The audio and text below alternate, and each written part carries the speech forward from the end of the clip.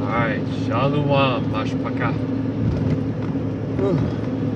Sham Kadani. And it's 7:30 a.m. local time. It's saying 55 degrees. I slept really well. The new mattress really close to the ceiling back there.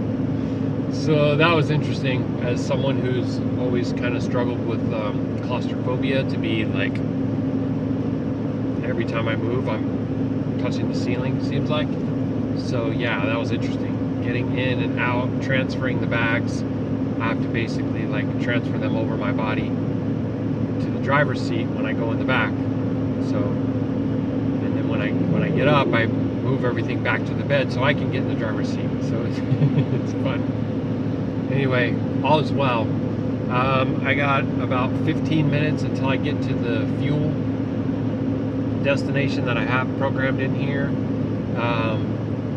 I'm, after that, probably only about an hour and a half away from the dealership. So it's working out to where it'll be pretty much like right at 9. I'm gonna try and just take her easy, just motivate a little bit slowly, because I don't want to wait.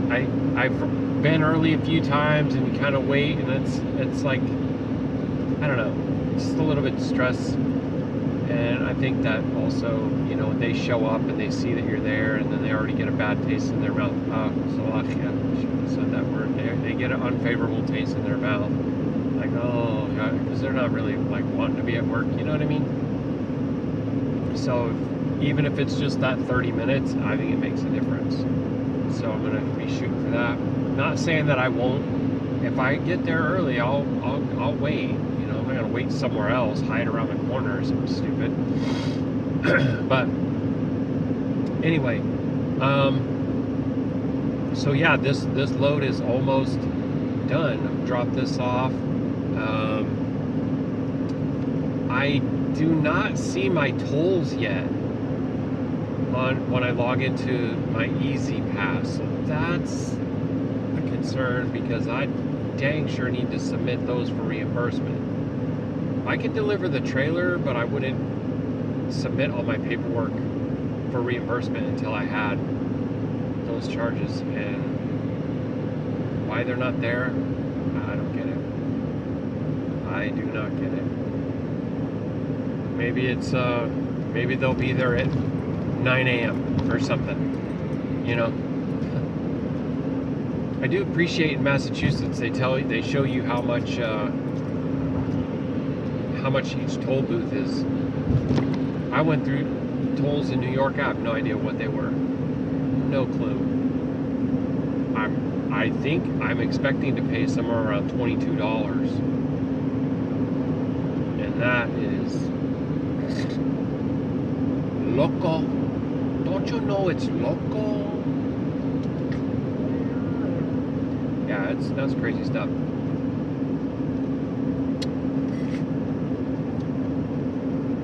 So, yeah, Baruk Atah, and we'll bobtail our way back to Goshen.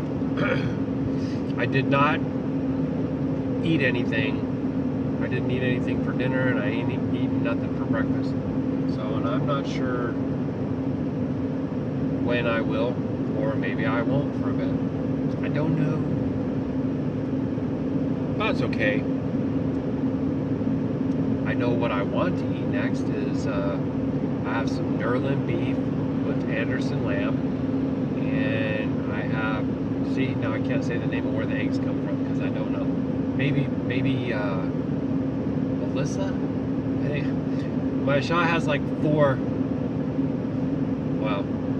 at a time. There's been probably more like 8 different places that we've gotten eggs from.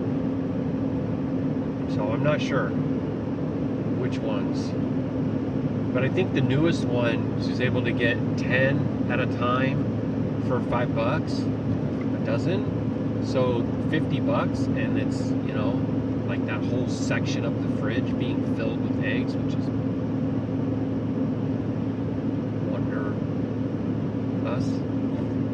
wonder filled. which is, yeah, amazing, right? Because pretty much we're eating meat, eggs, butter, cream, salt. Just like on the farm, bro. Except I don't eat broccoli or lettuce. And no, I don't have anything against those things. I have concerns, though. We'll try to share. So, if all is well in the land, is not cursed, and by that I'm talking about unclean air, unclean water, right? Depleted soil, all the kinds of things that come with it being cursed.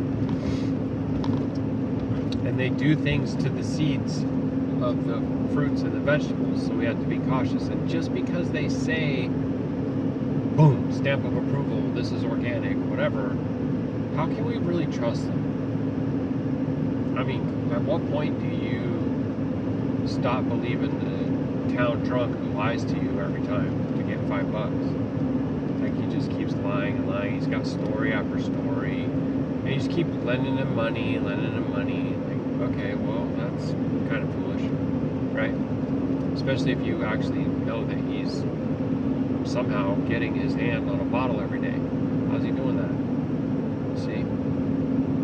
Alright, so they had already worn out their benefit of the doubt card a long time ago.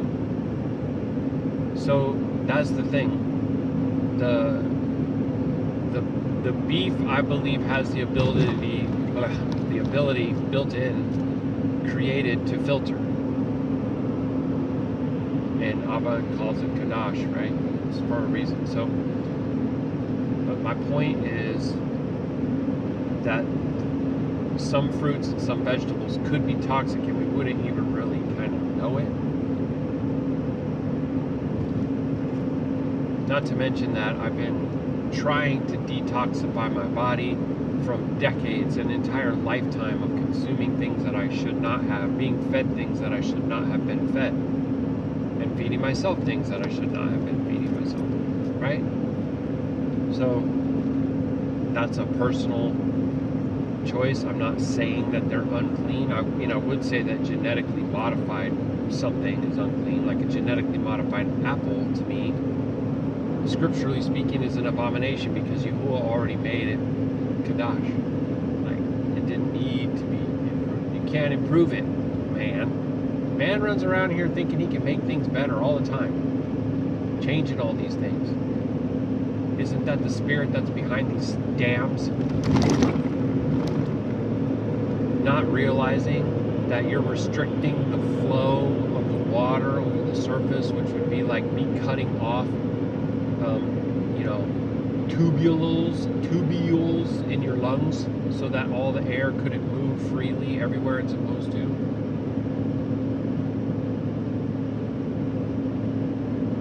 It's such arrogance that man has, to think he knows all things and understands all things and doesn't need the scriptures, and doesn't need Yahuah, and doesn't even need to allow the earth her natural processes. Even things like manipulating the weather, which they'll deny, but it's all patented, dude. Come on. Again, town drunk liar. Why am I listening to you? Why am I believing you? You're telling me it's not a thing on the tell-a-vision, or tell lies through vision. Tell lies through vision. What's that noise? Oh. Keys rattling in my door.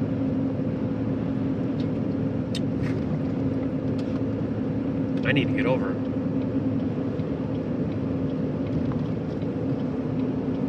I got 1.8 miles to exit. So I'm going to jump off of here, get the fuel. Okay, Brenda. Just tell me how I was in your way. Weird. Alright. What was I saying? I'm going to get off of here, I'm gonna get the fuel, and I don't know yet. You know, we'll see. Like I said, I'll be back when I feel called to be back. Did get, oh, that was pretty. Did get the video finalized. It's not just from yesterday, it's from the past 2 days. So,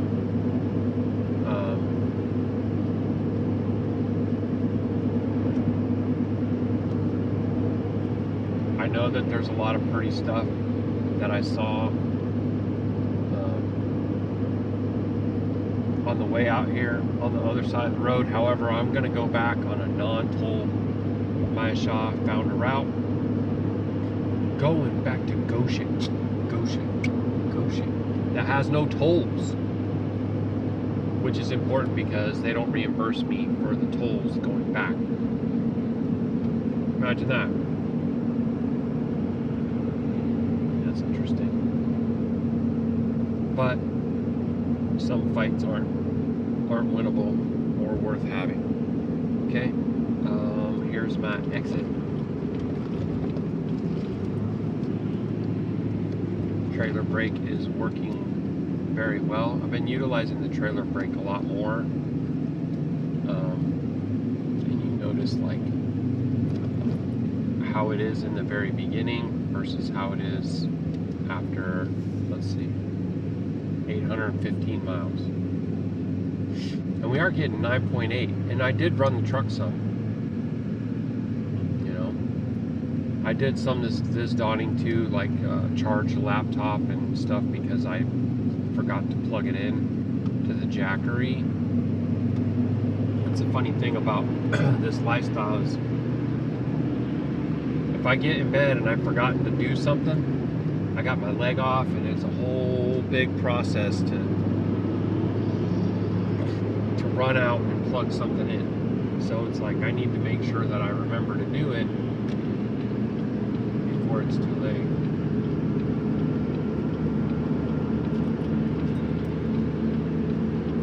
You know what? I'm just gonna stay here. It's not really anything against Massachusetts drivers because people are rude assholes everywhere. Oh, did I say that? Salachia, forgive me. Yeah, it's unreal, some of the people.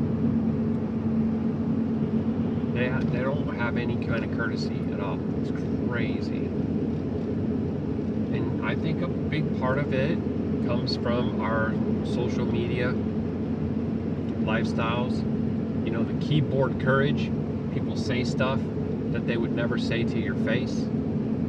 Well, people in their commutes do stuff to you that they wouldn't do to you if you were on the 7th floor at the office, and they wouldn't cut you off like, I mean, maybe they would cut you off like that to the elevator. I don't know. I see people all the time barging their way into elevators before they let the people that are already on there get off. I don't even know how to explain the level of ignorance that existence must require. Isn't it like known, isn't it common sense that when the door opens there's people that are ready to come off because they've already been on there? It's just like the thing with merging. Have you seen these people that just blindly come to merge right into the side of a massive truck and trailer? What do you think it's the person who's already on the freeway's responsibility to adjust their speed to accommodate you? You're supposed to adjust your speed to merge, blend in, okay? It's just like going to another country and expecting those people to speak your language. You need to go and try to understand their language and their culture and do as they do. I don't even know, man. I know that will say, well, a lot of people didn't have a father growing up because they had a baby daddy. He wasn't there, or, you know, he was locked up, whatever. But you had a mom, right? And then they'll say, well, it's babies raising babies and they don't know no better. I guess, man. I just call it a generational curse. It's related to hatah, disobedience, lawlessness, rebellion. chaos, darkness. All these things manifest in the flesh.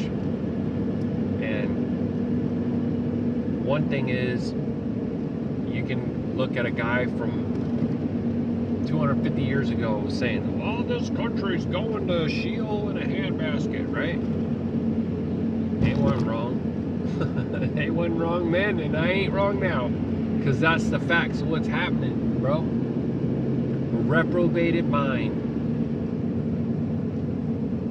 Yep, speeding on the highway to Sheol. All right, family. Be back with you soon, Abba willing. Much love. Shalom. Alright guys, let's assess what happened with the fuel.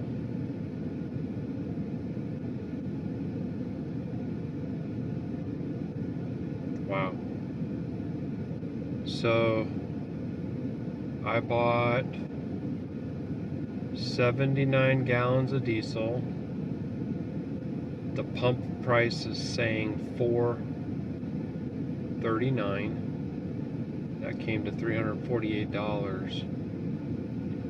My actual price I paid was $255.56.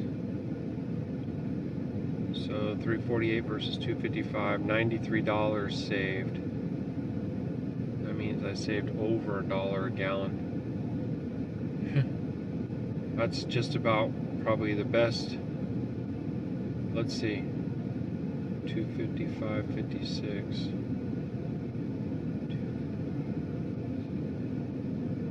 divided by 79.11. 323.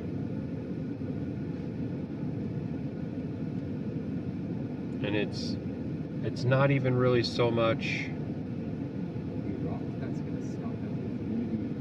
It's not even so much it's the amount, the percentage that was saved. Dang, it's a lot. That's a lot. All right, let's see what we got. We got an hour and 20 minutes remaining.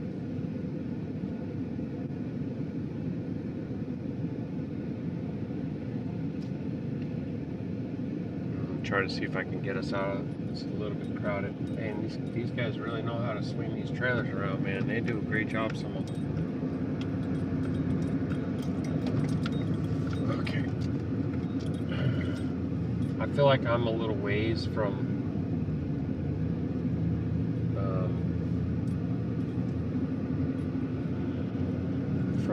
90. I think I need to go back to 90, but it brought me on a different. This is probably some of the area, some of the direction that I'll be utilizing when I head back. Turn the tow button on. Alright, Baruk Yahuah. But it always feels well to have the back tank topped off and the main tank topped off. And I feel like it's been going really well. Using the pump and the external tank now, I kind of learned a few things that I probably should have been told on the day I got the thing. But honestly, what happened was it was like already 5:15 when they called me and gave me my keys, and it was like, are you gonna show me? Like, oh yeah, it was nothing. It was crazy fast. If you have any questions, give us a call, that kind of thing. Well, you don't know what questions you're gonna have because you don't even know nothing about it at all. Like, I mean, anyway. But you know what? Ruach Yahuah, man, because I learned, and I'm still learning, and that's what we're doing. We're learning. And it isn't just learning how to get by, it's learning the difference between what's true and what's false, but also what's only kind of true. To find that, what I call true north, right? You can And you can be heading in a northerly direction and think that you're doing well, but if you're not headed true north, then you're not going to actually find the ultimate truth. Anyway, people hate hearing stuff like that. They get triggered, man. But I guess it's that rare person that actually wants to hear something like that, that's really actually seeking.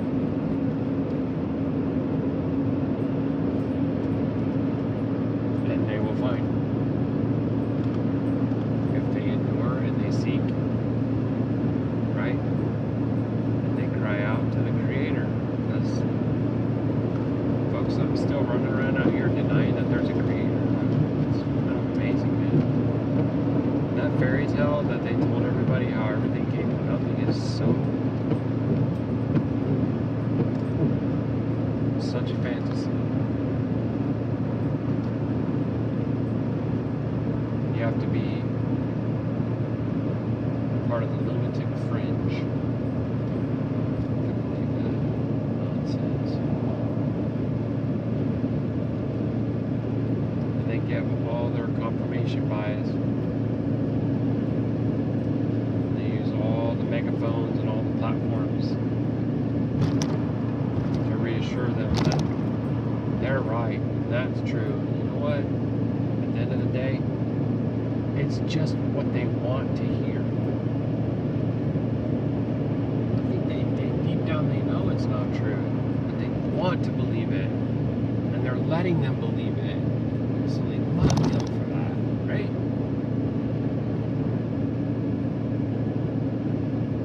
Yeah.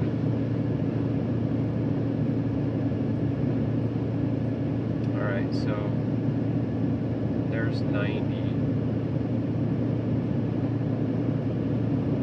1.75 miles. I guess just keep straight. I feel like something's gonna happen in the lane I'm in, and I don't like that.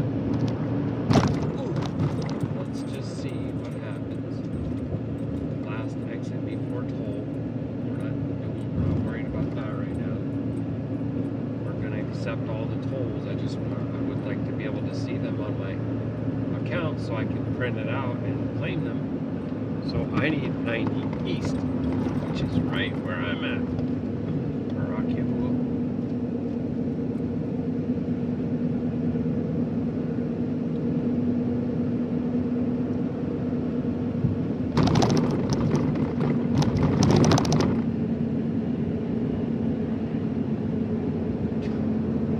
I'm telling you, man, they burn, they don't even pay attention.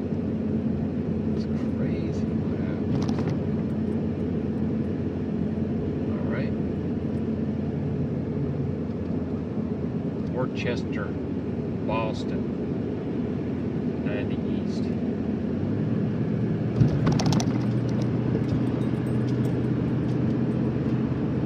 I did make coffee, which is well, because yesterday I didn't have any of my own home brew. And it may not be well water from home, but it is distilled water, and I guess we can say that beats the fluoridated kind. Although I don't have so much confidence about pretty much anything that they sell in these grocers, man. I really don't.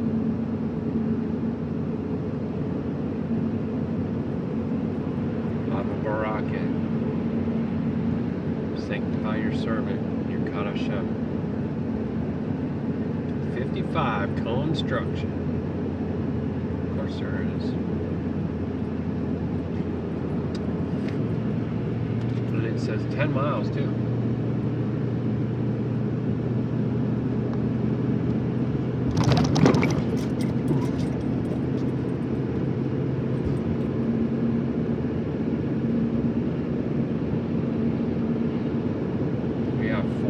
Four lanes all open, and I don't know, it's supposed to be construction for 10 miles, sure. I do see some barrels right here.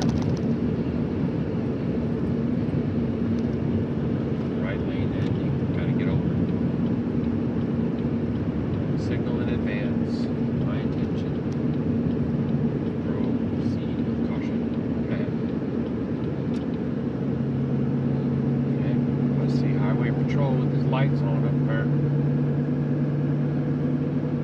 It is kind of amazing that I've never had a, what is it, roadside safety check or whatever, DOT. I guess, like, you heard a story of this one guy. He went out his first day and he got 2 of them. That's obviously not normal, but I think usually you should expect to get it sometime in your first few months, right?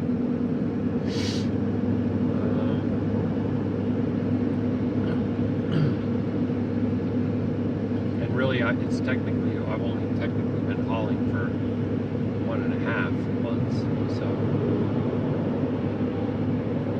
starting out August,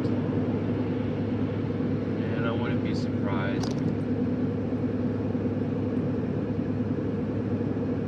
But also, like, when I see so much way stations closed, it also makes me like pause and wonder, well, how much is their force like reduced? Look at this white Ford, man. He's literally like merging right into me. Look at this guy. Just now realized it. It's stomped on it. It's funny, but at least I didn't have to push my brakes. Sometimes it'll actually just keep on going, and you have no choice but to hit your brakes. You know.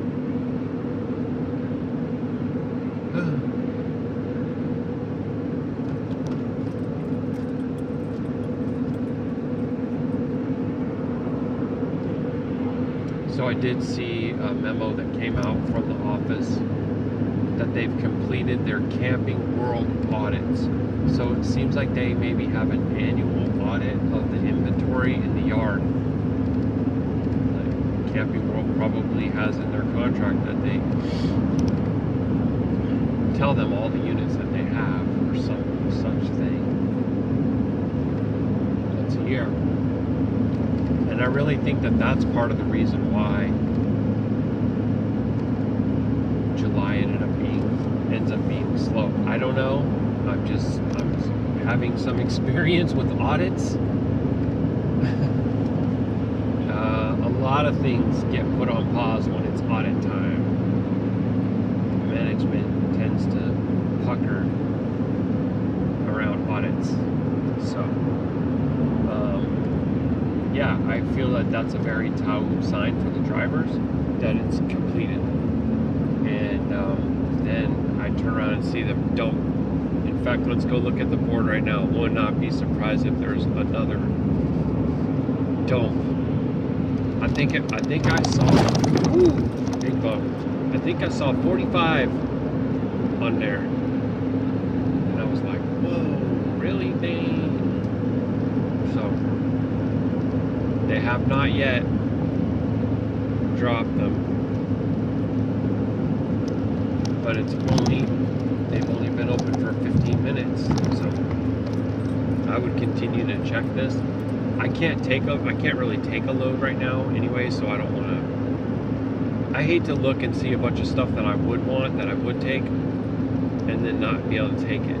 But I was checking because I needed to just verify that there was going to be activity again, that it wasn't going to drop completely off, you know, like, okay, now what am I going to do?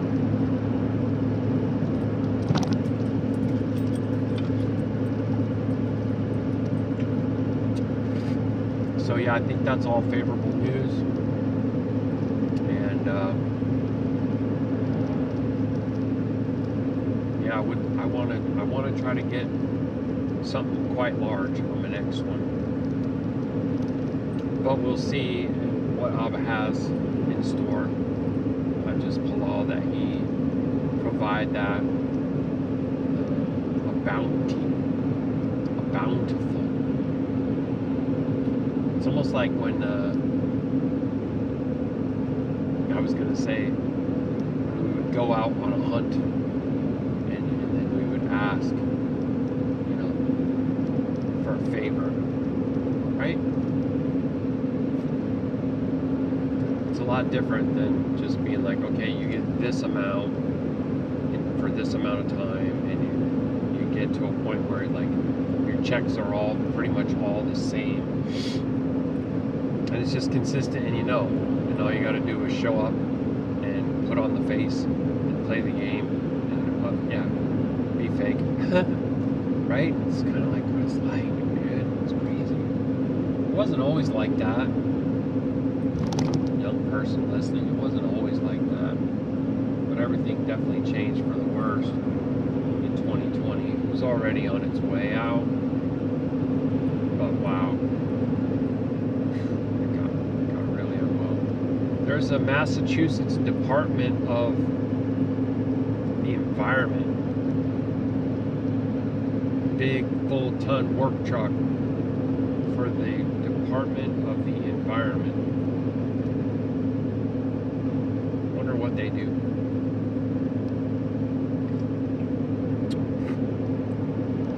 They fight the glowing ball hot plate warmer convict in a spire.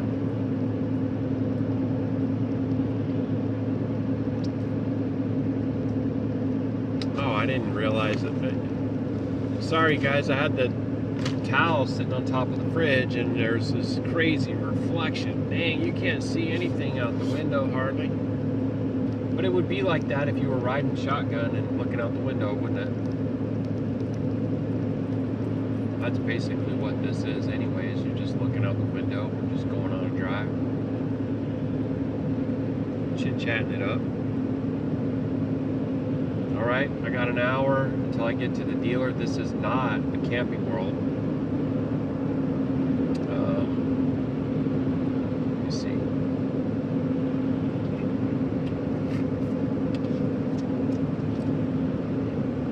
It's going to be a little bit tricky. It'll be a little bit too tricky for me to get the paperwork right now. But it is obviously an RV dealership, but it's not a Camping World one.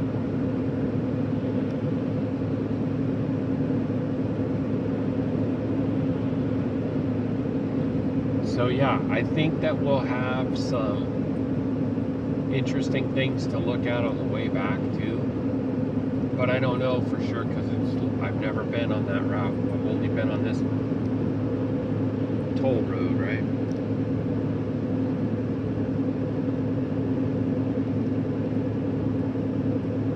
So in 2.8 miles, I'm gonna get on 290 East, which is a loop, the outer city type of loop. I don't know what town it is that it's going around. I guess maybe Auburn. I don't know. It's hard to tell.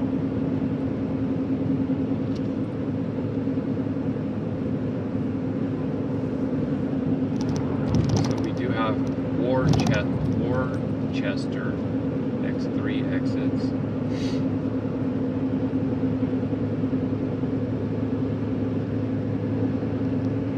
And there's a sign for our 290 East. We've got 2 miles now. I like some of the rocks that we see, and they're very often when I see them, they're moist. Entering Auburn.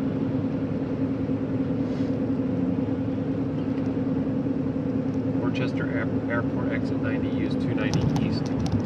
There's some water down there. It's all covered in like lily pads. Very pretty.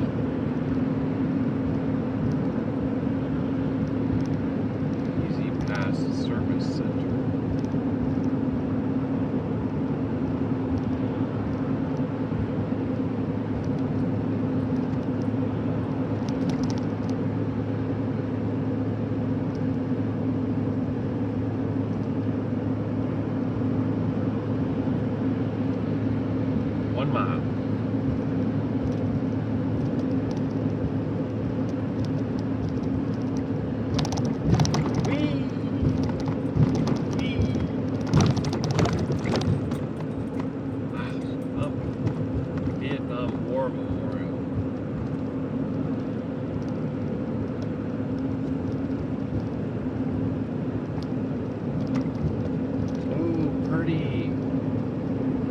high the water level is too.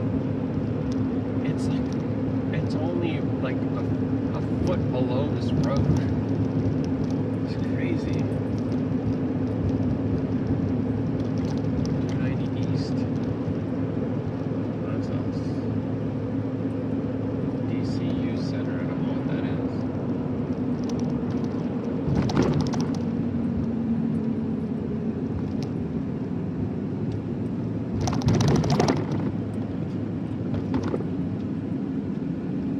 Restricted salt area. Any ideas? You want to say?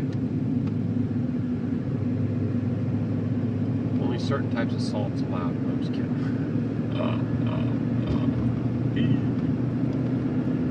Alright, now I gotta go. It tells me to get over into this lane. Baruk Atah Yahuah, there's a gap in the traffic, and I'm there.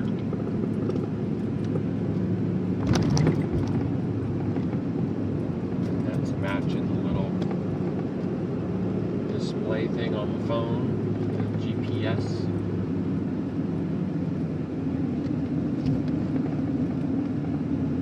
See, another great example of the chaos by design, engineered chaos. Don't use your device, right? No handheld devices. And then they put a freaking mapping GPS system on every handheld device. So, yeah. Okay.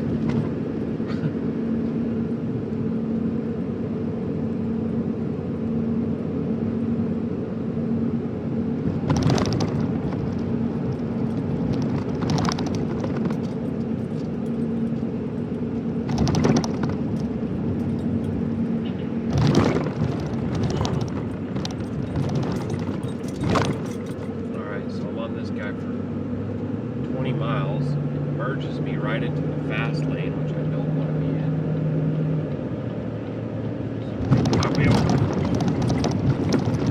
Big bumps. 55, okay. Oops. I'll just settle in right here and see. Oh, the sign says 65, so the phone is wrong. That often happens. The road signs don't match what the phone system says, so be careful with that.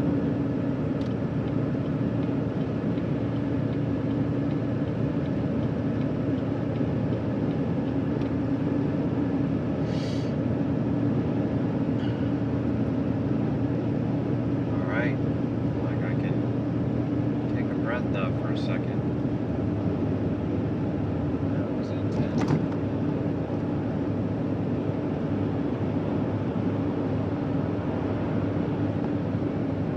I think this is going to be a really smooth drop off. We'll see.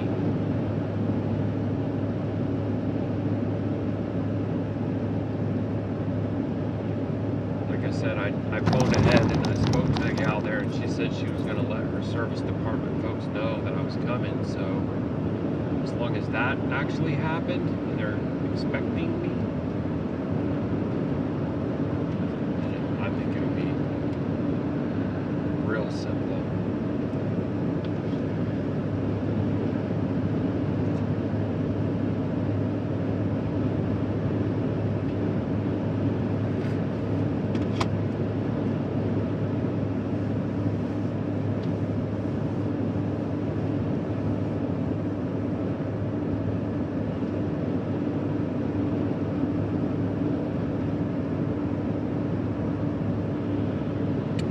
There was a trucker at the stop where I slept last night. I would tell you the name, but I forgot. It's LAND or something. Anyway, he was bobtailing and he saw me that there was not really room for me to park. And he came over and he was like, Are you going to be staying overnight? And I was like, yeah. And then he said, I'm going to move. And so he moved his truck, and then he came over and he was like wanting to help me to get the tail end of the trailer all the way over to the curb. It was really kind. So, you know, I asked the Father to barak him for his kindness to a servant. And I always try to make a point to do that.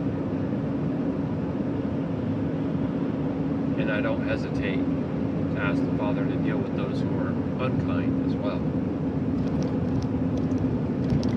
And that's scripture. Speed limit's 50. So I'm actually going to try and apply to that and watch all these people get triggered. I got it on 52, and here they come. And then one guy behind me in the Super Duty pulling a boat. He's probably going to go around me, which is his prerogative. Hey, there's another big smokestack next to that old world building right there. You guys see that? Everywhere, all across the land. They bees like that. They just bees like that sometimes.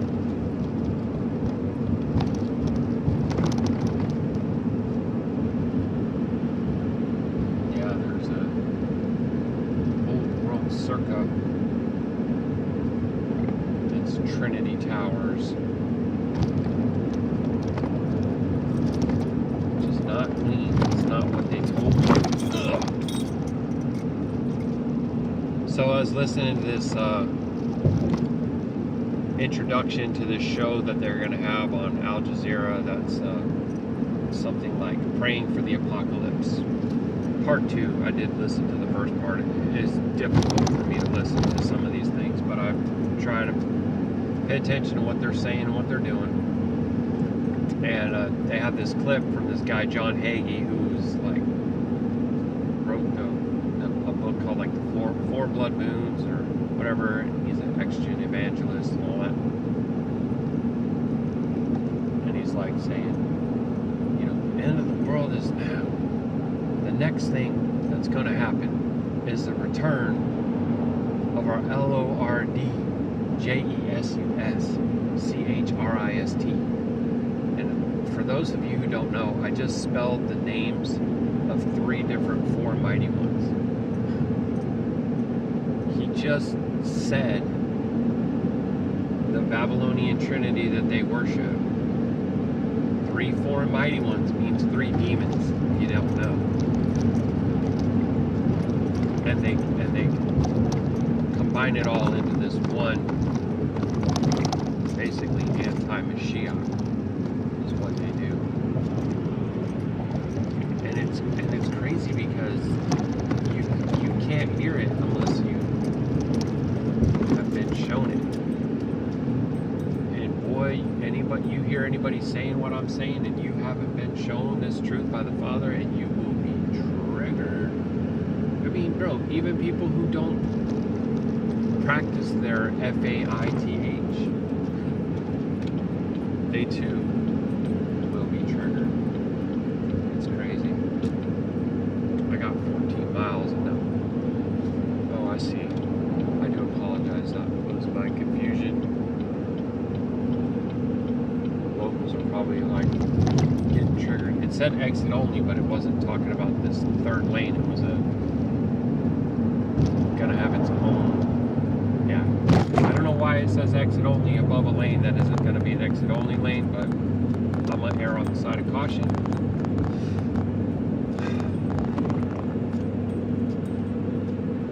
So yeah, and you know, like I know about those names, but it never really kind of like hit me that way.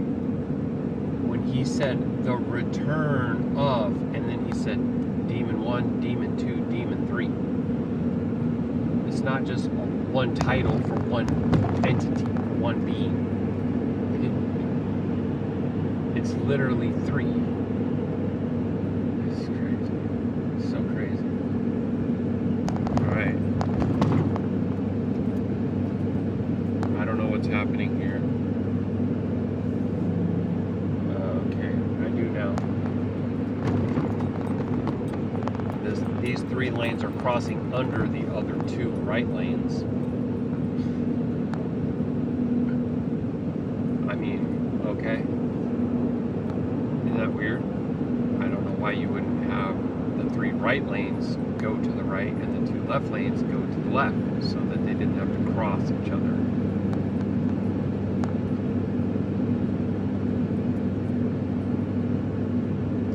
The houses around here are like, they're old style. They're kind of wild. I guess it's like that in the Boston, Mass area, right?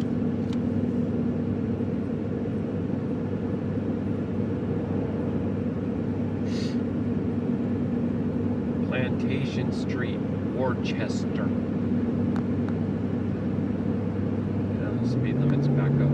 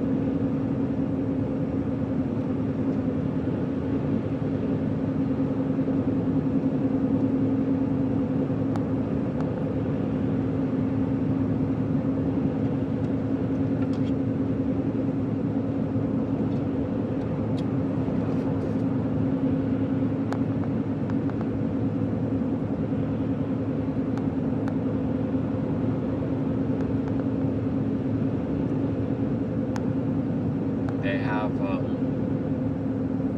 it's a lot of lovely wooded areas in this part of the country too.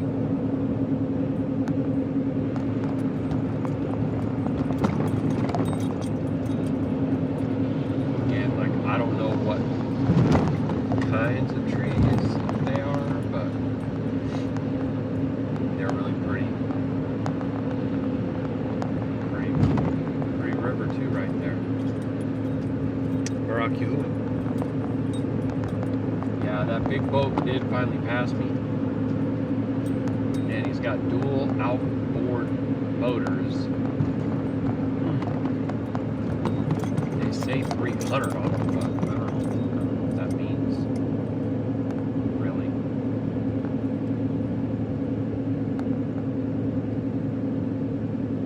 I just know those are some big motors that are on that thing. Oh, it's so cool right through here in the shade.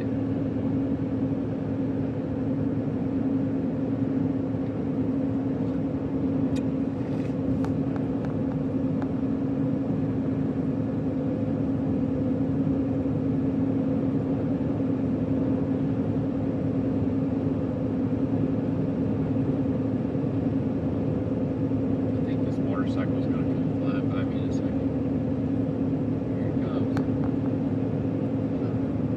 He was literally just parked on the side of the road. Okay, he's not. He was quick just to get up to speed. Oh no, there he goes.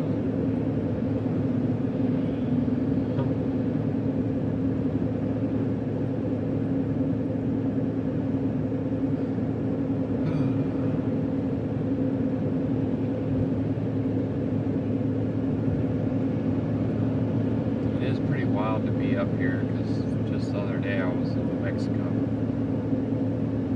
And it wasn't too long ago before that I was in North Carolina,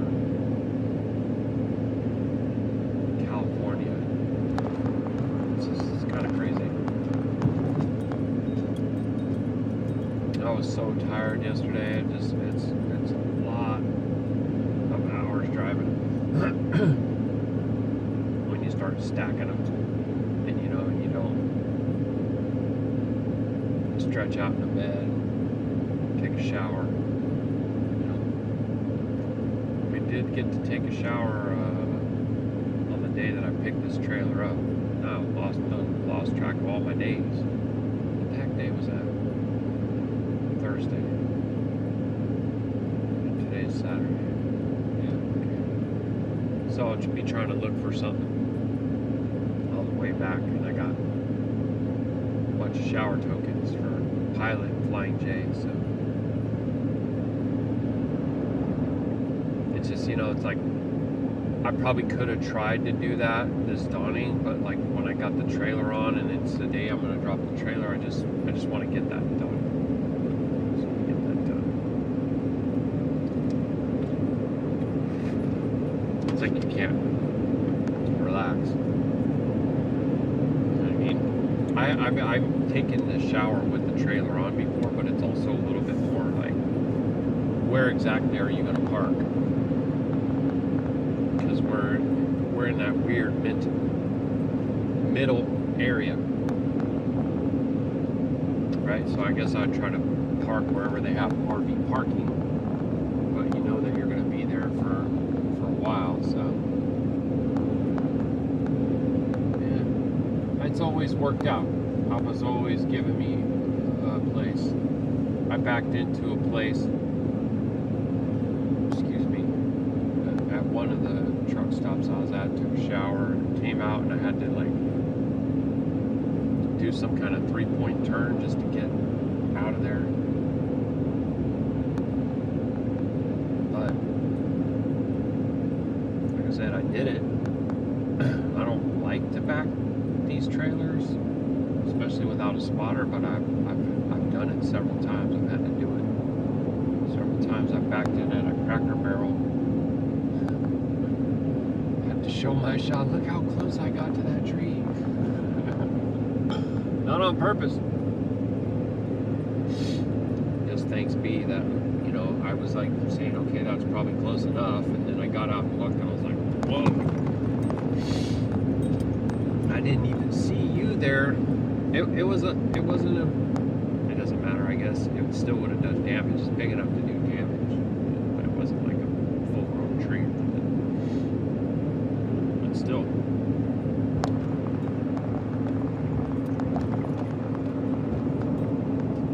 Yeah, I think I'd like to get a wireless backup camera that you can attach like maybe magnetically to the back of your load, and you'd have like a little display up in the cab. I can't afford nothing like that right now, but that'd be so cool. At least you could, you know, you can see what's going on behind you.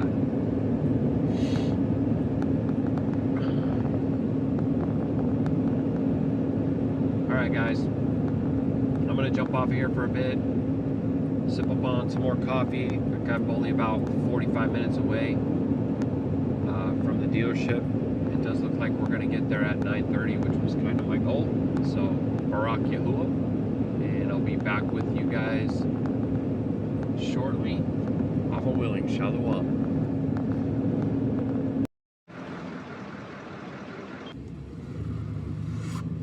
Hallelujah,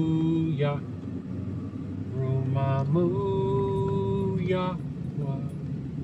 All right, just dropped the trailer off in Merrimack, New Hampshire. Made up another cup of coffee. I got the map loaded up that my Yahusha made to go back without tolls and all as well. So this is actually one heck of a dealer here. Campers Inn, it's called. They got very large grounds, and you'll see when we go driving out of here, like they got a lot of units on that lot too. Let's just go. I'll just take you through real quick, because I know you can't see nothing from where you're at, so let's let you look at something at least, right? Man, there's a Riverstone right here that would just look so pretty on the back of this truck. Sorry baby, I know you don't want no more RVs. And what I'm going to do is actually turn around so you can see it. I'll go back out the same way I came, but at least this way I let you guys see some of what they got going on. And this is not their lot. The lot is, I can see it from the interstate behind me, and it is massively huge. But I'm just going to do a little U-turn. We can say bye-bye to our Westbrook Luxury, which is right there. That's the one I brought from Wakarusa. Waka waka waka. But yeah. You might have saw some of the lot heading back when we turned this corner. You got all these folks standing here shopping and stuff. It just goes back and back and back though over there. Here's another XLR painted that you probably saw too. But yeah, this Riverstone is painted. It actually does look used. It's got solar panels. It's got somewhere on the roof, but it matches that burgundy red color, matches the butte red of the Chevrolet. Hallelujah. All right, so unfortunately, guys, I can't submit my paperwork to get paid for the rest of this job because I can't see my tolls on the Easy Pass website. Not cool, Easy Pass. That's a FAA compound right there. But yeah, look at this long driveway to get to their lot. It's something else. But at least it's done. It's in the books. I logged the miles. I logged the miles per gallon. I don't think I rated it yet, but I will. I didn't have any problems with that RV at all, except for those stupid panels flying open on me 2 times, and then you know, the key being just chintzy. I don't know where they get those locks, man, but they are cheap, cheap, cheap. They don't make these things like they used to. You know, it's funny because I have had a couple people tell me, "Oh, your RV is that's like the last. That's the end of the well-built." You know, and I that's what I've actually been seeing too. You know, those guys knew, they know what they do. They service and repair RVs. They know what they're talking about. 2 different guys from 2 different dealerships, completely in different states. You know, so ask around in the market. You're probably going to hear them saying, "Oh yeah, 2018 downhill, 2022 downhill." I don't know. I'm not an expert, but I would not be surprised to hear experts say that, because that's what I see and that's what I hear. Anyway, you know, we're in New Hampshire, so I think the last time I was on the video we were in Massachusetts. I gotta get up here to the right. Oh boy, it's gonna be it's a chance to let the truck breathe a little though, right?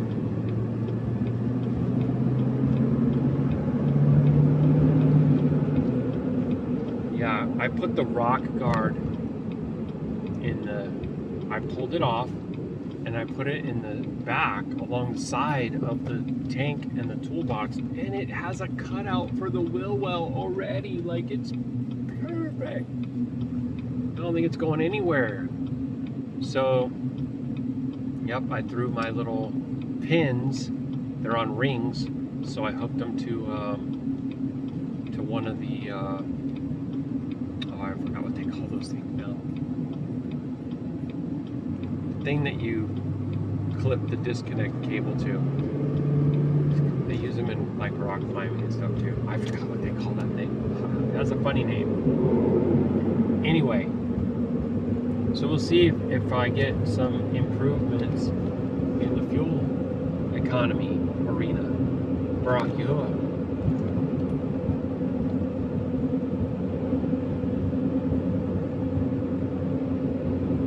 Let me get a sip of my coffee.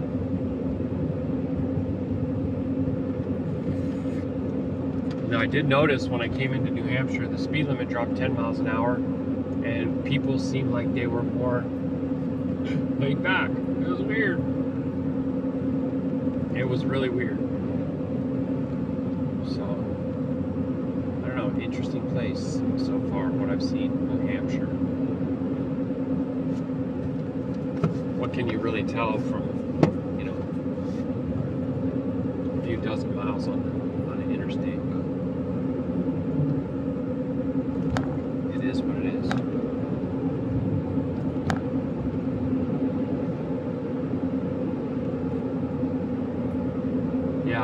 unsure. I have to go back and double check on my paperwork.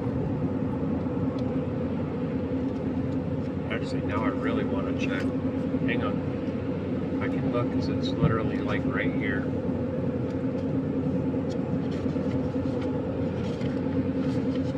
No driver damage, of course.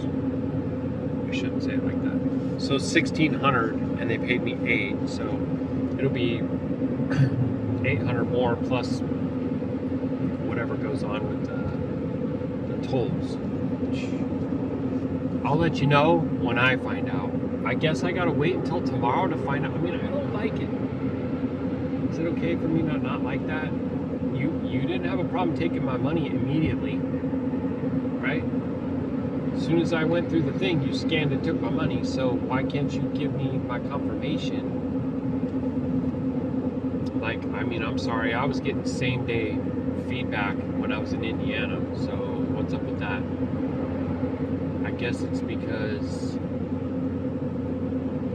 it's an Indiana Easy Pass and this is New York Easy Pass, so they have to send it via smoke signals or what? It's a joke. It's pathetic. It should be something that you see within 24 hours, and I understand if you said, okay, a business day. Well, that's fine, but these tolls were from Thursday. I went through New York and I paid probably close to $22. I don't know for sure. Because they don't tell you. I can only go by what it said on the Google Maps. Alright, so this place is interesting. This place is called Nashua. Nashua.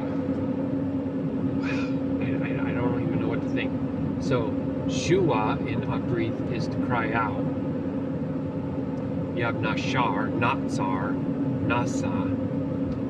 I don't know what, obviously, people will say. It's not Abrith, it's insert tribe name. The lost tribes influenced all those tribes. So, some words you can just look at and you can discern that they're rooted in the clean tongue. That's all Abrith letters. Nashua. Nashua, that's clearly an Abrith origin. Then there's the river, Nashua River.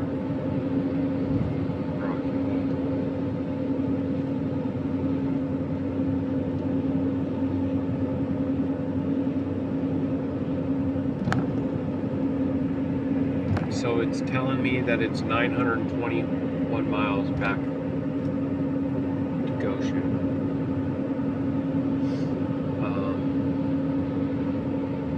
So I can probably get a load.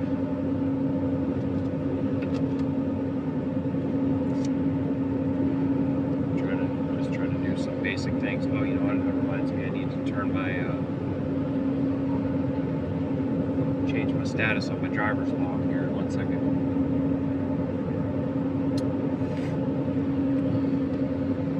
Oh, that's hot. That's hot coffee. That's the way.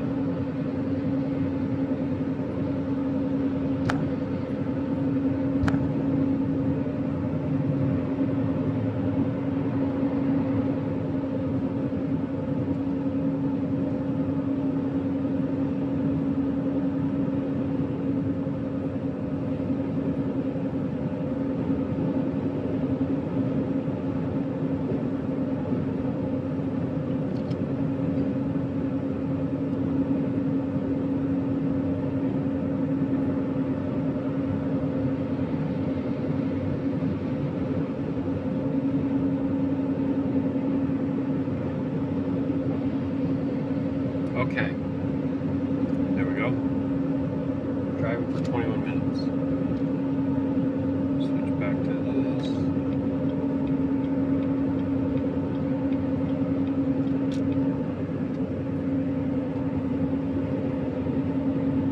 Miles on this current road.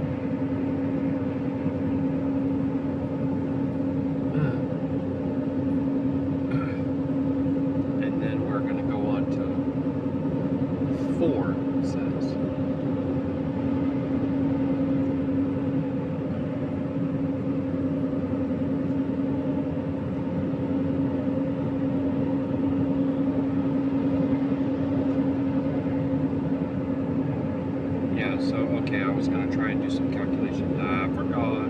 Forgive me. Salachim. Alright, so I have 8 hours that I could go today. So it's possible for me to get back to the yard. I think it's actually possible to hitch up Monday night.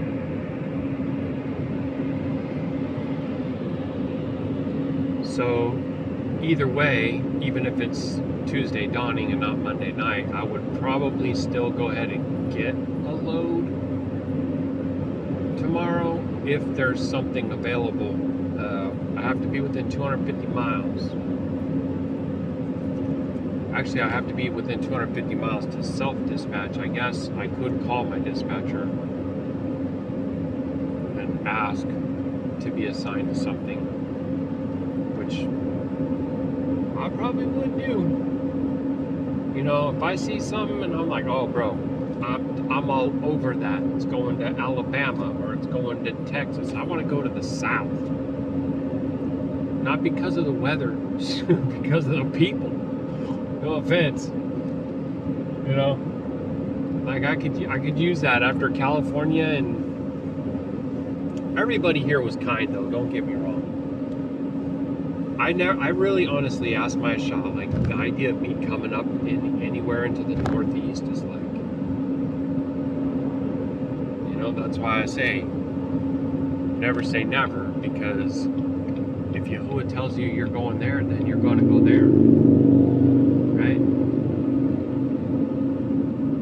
But like I saw a reload that was like New Jersey to New York or something like that, and I was like looking at it and I'm like, I think I'm gonna go back to Indy and get something bigger, because it wouldn't have paid that much anyways.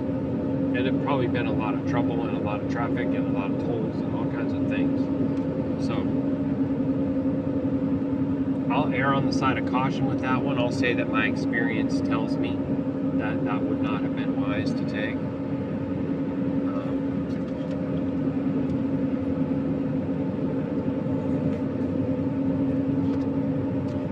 I do have 7 miles before any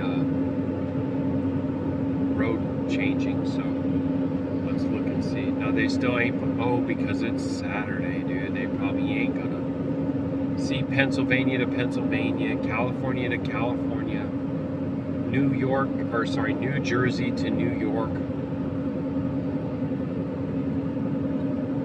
465 bucks, yeah. I think I'll rather use my time to get me back. Just like that, we're in Massachusetts, so they're barely even in New Hampshire, you know. I'll use the time that I would have spent doing that reload to get myself back to Indy, where I can get something much more profitable. Hallelujah. All right, Mashpaka. I'm gonna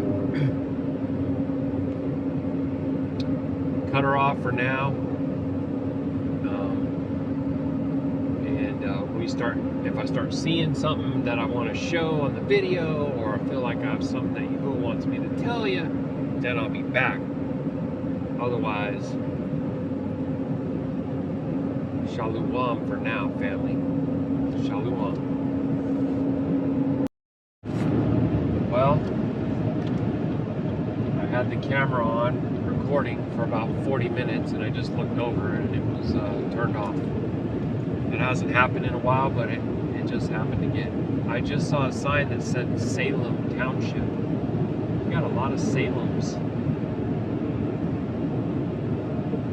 around here in the U.S. Excuse me. So I'm not sure all the things that I was talking about, how to kind of recapture all that. So I'm not going to bother. My shot just shared with me a place to spend the night, and I really appreciate her looking that up, because it's not really realistic to do while you're driving. And I wasn't going to ask her to do it, but she just did it on her own, and I really appreciate it. It's really sweet. So thanks you, my baby, if you ever watch this. I love you so much. I miss you. I really, really appreciate that. I think one of the other things that I mentioned that I need to say is that earlier I was saying how I might call dispatch tomorrow if I see something and this and that. And tomorrow's Sunday. I just displaced an entire day. Again, just like I did last Thursday. I got myself in a panic and thought I only had 1.5 days to bring this trailer out here. And my Shaw was like, what am I missing? I don't understand. What are you talking about? Tomorrow's Friday. And I was like, oh. Thank you. You're right. My mistake. So, tomorrow's Sunday. Not Monday. I did the same thing. And also, Baruk Atah Yahuah, I got a hot meal in my belly. I was able to stop at a rest area and break out my little stove and heat up Nerlin beef with Anderson lamb and crack 3 fresh eggs in there. It was, the lamb makes it so tender and juicy, and the beef is already like the best. You know, no offense to anybody, but Nerlin beef is the best. Love it. I never tasted meat like that. I'm serious. You can't go to the store and buy that meat, that kind of meat.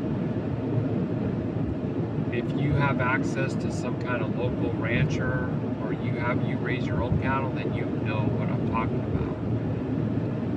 And the flavor is completely different, and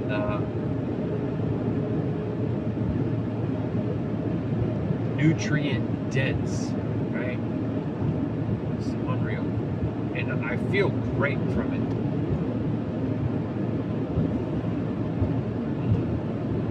So anyway, yeah, the lamb just adds like a different texture of the animal fat.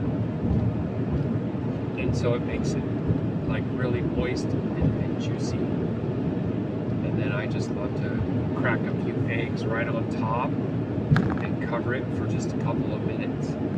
I like them to be like a soft yolk. That's just how I like it. So anyway, hallelujah. That was delicious. That was amazing. I was saying some other things about people who don't believe, I should say, in the Most High. You know, who just believe that this is just a random cosmic accident, trillions of years of evolution, and how insane, how much faith it actually takes to believe that. Maybe that's why the camera shut off. I have no idea why it does that, you guys. Like, it hasn't done it in probably 20 clips, and I look over and it was off. So I'll admit that sounds paranoid, but I would also say, if you think that there aren't powers that have the ability to access your phone, they can access the camera and the microphone on your phone when it's off.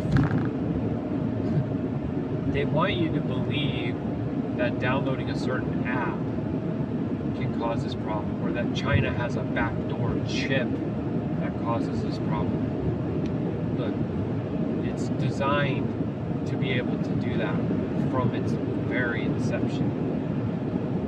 All the backdoor stuff is built right into the device. It doesn't have anything to do with the apps. It doesn't have anything to do with who your carrier is.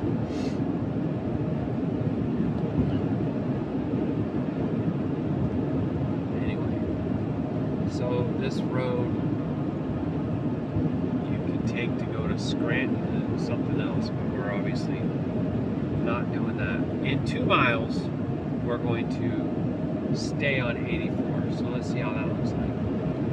And meanwhile, yeah, like enjoy these trees, right? Like I do remember I also said that, you know, a lot of people, maybe from red states or who get caught up in political drama,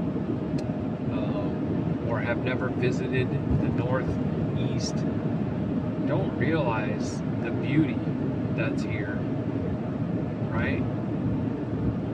Like, don't realize the conservative people that live in these areas, farms, and like, right? Just don't realize it. Look at how pretty all that is. And, you know, there's also just amazing water, right? Because like I was saying, Yahuwah is sovereign over all creation is his, right? Adonai over the cattle on 1,000 hills, yeah, it's all the hills. So every mountain is Yahuwah's mountain, and every lake is Yahuwah's lake, and every valley is Yahuwah's valley. Like, everything belongs to Abba. But that doesn't mean that evil isn't being allowed to operate for a time and for a season, right?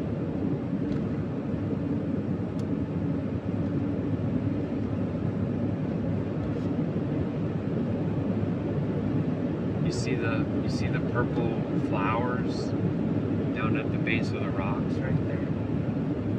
Aren't those gorgeous too? So yeah, the place that my shop found is 3 hours, and I have about 3 hours and 15 minutes on my log, so it's gonna just work out perfectly well. She says it's a pretty place. Hallelujah.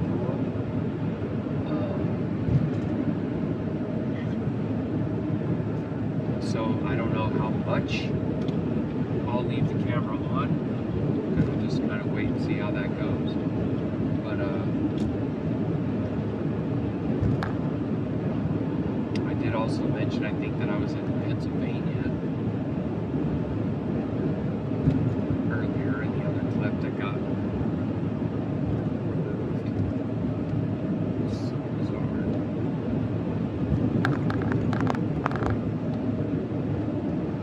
I mean, I've had entire 8-hour long video just disappear off of my phones. And, you know, and I have recorded several that same size without any problems. So why that one, I don't know. But it wasn't just one. I've also had a 2.5-hour one.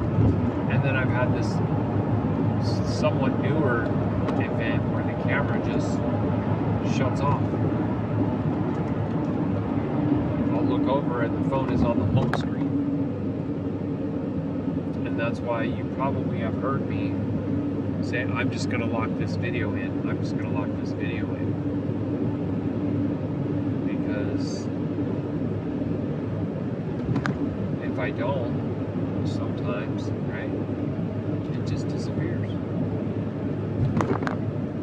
So only who knows on that one. We got 1.4 miles to go.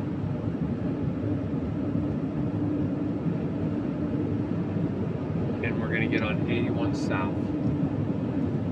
And that's this little bend right here that we're going this way.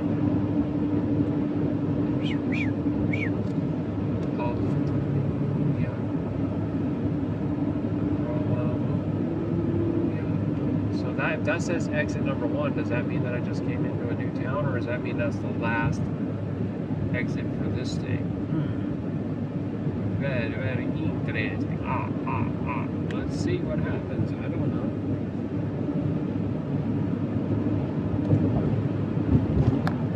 That water tower says Pennsylvania on it, so I reckon we're still in Pennsylvania. Maybe only just barely. I do not know.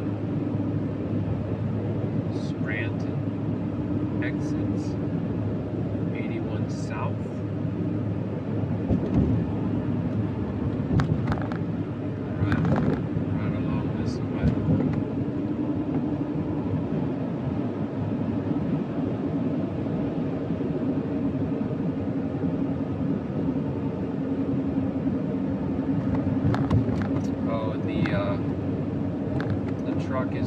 17.4 miles to the gallon with the rock guard off so far. And we have gone 297 miles. So we're right almost at the 300 miles, which I feel like is a pretty fair data point for miles per gallon. It's significant. And there was a lot of traffic. And I was mentioning that there was traffic in Hartford, Connecticut, Hartford. I think it was one of Waterford, maybe. I didn't recognize these President Biden Expressway. Bro.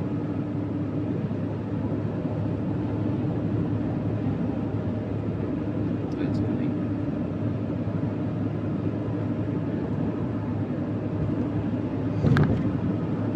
I gotta get over. Excuse me. If I don't, I'll be forced to exit only onto President Biden's Expressway.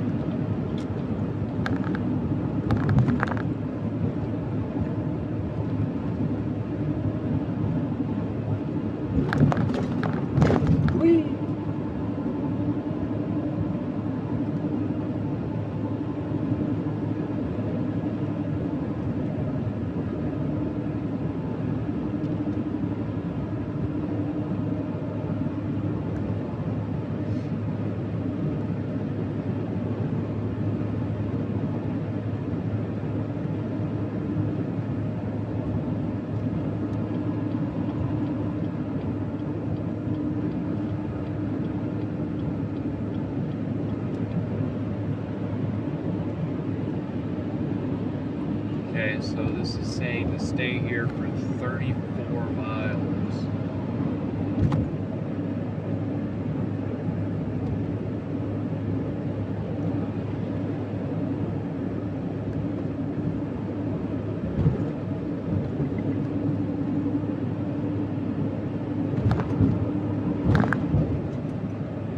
There's quite the view for you.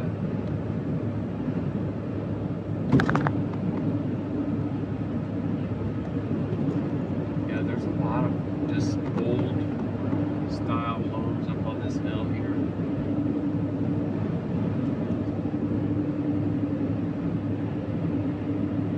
And it isn't anything like the poverty that I saw in New Mexico. I mean, just compare and contrast some of these neighborhoods with those neighborhoods.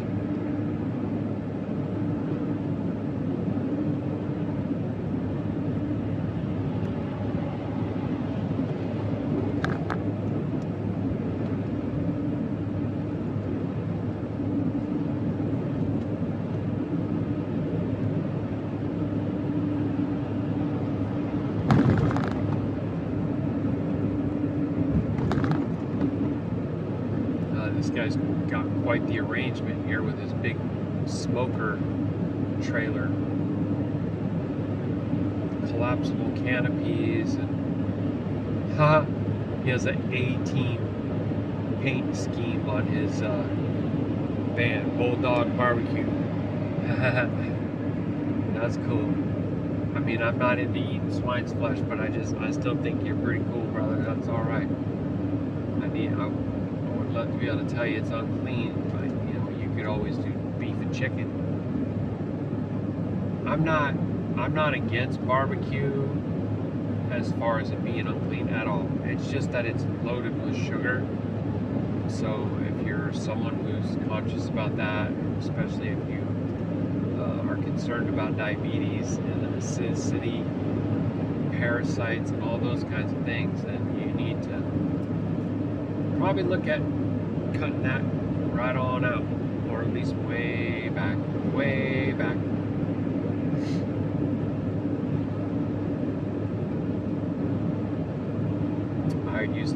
I used to be a guy who would mix up barbecue and ranch. Well, drown my tots and my fries in that. You know what I mean? I don't have barbecue sauce at all anymore. Ketchup, which is also just sugar, really.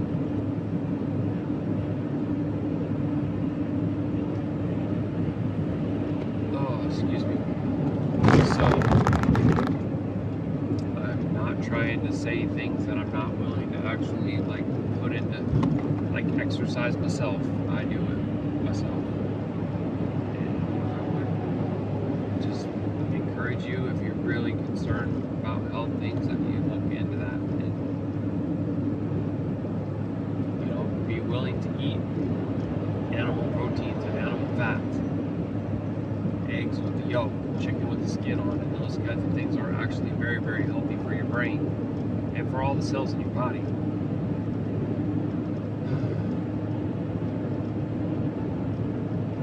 I guess it's very difficult for people to believe that the officials and the authorities are giving advice that's the opposite of what they should be doing. And the question starts to become about intentionality, because it's like, well, somebody can't really be that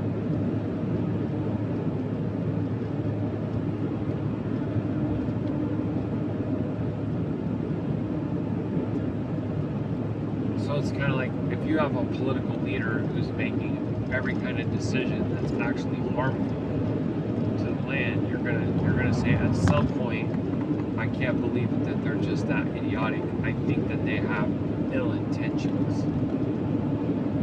And that's the kind of logic that I would ask you to exercise in regards to mainstream official narratives across the board. I guess one of the hardest pills for people to swallow is that it's literally across the board. Like, I have these videos, it's all of them, and it's, I'm telling you, one of the biggest traps that we fall into is thinking that, oh, well, this political commentator is truth-filled, or this preacher, pastor, this doctor, I don't know. It's fill in the blank, bro. You just actually, like, plug yourself right back into the matrix. And they flood the system, and there's all kinds of disinformation, misinformation, everything just becomes a debate. There's people defending on every side. And it's like, no, you need to unplug and come out of that thing entirely. And you need to realize that none of those people would have those platforms, those voices, or that type of influence if they weren't approved by the system. It is a beast system that is well pleased to manifest itself to you as red team, blue team, GOOD, cop, and BAD, cop. Okay?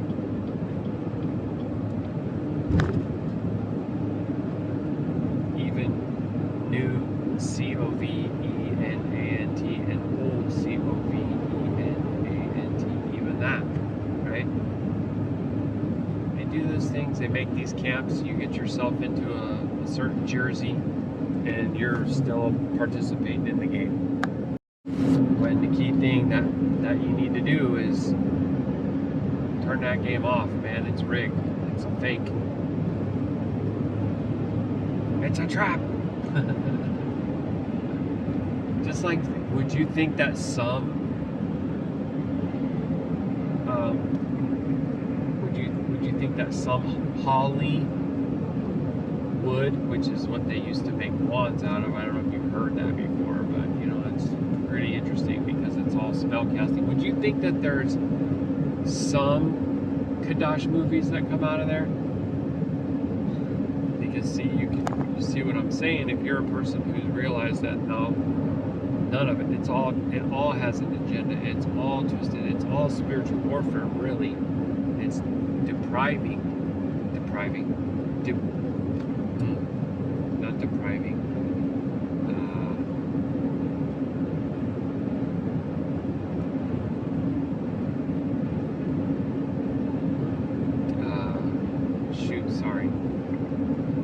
Eroding your moral compass and fiber, normalizing unclean things, right? so that you'll tolerate a little bit more and a little bit more and a little bit more like that.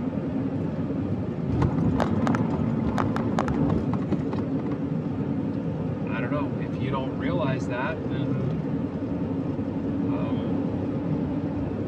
please consider what I'm saying, look into it, talk to me, whatever. You know what I mean?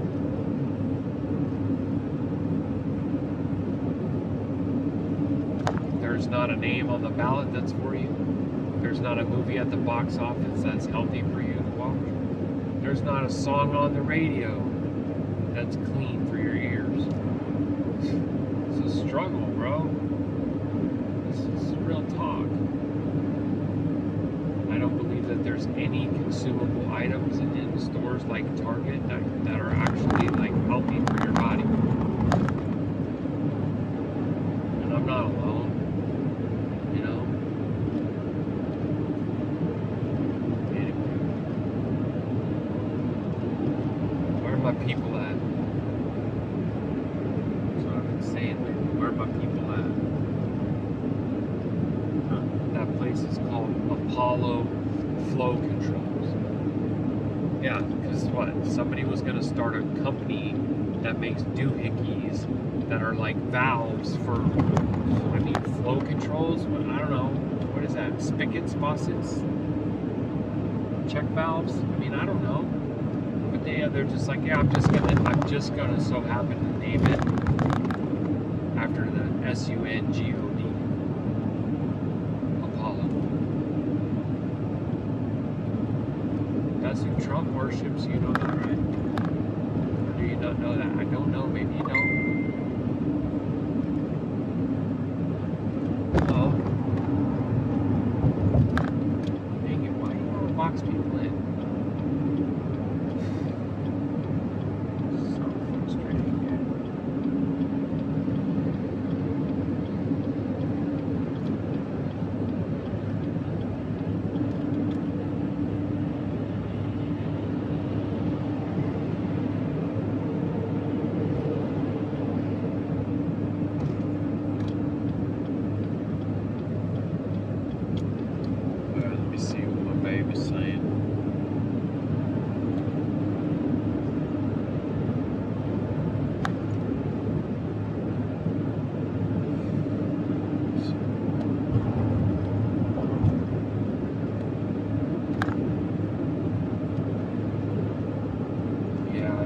Up in the area of New York, things could have been a lot different. I could have actually visited somebody. They could have stayed in communication and been willing to try to pay me back the money that they owe me. It's just sad.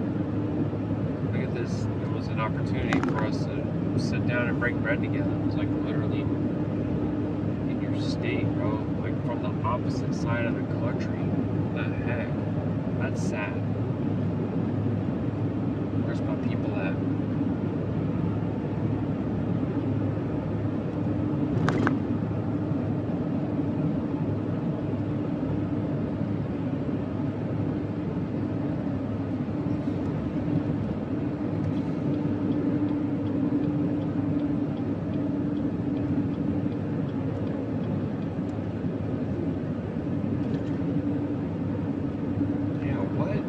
What state am I in, bro?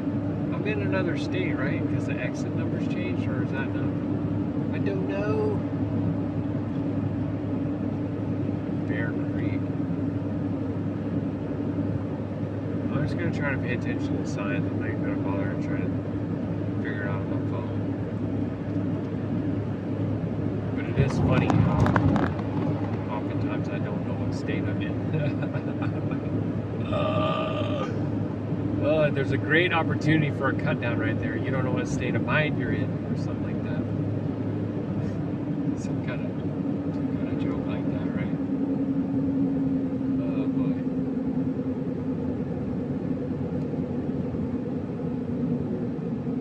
So the big tow truck wouldn't be stuck in the fast lane if the people weren't passing him on the right. At least I don't think. It doesn't seem like he's really making an effort to get over, so I'm not sure what that's all about. Now somebody else is going to feel like they have to pass him on the right.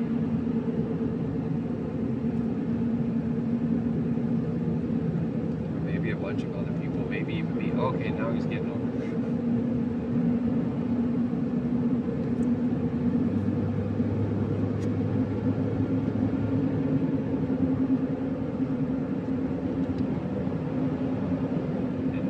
People, they're not going to merge properly. Like, you do see the big tow truck, right?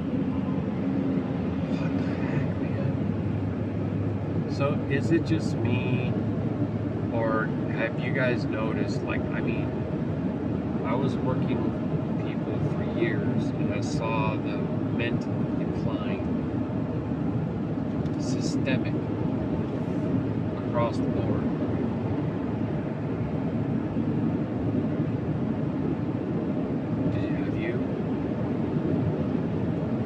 Anybody notice it on like roadways at all? Please let me know.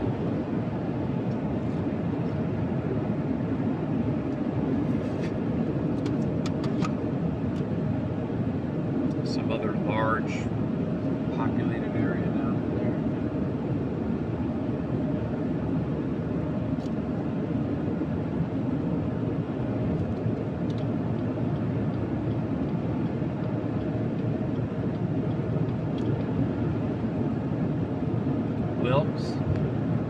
Bear Township. That's the name of the city. Wilkes Bear. No idea.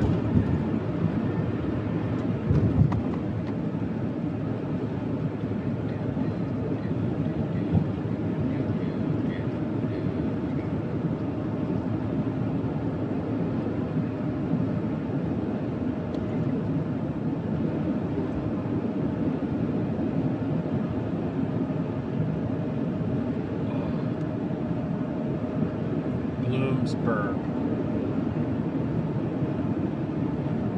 See, not familiar with that one either.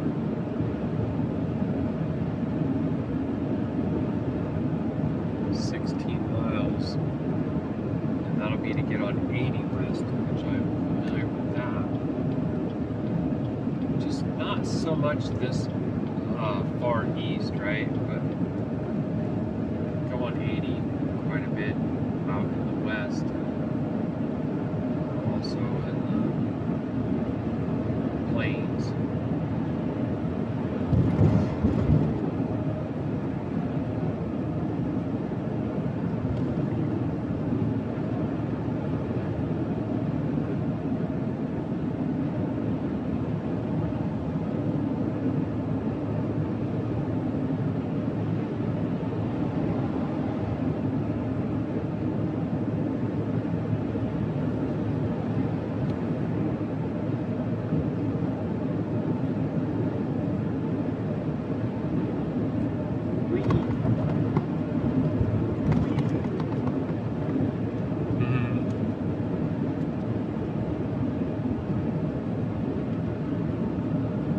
Sure what the black detour, red detour is about. Seen a couple signs like that. Interesting. Well, I guess I called it the fuel economy has ticked up to 17.7, so it was down to 17.2. Oh, that was in the other video that got erased. Whatever you want to call it. Luzerne County Community College. Ashley Sugar Notch.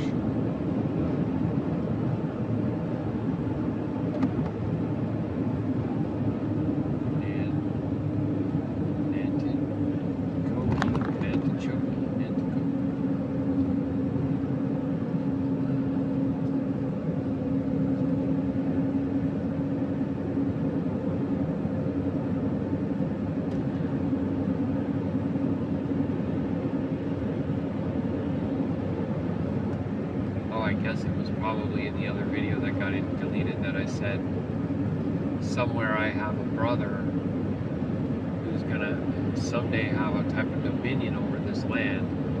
I don't know who he is or where he is, but there will be 144,000 kings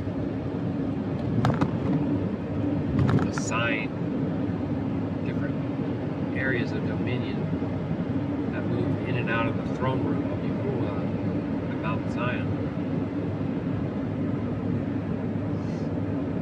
And the thing is, we're going to get to see what Qadash rule and Qadash kingdom and Qadash sovereignty looks like in all right rulings and judgments.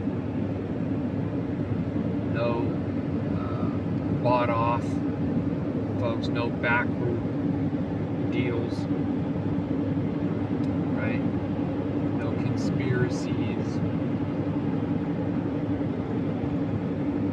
And that's going to be great, and that the greatest thing about that truth is that it's an everlasting kingdom.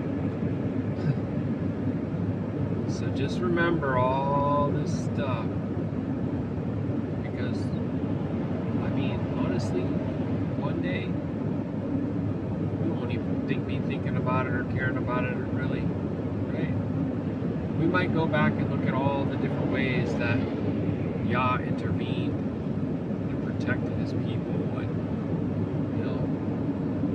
used some wicked vessel to Baruk his servant. But ultimately, this entirety of time will be such a small blip, right? In the grand scheme of eternity. Hallelujah, Yahuah. Can't wait. Come, Yahusha, come. Shalom, Mashpachah.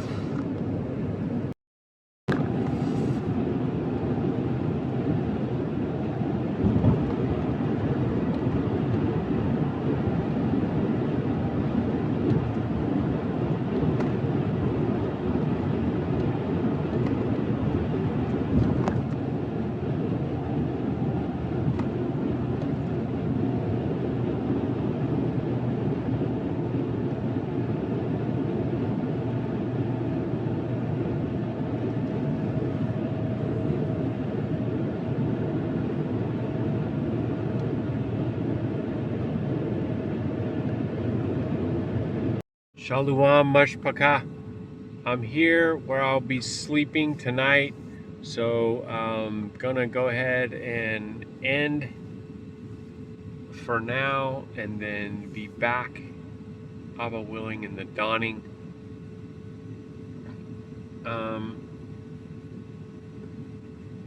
I'm not sure what you call this place. I tell you where I am, I don't even know what it's called. Oh, that's funny. I didn't even think about that before I turned the camera on. Sorry. So it's called Reynoldsville, Pennsylvania. That's where I am. And the next stop that I have is a fuel stop, a pilot, near, what is that, Burbank?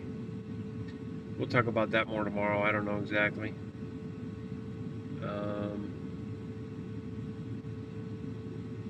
But yeah, so tomorrow is an entire travel day, and then I'll look to get my next load first thing on Monday, Abba willing. Baruk Yahuah. Shalom, family.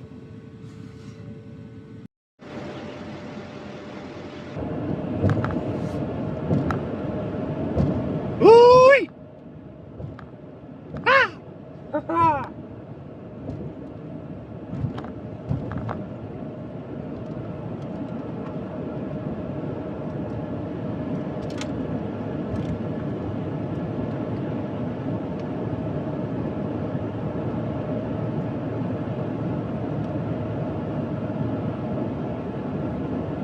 Shalom, Shalom, Mashpachah. That was kind of a spontaneous firing up of the camera there, so I apologize. It was mid-bridge. I was like, you know what? This is really pretty. I think that Yahusha would love to see this. I don't know about the rest of some of this. We'll see if I'm going to leave this on or what. Shamkadani. Baruk Atah Yahuah in Marabinu. Yahuah. Hallelujah. I am on I-80 westbound. Going to switch to 76 westbound. I'm on my way to a pilot for some diesel, my second cup of coffee, and a shower. That's the plan. I'm still working on the first cup. It's hot. Slept well in the rest area. Literally nothing disturbed me. Thank you so much, Father. Yeah, it's funny. I had to send a picture to my wife and to my son, showing them just how close my nose is to the roof. It's pretty crazy. But I'm getting by, and I'll rearrange that sometime soon. Let's see what we see here.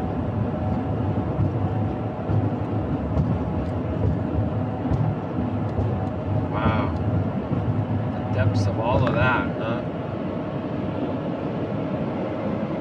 I have a video on YouTube talking about the new moon, the seasonal new moon. Somebody's triggered coming at me in the comments. I can't answer to it right now. Katrina Tahar. I guess I could speak to it now, and if someone is able to go, I might go and do it later when I'm obviously not driving. But it's like,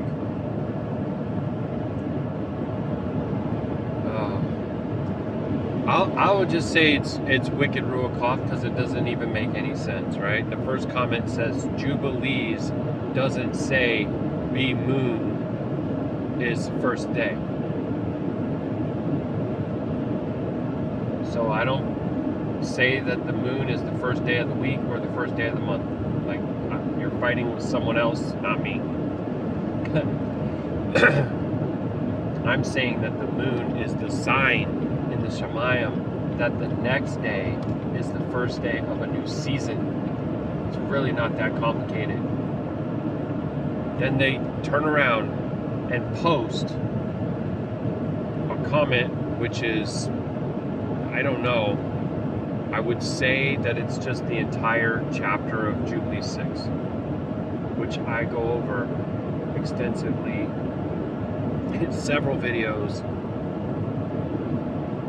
It's filled with finger points and and like flames and red exclamation marks, emojis, and all this. It's got a bunch of emojis in it. And then there's another comment that says, if you go by the moon for months, you'll be in error. I don't. I know. Do you even watch the video?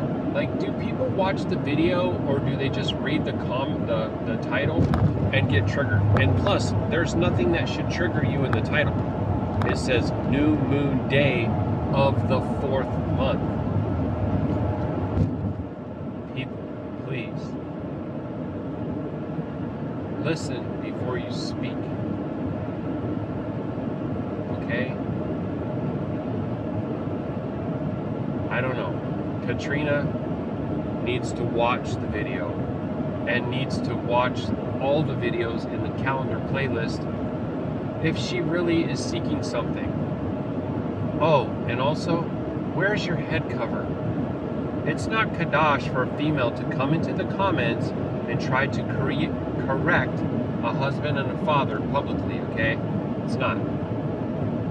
Even if you were right, which you're not, you would be wrong. Alright. I really don't want to say much more about that. Actually, I'm going to probably ask my Shah to go at this one.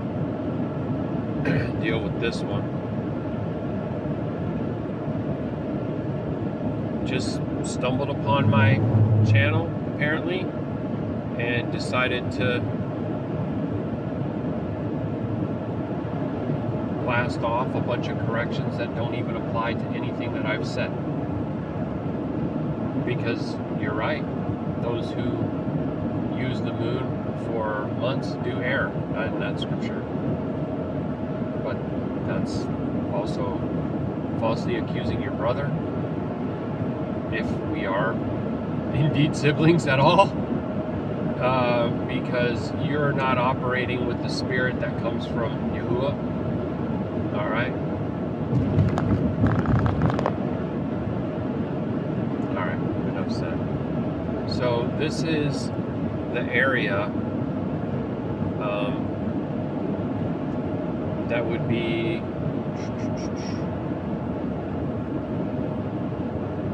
Beaver Township.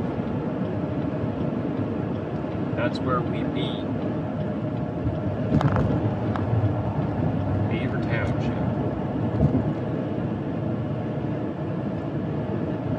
I'm really still not. I feel like I'm a stranger in a strange land.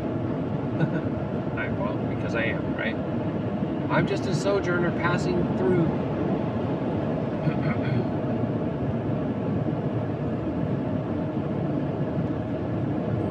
I don't want to pass these people, but they're going just under what my cruising speed was, so I have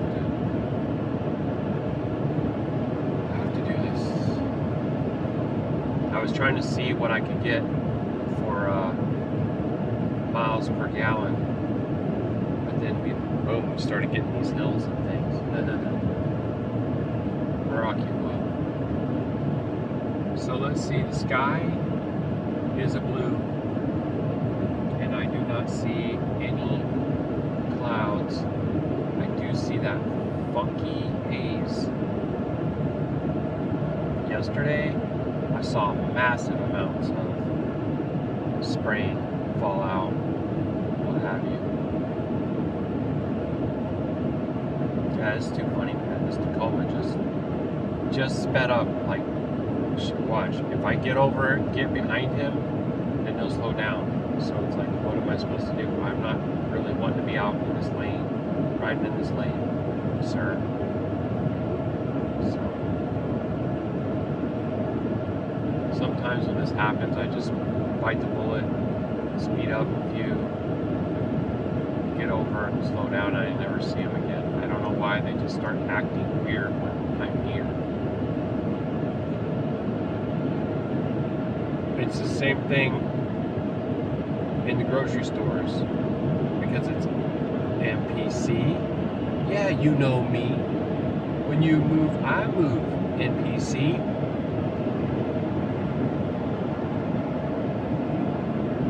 Yeah, I don't know. He just slowed back down to his normal speed that he was at before.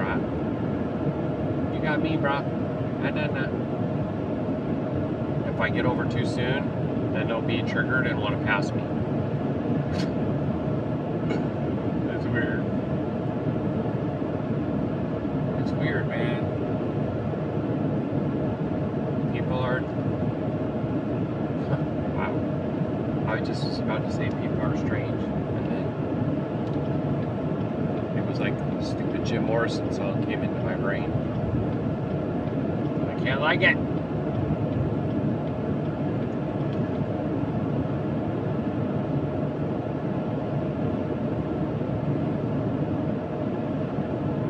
Oh, I don't know if I shared, but the tolls from August 1st have showed up. So I will check later on this day to see if the August 2nd tolls showed up. And then I'll get myself a pretty little printout of all the tolls I paid.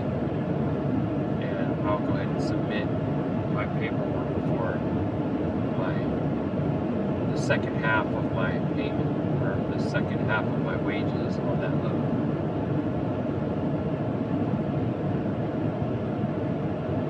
Yeah, it's funny. I remember I told you I said these guys. The first car was a little Kia, and the second one was a black Tacoma. Well, that little Kia is in my blind spot, just sitting there. Like they're like, I'm gonna repass the person that just passed me. No clue what's going on. Now they're zipping. So, well, if you're gonna do that, don't get in front of me and slow down, because my speed is fixed and I'm really getting irritated with you. Oh. You know, I feel that the enemy wants to use the NPCs to trigger us, to try to cause us to commit crime, to try to cause us to stumble. And so that's why I usually just say, Yahuah rebuke you, right? Because you're not even actually dealing with the flesh and blood person right there. These people made their choice. Golly, look, they're slowing down. You can't, I'm not making it up. I'm just telling you the truth, what's going on out here. And like I said, I could be shopping for DoorDash orders in Target and see the same behavior. I could be in Safeway.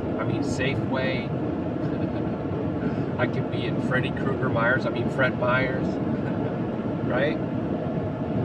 It's all the same thing. Look, now the speed is just exactly matched, and I'm only about 150 feet away from the bumper. Seriously. It's true. I don't know if you'll be able to see the person, but this is one of two that's dawning. Probably just barely can. It doesn't matter. It doesn't matter.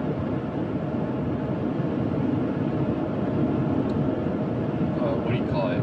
Automaton?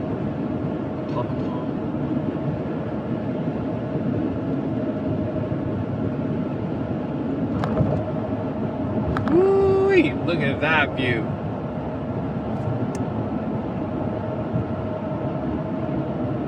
Dang, that's something done.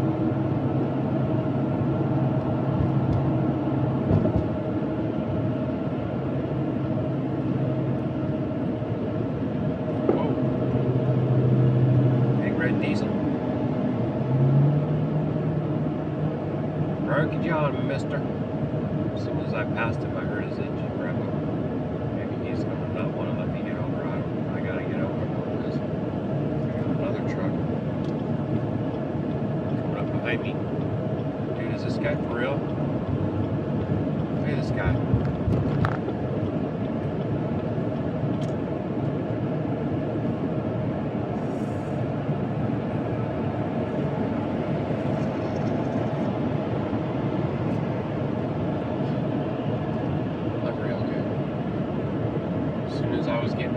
That red truck, you saw it wasn't even that much time.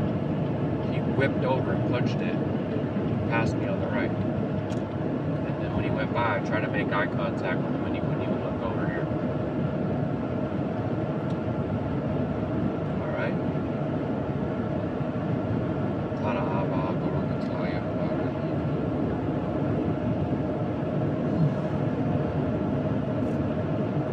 So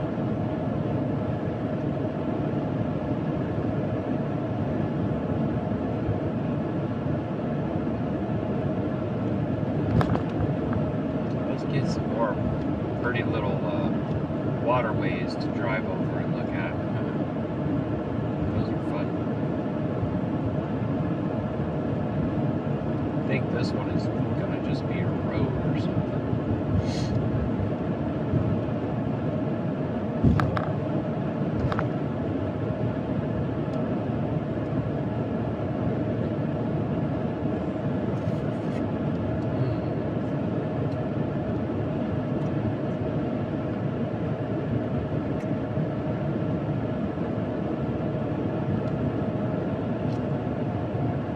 Youngstown, 52 miles, and Sharon, 42 miles.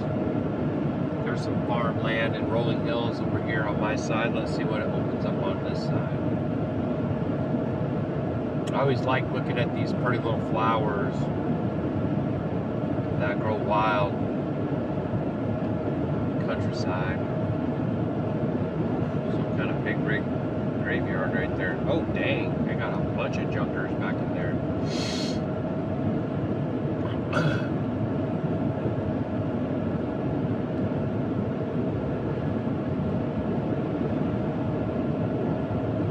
Yeah, see, when you have these trees right up against the roadway, it just makes like a bunch of blurry looking stuff on the camera.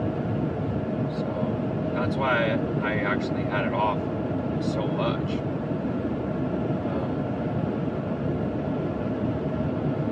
Because a lot of the view is like that. And then you'll see these little hidden gems that are just lie in between the trees. You know. Dang, I like that one. I like that little spot right there.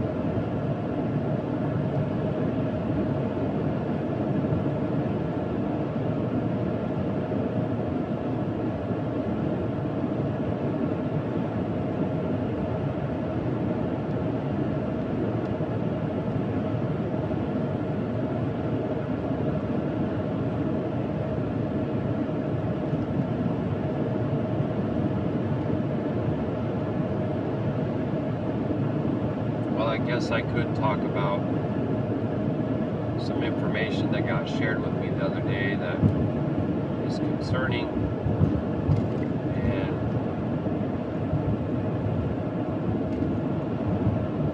wrong. Yeah. So it was this young person on Instagram or whatever who was talking about why us drinking milk from cows is wrong without having to use scientific information, but just only like logic. So he was saying, when we're born, some of us drink breast milk and some of us drink formula, right? Right. And then when we get a little older, we all start drinking cow's milk, right? Right. And, well, see, when a baby kid is born, it drinks its mama's milk, and it never drinks any other kind of milk. It's just its mama's milk. And when a calf is born, it drinks its mama's milk, and it doesn't drink any other kinds of milk, right? Right. But people can be born and drink their mama's milk, and then they drink the milk from another animal. Okay, so it sounds logical, right? Sounds like, oh wow, hey, yeah, look at this. Okay, but scripture, right? What does scripture say? That I will send you to a land flowing with milk and honey. Okay, the milk from a Qadash animal, like a goat or a cow, is Qadash for you. You can make cream with it, you can make cheese with it, and you can drink it raw, even though they'll try to tell you that you can't. What you think people did for thousands of years, bro? You know what I'm saying? Why would the scripture tell you? See, and this is another thing. That camp that put that video out, that could probably end up leading some of my siblings a little bit astray, to be honest. Also try to say stuff against honey. I had a whole video about this when I was on the road. I don't remember what it was called, the name of the video, whatever. But, you know, Samson ate the honey out of the carcass of an unclean animal. Okay? The scripture says that that I will give you a land flowing with milk and honey. And then they tried to say that, oh, that means tree sap. And then now they're trying to say that, you know, you're only supposed to drink breast milk. And, you know, dude, these people are whack. They really are. And one of them, well, I gotta be careful. I just gotta be careful what I say. I'm also gonna want to just go ahead and make sure I lock this video in so that it don't vanish on me. So I'll be right back.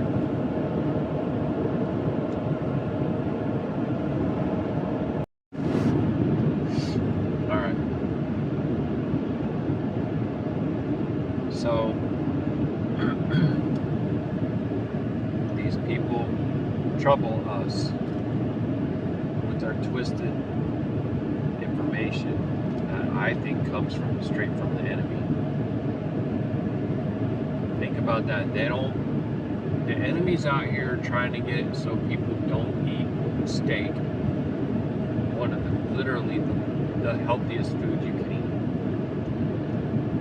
That you don't eat eggs lest you be for feared of some kind of sickness, right?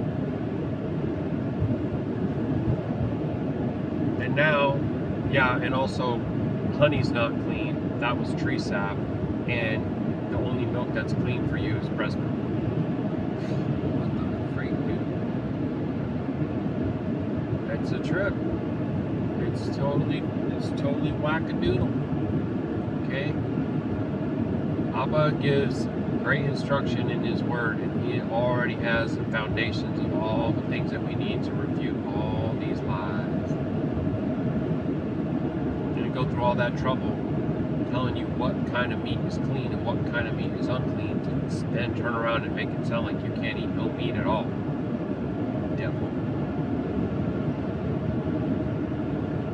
Like I said, you got the perfect story of where some honey came from. See, tree sap don't grow inside the carcass of a lion.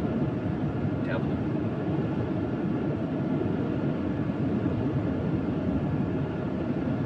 Okay? And Yashar'Al was herdsmen.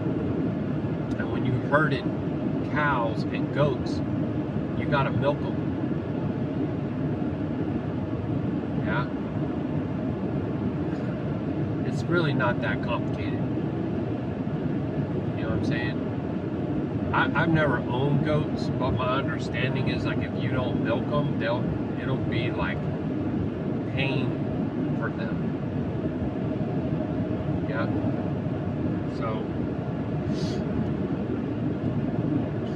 I don't know. It's the same thing as like if you remove their wool, it's Qadash for garments for you.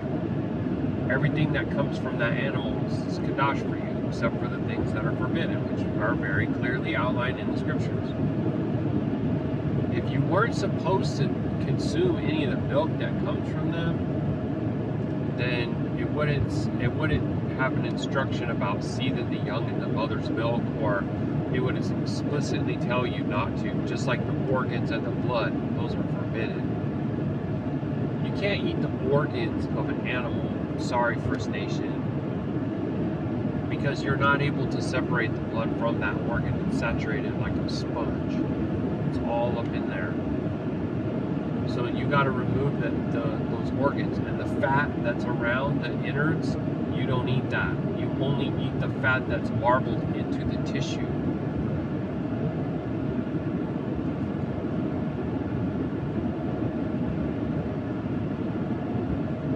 And yeah, you do.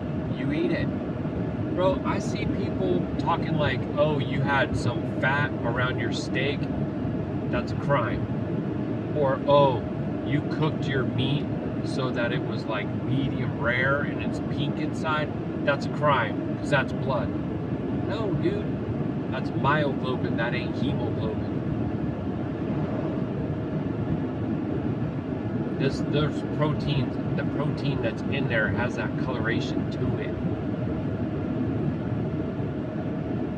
And what really just, I don't know, breaks my heart is that a bunch of people listen to that. They don't listen to anything I say, but they listen to all that.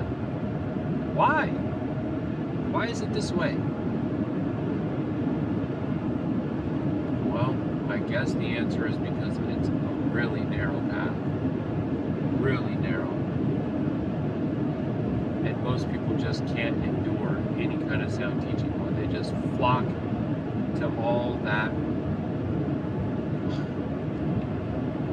lunacy. I got someone coming at me, attacking me, saying stuff like I'm trying to teach that the moon is for months. Oh my gosh. I don't even know how many hours I have spent recording videos that rebuke that false teaching. I never say that. I actually, when I first heard about that, are you gonna pass me, bro? Like, you popped out like you're going past me, but now you're just sitting there. What are we gonna do? You gotta make me slow down.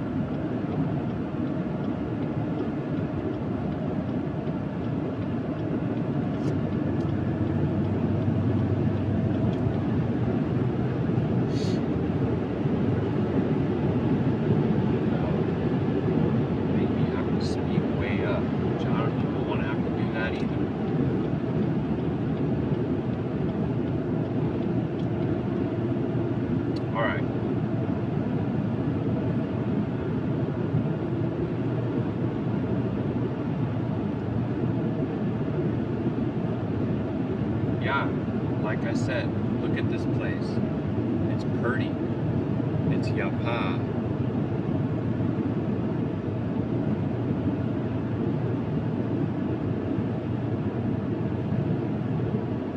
Wolf Creek Township.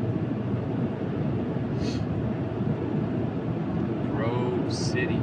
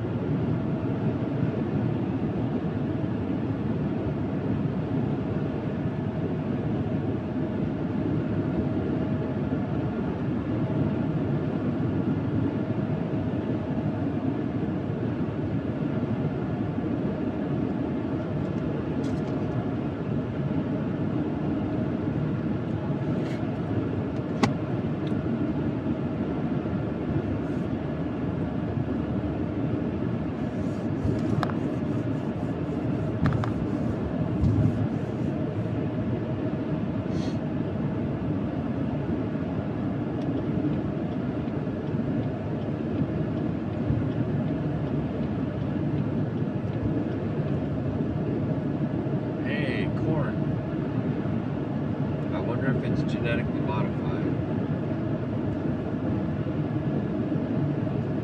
There's another sign right there that's got the green, yellow, red, black detour arrow. I don't understand what that's all about. If anybody does know, please inform me so I can get understanding.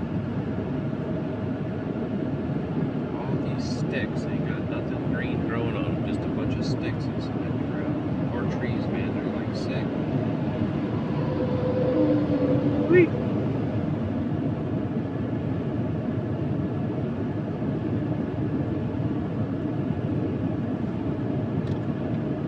See, somebody just showed up in my rearview mirror, like right on my butt, so they must have been flying.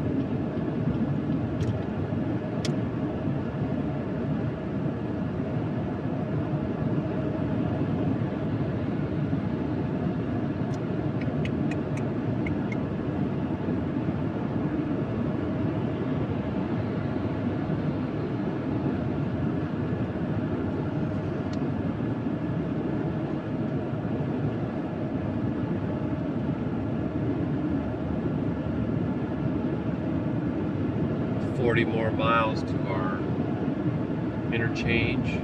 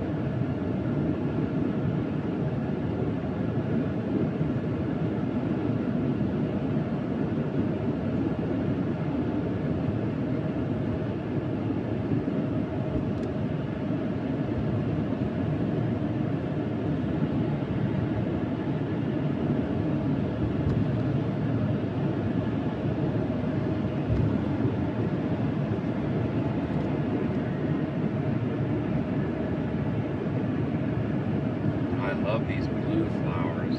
These little blue flowers are amazing, aren't they? I mean, they're almost like ultraviolet or something.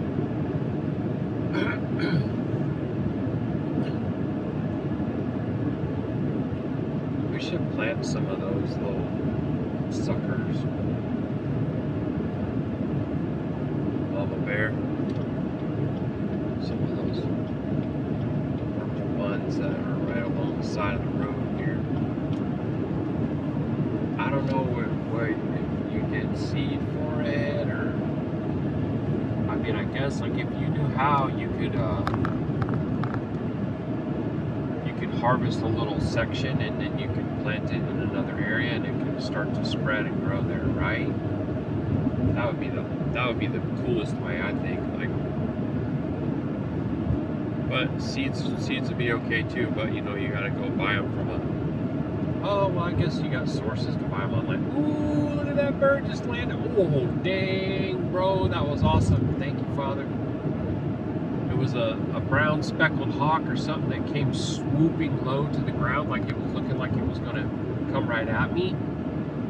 And then he just went straight up and landed on the top of a sign like the one we just passed. Like, he looked like he was dive bombing my front tire, and then he just opened his wings up and just went kind of more like brakes and straight up, and then, but it was a perfectly maneuvered landing approach. They're so cool. Oh, it's that Kia again. Wow. There was some little Audi that was doing that with me yesterday. We just sit there, take turns passing each other. I'm going the same speed. I'm like, hey, if anything, I had to speed up. So, anyway, whatever.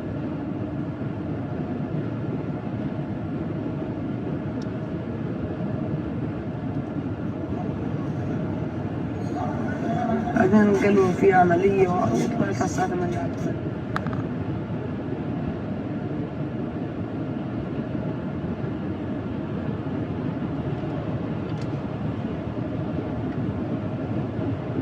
So an hour and a half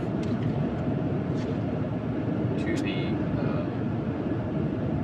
pilot. I will get fuel.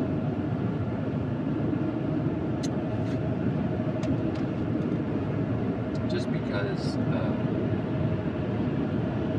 it's the last price location, favorably priced. And then there will be actually one right before I get back to Goshen. I'll just top off. So whenever I go pick up my load on Monday, I'll be filled, all tanks filled, ready to go.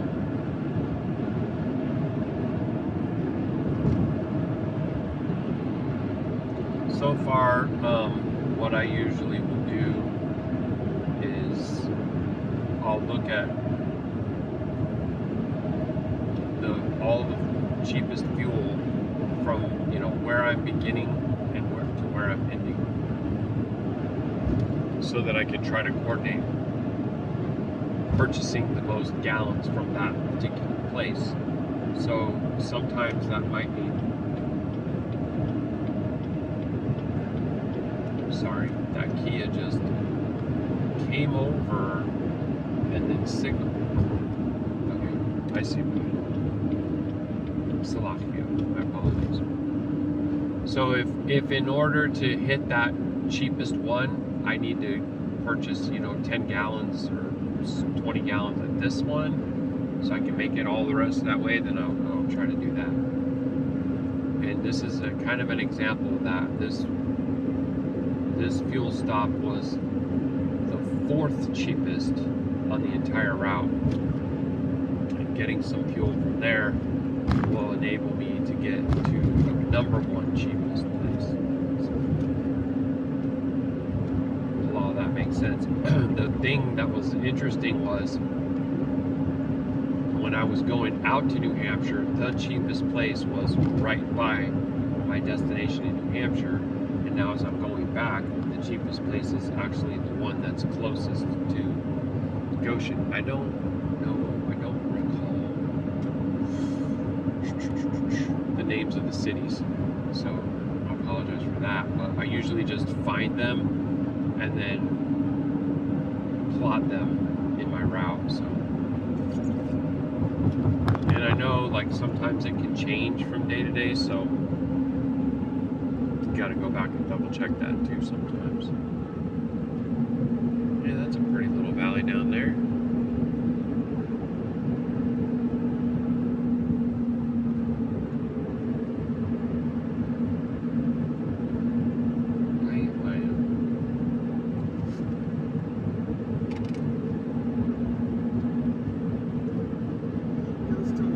Very angry at the Prime Minister saying that he is not doing enough, he is not saying the truth, and he is not doing his best to reach a ceasefire. Just gonna listen a little bit to see what's going on in the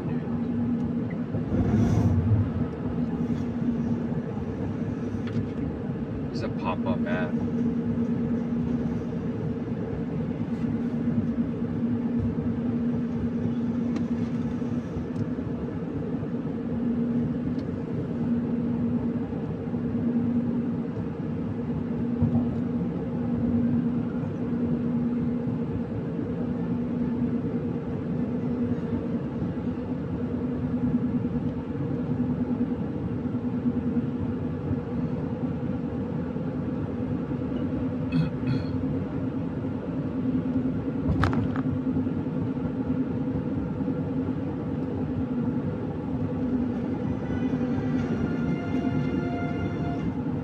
Looks like it's just starting a new cycle, so let's listen for a second. Russian strikes have hit the southern Ukrainian city of Mykolaiv, injuring at least 7 people. Dozens of homes and a post office were damaged in the attack.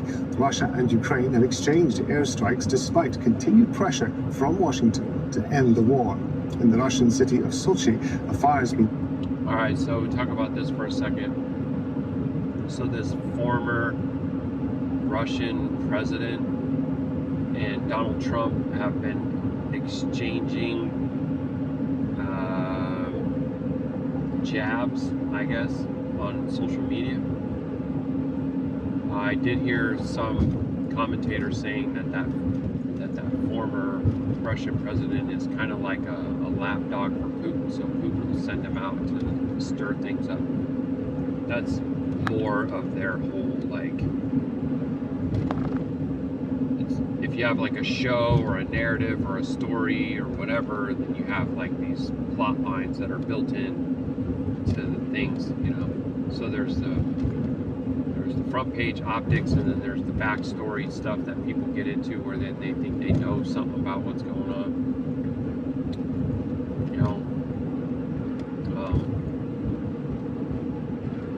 There are very power-filled explosive devices in this world, absolutely. but the whole narrative behind the splitting of the atom and all that stuff is a type of sci-fi thing, right? And also these nations, these world leaders are conspiring together, so you need to understand that as like a foundational truth, right? It's a way for the elite, the bloodlines, to remain in power and to keep all the rest of us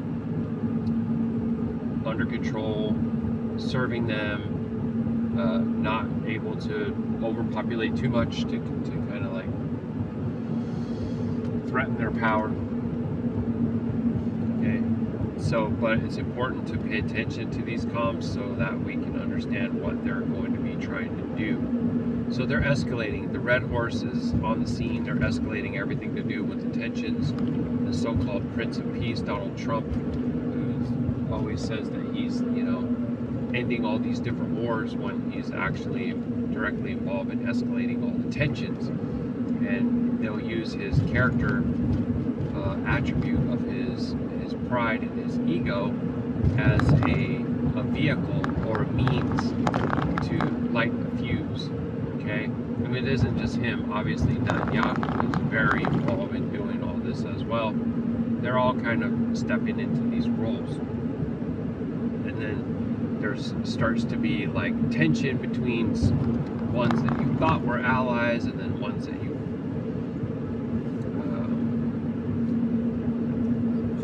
ones that maybe you thought were a shifting of alliances, right? It's just part of the whole drama. Just look at what happens in wrestling, and you have a much better understanding. People that used to be enemies are in a little clique together now, like NWO, right? And then the people that you always thought were unbreakable are now direct enemies. That's drama. That's the playwright. That's the stage. That's how she goes.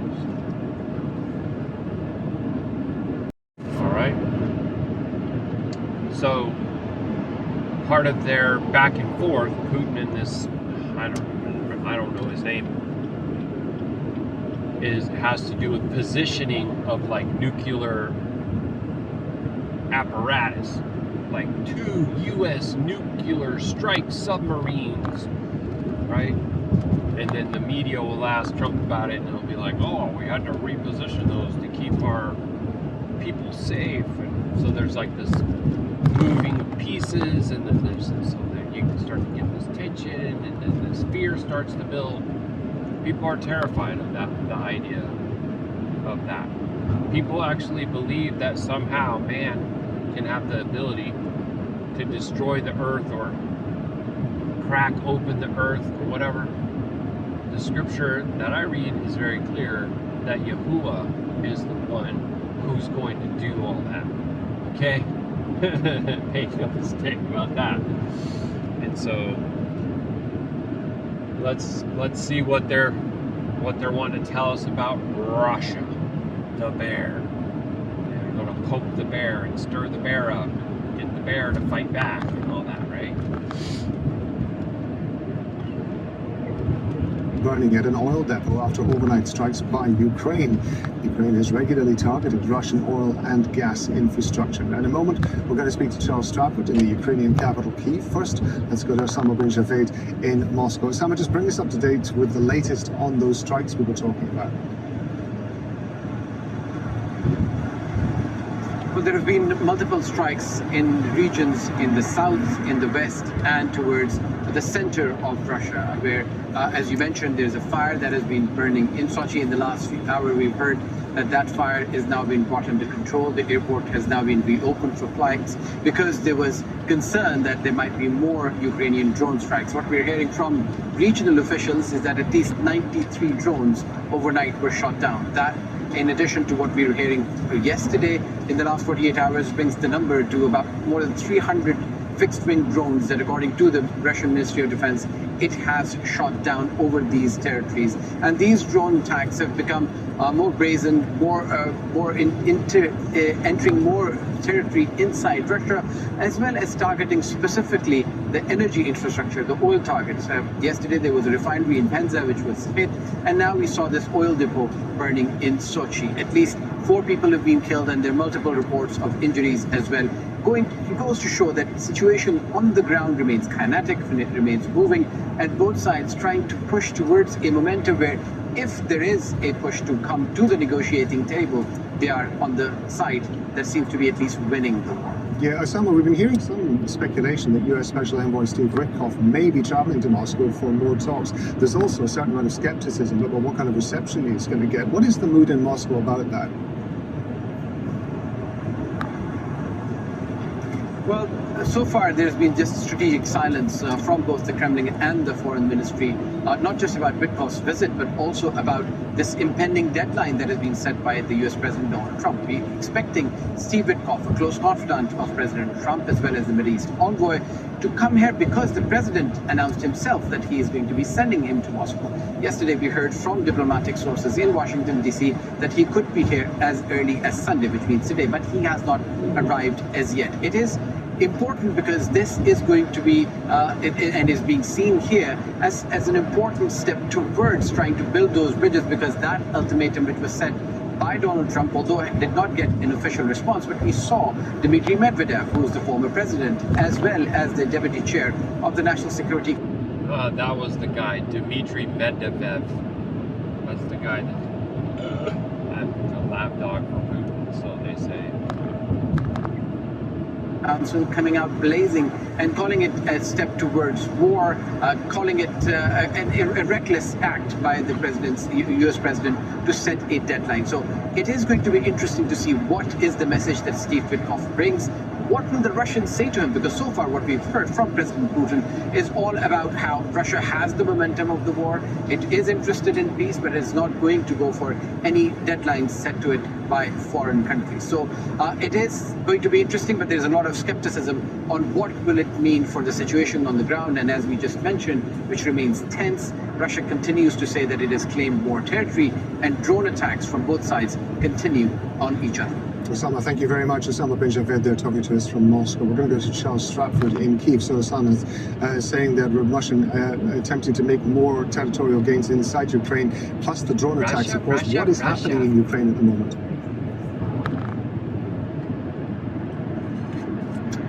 Well, certainly last night here in Kyiv was a quieter night than we've experienced recently, but there was an attack, according to the Russian military, the Ukrainian military, a Russian missile hit a residential area in the southern city of Mykolaiv. At least 7 people injured in that attack.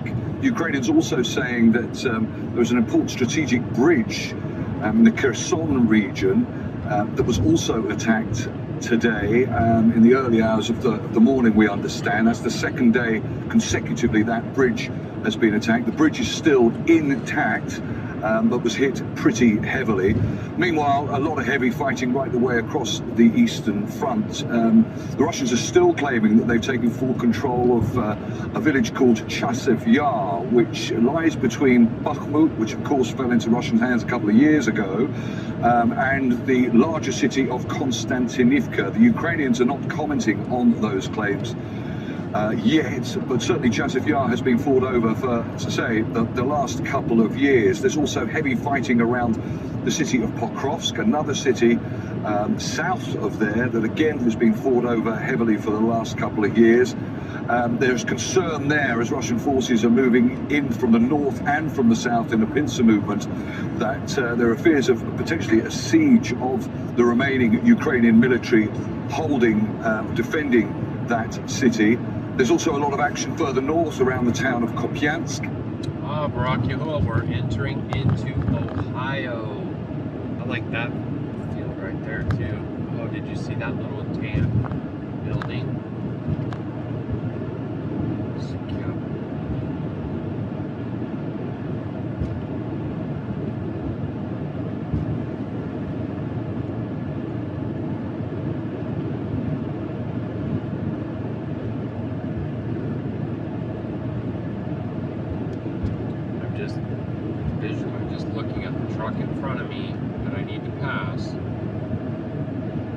truck that's coming up in the fast lane, and it's like the timing is going to be again at the worst possible time to trap me.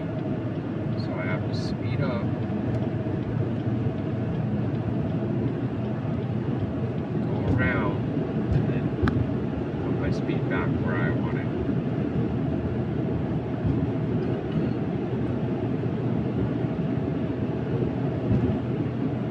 Is it just me, like, if I'm going to pass somebody that I see is, like, what am I trying to say? I very intentionally do not box people in.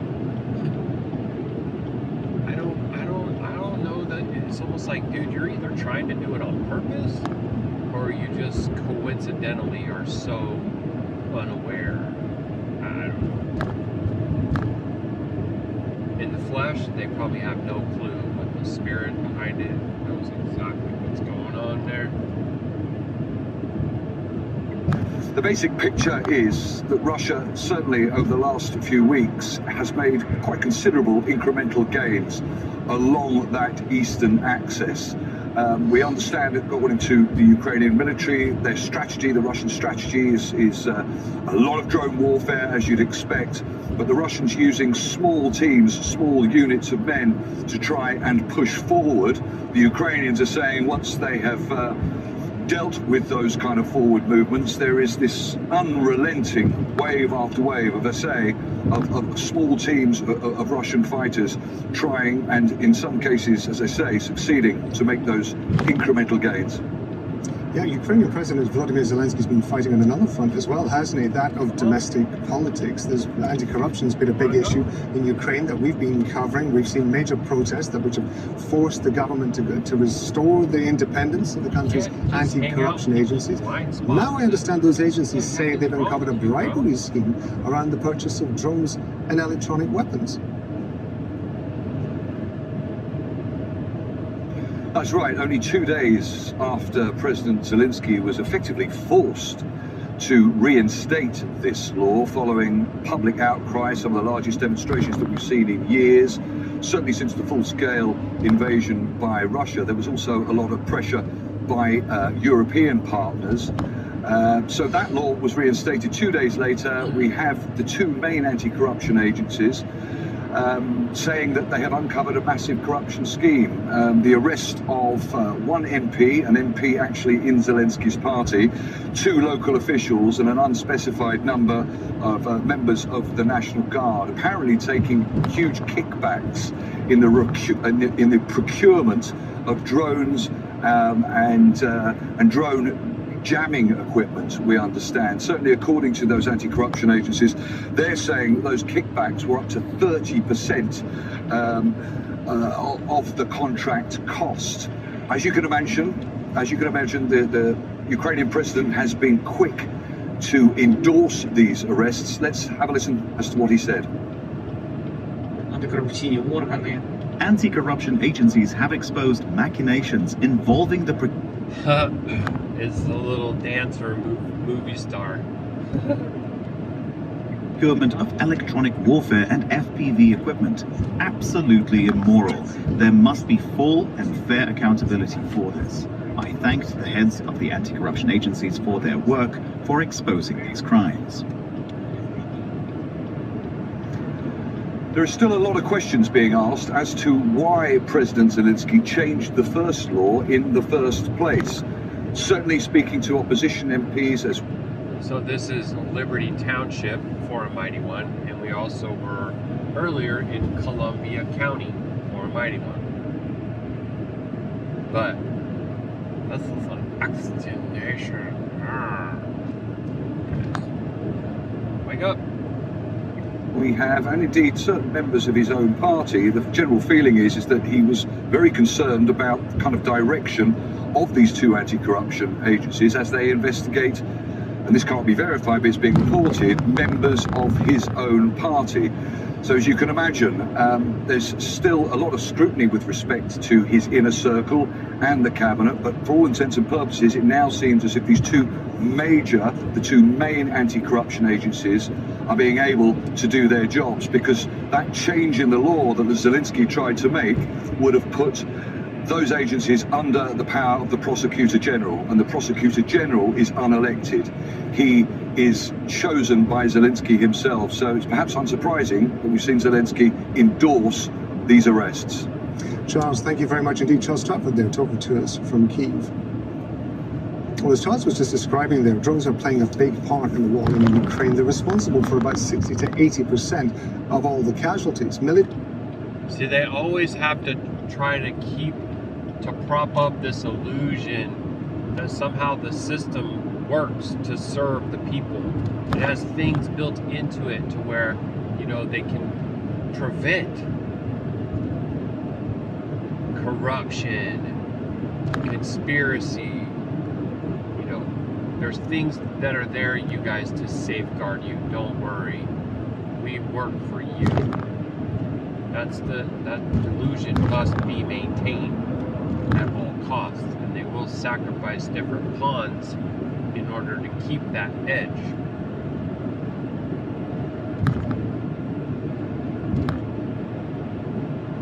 I'm still amazed at how many people in this land that I know that are aware of a lot of different things, very aware of a lot of the things that are going on, but somehow, some way, still think that there are different players in the game that can be put into position in order for the system to work for them and serve them. It can be fixed. It is fixed. It is rigged against you, not against one side or the other side. Well, as long as these people believe what I believe, then I'm for them. And these other people over here that believe what I don't believe, I'm against them no matter what. Red team, blue team, this whole thing. Okay? If you have a team that you're supporting in the superb owl, then you're a part of the ritual. You're in it. If you're engaging in if you're casting your ballot, then you're entering into agreement with one side or the other, which are, how many times do we have to say this kind of stuff, right? Two wings of the same tyrannical bird. You think that they're in opposition to each other, but they're just doing a staged wrestling show. They're just doing a staged foosball game with the referees in on it. Look at the uniforms that they wear too. The zebra, the black and white stripe, right? This is like the floor, the checkerboard floor. You're between the two pillars. You're in the ballroom. You're not out. You're not wise to anything, dude.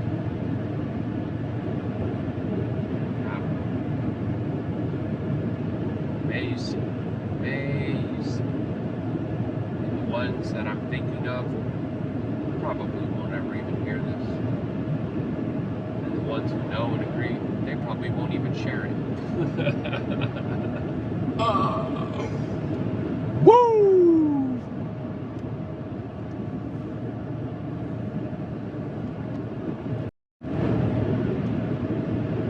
Leaders around the world are examining the tactics emerging in Ukraine and Russia to prepare for conflicts that could be decided by drones. Al Jazeera's defense editor Ali Skitopoulos explains. Drones, cheap, deadly and plentiful, are revolutionizing warfare and redefining battlefields. And nowhere is this more evident than in Russia's war in Ukraine. The Russians have a Black Sea fleet, rather sizable. Ukrainians don't have any fleet at all. The Ukrainians swept the Russians off the Black Sea. The Russian fleet retreated to the Caucasian shoreline, and it was harassed by Ukrainian sea drones. Countries are scrambling to incorporate drones at every level. China, with one of the largest militaries in the world, is working hard to make the best use of the new technology. From tactical squads with their own explosive drones to motherships that transport swarms of drones that are then released over the target to high-end long-range naval drones launched from aircraft carriers. Other countries are catching up quickly. Turkey has begun to field its own stealth drone, the Kılılzalma, while its Aginci, a high-altitude long-range combat vehicle, has been sold to states around the world. The relatively low cost of some drones has allowed non-state armed groups to use them to great effect. In Sudan, the Rapid Support Forces, a paramilitary group battling the army for control, has no air force, and yet it was able to successfully hit targets in Port Sudan, hundreds of kilometers away, using armed drones.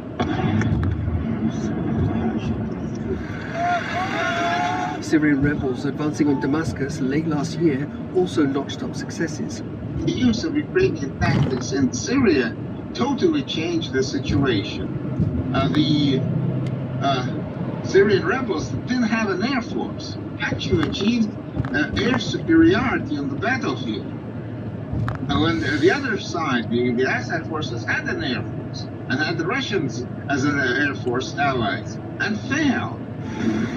Analysts say drones are leveling the battlefield where rivals are unequally matched. It is logical. You exploit the asymmetry of your adversary by whatever means. And Ukraine is much less restricted than, say, Western forces, but any sort of non-state actor, the Houthis, for instance, they will look for any way to exploit asymmetries. Drone. Okay, and also, so the idea of non-state actors is an illusion. All these different groups that they talk about all the time, all these little scarecrows, it's the same thing with the NGOs. There would be like non-government organization, NGO. Okay, there is a government behind that organization, don't be fooled. And when they say non-state actors, no, they have special operatives, equipment, training, everything else. These are propped up by states, so they're not really non-state actors. They're state actors in disguise. It's like undercover cops. You can't say that they're not cops. They're undercover cops, but they're still cops. All right, we're about to jump on this 76 West. Yeah, I think it's really important, whether it's ISIS, ISIL, Mossad, the Houthis, Hezbollah, Hamas, all these different things. Don't be fooled. Pretty water. Pretty water. I wonder what lake this is. Oh, it's not gonna tell me. You guys need way too much to find out. Sorry, I don't know. I might be able to check it on my phone in just a second. First, I gotta make this. I gotta make this transition.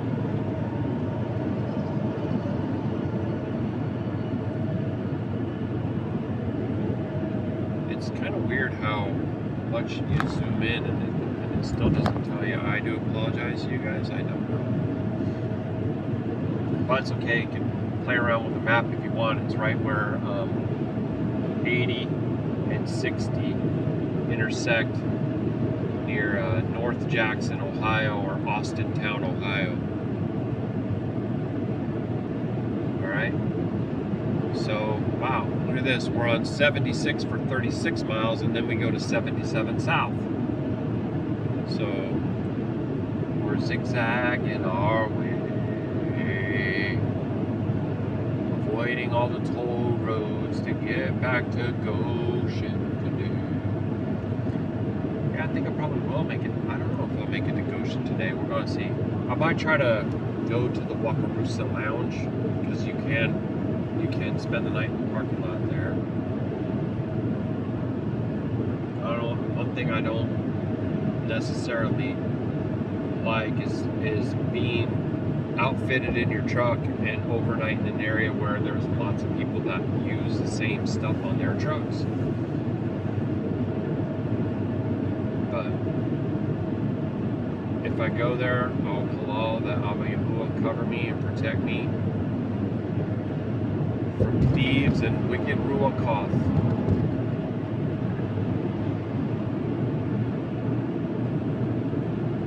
Some people will rob you and not even bat an eye at it. They won't lose a moment's sleep or nothing. For them, it's their victim is like not even real. And, you know what I mean? Like, they don't even perceive the victim as another person. It's crazy. I know about it. I know about it. That's part of that reprobate mind. That's part of that given over. Well, you entered into agreement with a lot of wicked spirits, and you partook of their doctrine. You drank from their cup. It's normal to you. You know, just like being an everyday user and thinking that anybody who was sober they're the ones who were just not with it, not down. They're whack. What's wrong with them? I don't know. Square pegs, bro. See? Because in your mind, it's actually only the cool people, or the people who are aware or awake or down or whatever. That's the whole thing, man, being down, right? You know, you want to go lift that, knock that off, steal that, whatever. What? You're not down? You're not down? You're like, I'm down. Okay, well then show me. Do it. You know? There you go.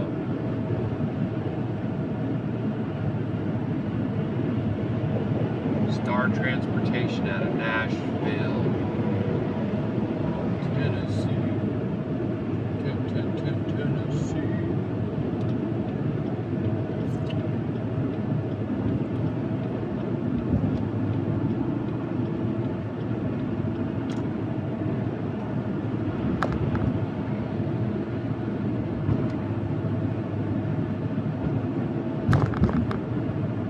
I got this car in front of me, but it's going like, say like if I'm going 74, it's going 73. You know what I'm saying? I'm actually going to bump this back a couple and try to just chill right here for a bit. Right? Oh, look what's coming up. A place called Diamond, Ohio. Don't know nothing about it, but we're about ready to go right by it here in a second. Are changing the nature of conflict, forging new tactics in ways that have only just begun to make themselves felt. Alex Katopoulos, Al Jazeera.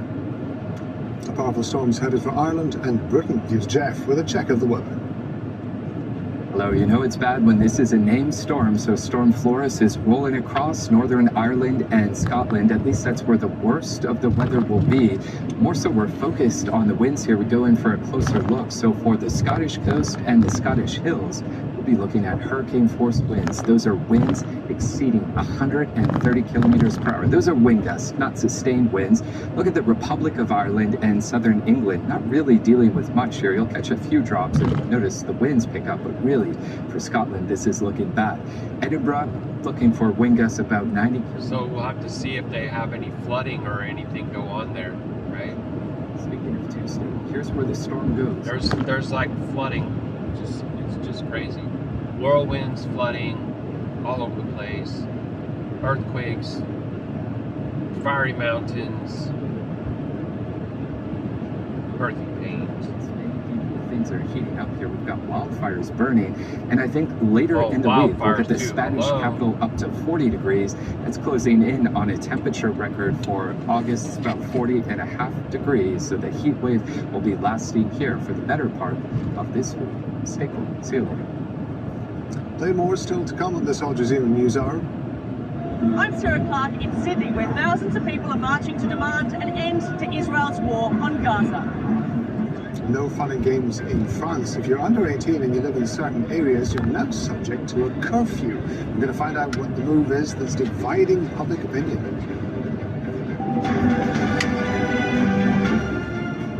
Everything is to divide the public's opinion. You know what I'm saying?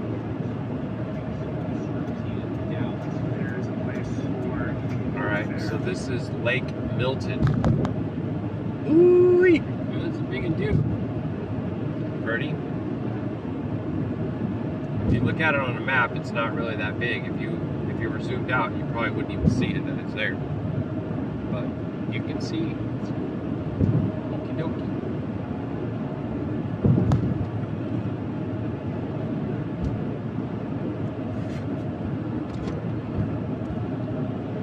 I need to initiate another. Actually, let me see if I can go back now and look at. Okay.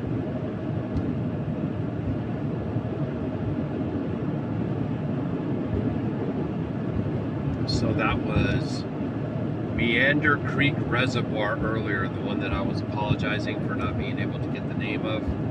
I just went back and got that. I need to get the timer going here. Let's initiate a pumping. It's been working really well.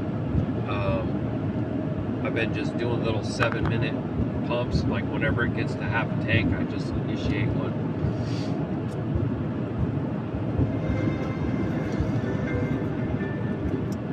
A reminder of our top stories this summer. At least 57 people have been killed by Israeli attacks in Gaza. 27 of those victims were trying to get food. 175 Palestinians have starved to death since Israel's war began, including 93 children. Palestinians in Gaza have turned to bartering for survival, exchanging goods and services for food. Israel's war has caused Gaza's banking system to collapse. It's made cash largely worthless. Russian strikes have hit the southern Ukrainian city of Mykolaiv, injuring at least 7 people. Russia and Ukraine have exchanged airstrikes despite continued pressure from Washington to end the war.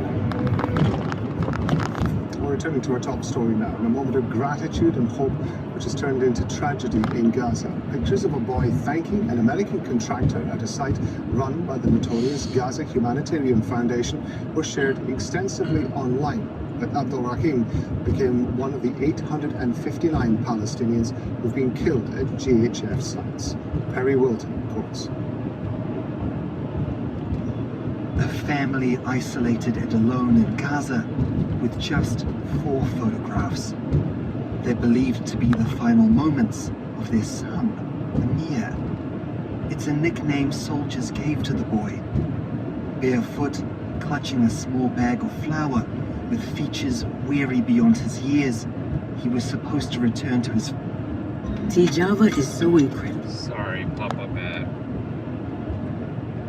Yeah, man, this stuff is actually like really, really sad, and most people don't really know or listen or care. They don't care. The enemy is proving that the whole world does not care.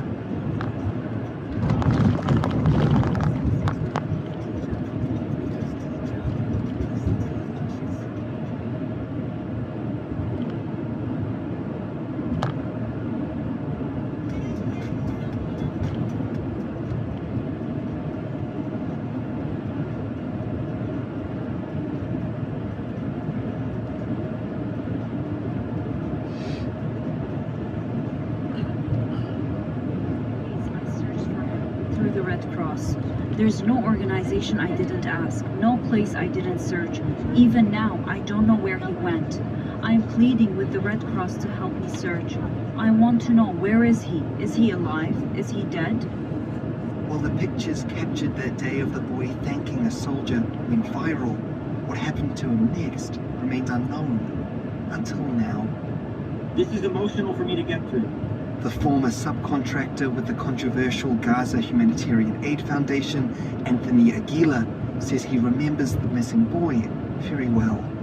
He reaches out and he holds my hand and he kisses my hand. He kisses me, he kisses my hand, and he says, "Shukran." And he collected his items and he walked back to the group. And then he was shot at with pepper spray and tear gas and stun grenades. And bullets shot at his feet in the air, shooting into this crowd. And Palestinian civilians, human beings, are dropping to the ground, getting shot. And Amir was one of them. Amir walked 12 kilometers to get food, got nothing but scraps, thanked us for it, and died. That's what we're doing. It's testimony that's left the boy's mother heartbroken. وانا كمان بناشد انها تسكر النقطة هذه That 8-point has to be shut down. We have small children. All of them need food, but I can't get it. Tomorrow I will go back to them again and I'll ask them, is he alive? Is he dead? Her search for her son will continue in what's become known in Gaza as the refrigerators of the dead. The outcome of a choice between dying from starvation or an Israeli bullet. Perry Wilson, Al Jazeera. Nearly 100,000 people in Australia have marched across Sydney Harbour Bridge demanding an end to Israel's war on Gaza.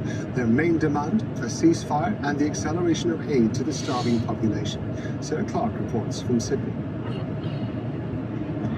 They gathered and they marched. Torrential rain wasn't enough to stop the tens of thousands of people rallying in solidarity with Palestinians in Gaza, dubbed a March for Humanity. The world are going to see this display of the democratic will of the mass of people. You know, and what we've said all along is even if our world leaders have failed the people of Gaza, they've allowed them to be killed with impunity, the people of the world have not forgotten them. We want to send a message to those people in Gaza as well, that we're still with them. The organisers' demands for this rally were clear, citing the mounting evidence of starvation, malnutrition and disease in Gaza, a call for Israel to release aid to civilians and an immediate ceasefire. That message resonated with the crowd. What's happening in Gaza, carried out by Israel, is absolutely appalling. And Australia and America's, ongoing support and complicity is absolutely, it's shameful, it's disgusting. We need to free Gaza, stop killing our children. And food, give them food, please, give them some food. People are dying, children are dying. It's humanity, like, we are humans. We have to do this. We have to scream. We have to be heard. Free Palestine! As the numbers swelled, so too did the police presence around the city centre and across the Sydney Harbour Bridge, which was closed to all traffic. The New South Wales Police had attempted to block access for this rally to march across the Sydney Harbour Bridge, but it failed in a Supreme Court legal challenge. As a result, Sydney Harbour Bridge was closed for hours on Sunday. Once the demonstration reached the other side of the bridge, police did intervene, ordering it to turn around due to public safety, fearing a crowd crush. The scale of Sunday's rally shows Australia's increasing support for the desperate people of Gaza. The federal government will also announce its recognition for Palestinian statehood ahead of the United Nations General Assembly in September.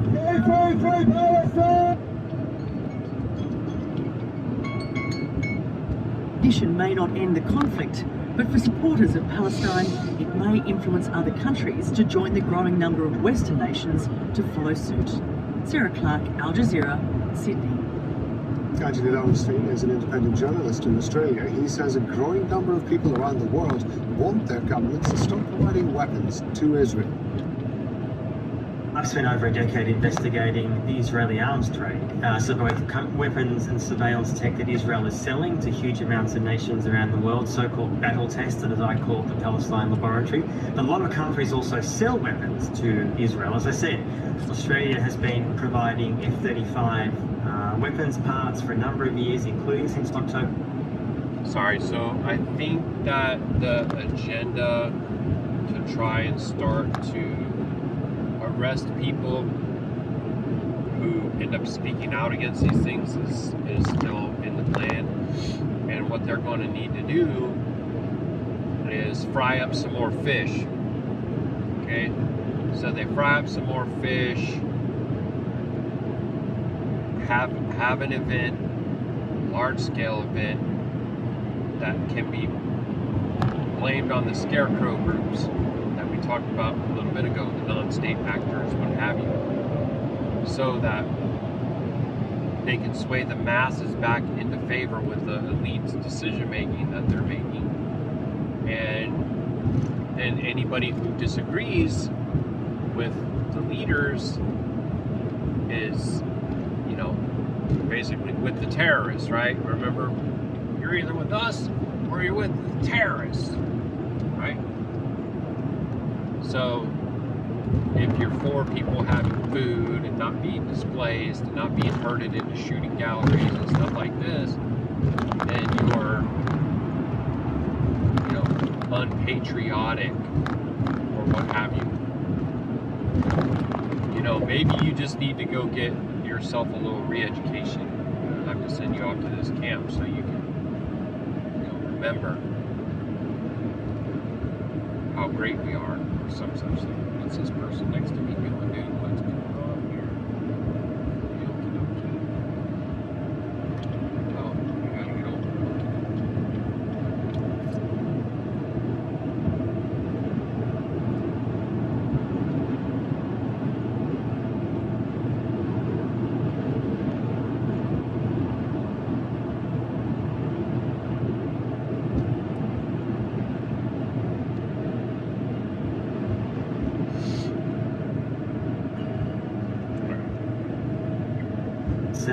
The Canadians are providing weapons and ammunition, as are the Brits, as are many European states. Of course, the Americans and Germans certainly are. So on the one hand, one cannot condemn mass slaughter, but also arm the perpetrator. I mean, it's an absurd contradiction. And people see that hypocrisy. They see it and they're articulating it. Whether it's the protest today in Sydney or what I see around the world, where I see protests in London or elsewhere in the US and the UK and Europe, and people are saying you cannot back the abuser and somehow ask them to be nicer when you're still funding them. I mean, it just doesn't make sense. And people see that hypocrisy loud and clear.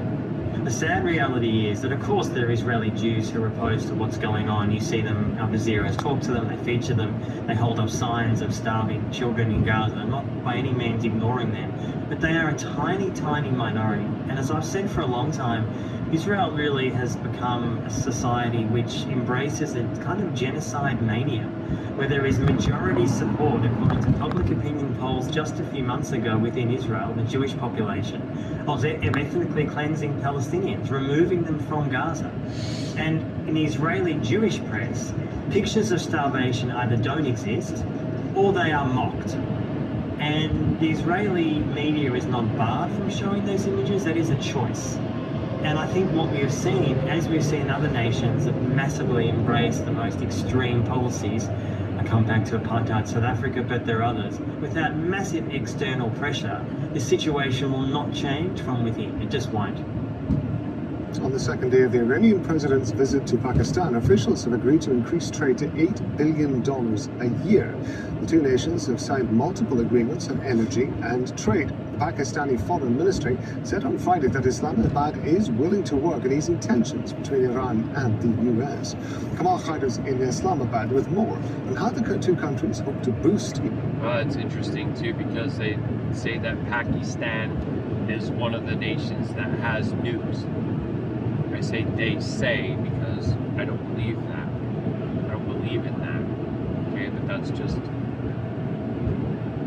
the show, the game, what have you, right?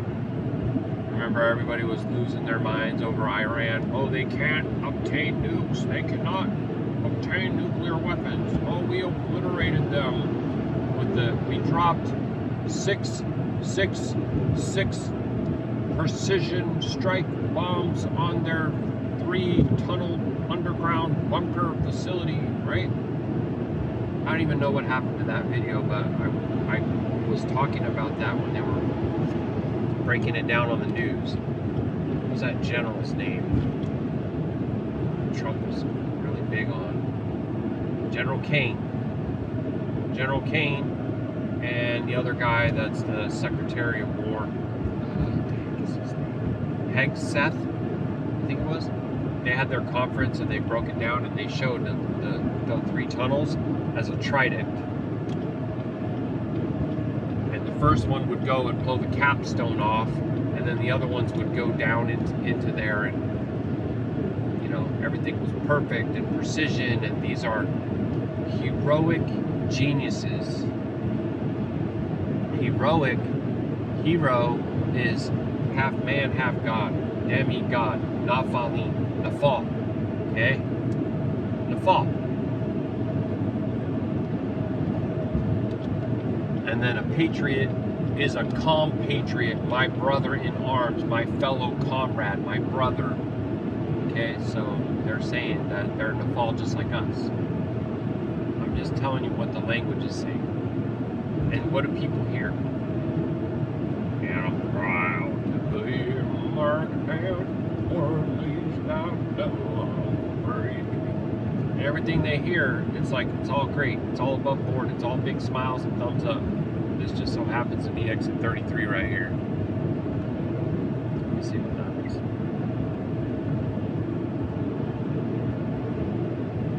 No, I can't.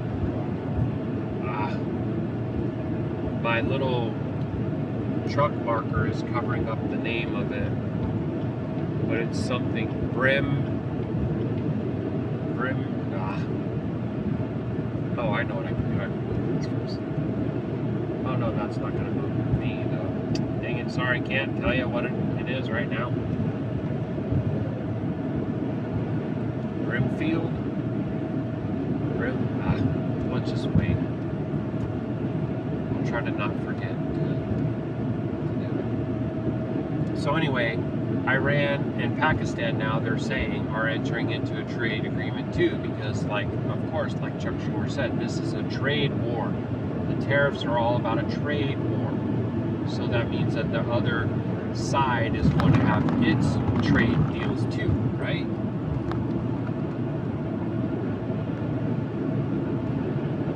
So now they're saying that they've entered into an $8 billion, which that doesn't sound like very much when you hear the numbers that come out about Japan and the US and different things, like really huge numbers.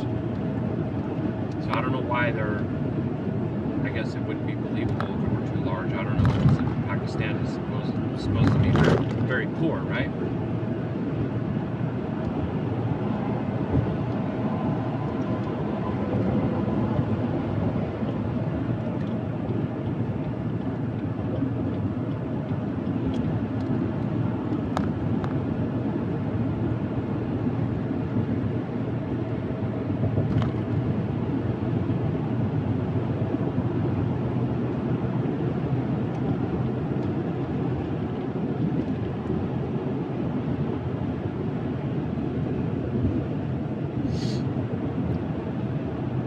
So it was called Brimfield Township, exit 33 off of I-76. Not that it matters. It really doesn't matter. Trust me, their stuff is everywhere.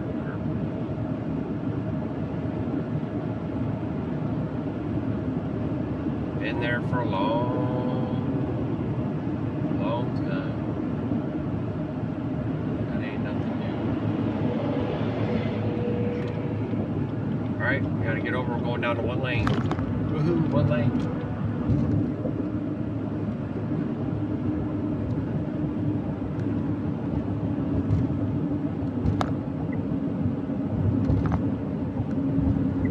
Economic ties and enhance regional cooperation from the visit. Enhance. Pakistan and Iran share a 900-kilometer border, which has seen considerable trouble with attacks on the Iranian side, the Pakistani side. So one of the important things coming out of this visit is for both countries to cooperate. The Pakistani Prime Minister has said that both countries will be cooperating in order to ensure that acts of violence on either side do not continue, and that there is more border management between the two countries. Beyond that, the two countries want to expand their trade. There are, of course, American restrictions on dealing with Iran, but Pakistan has been exporting certain items like textiles, rice, which do not fall under the U.S. sanctions. Oh, see, so he just revealed that he just tipped the hand right there. So that's part of the thing is like, okay, we have strong sanctions on Iran, but we do trade with Pakistan.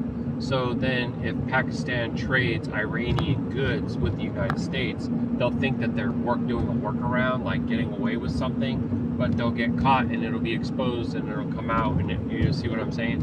And so then they'll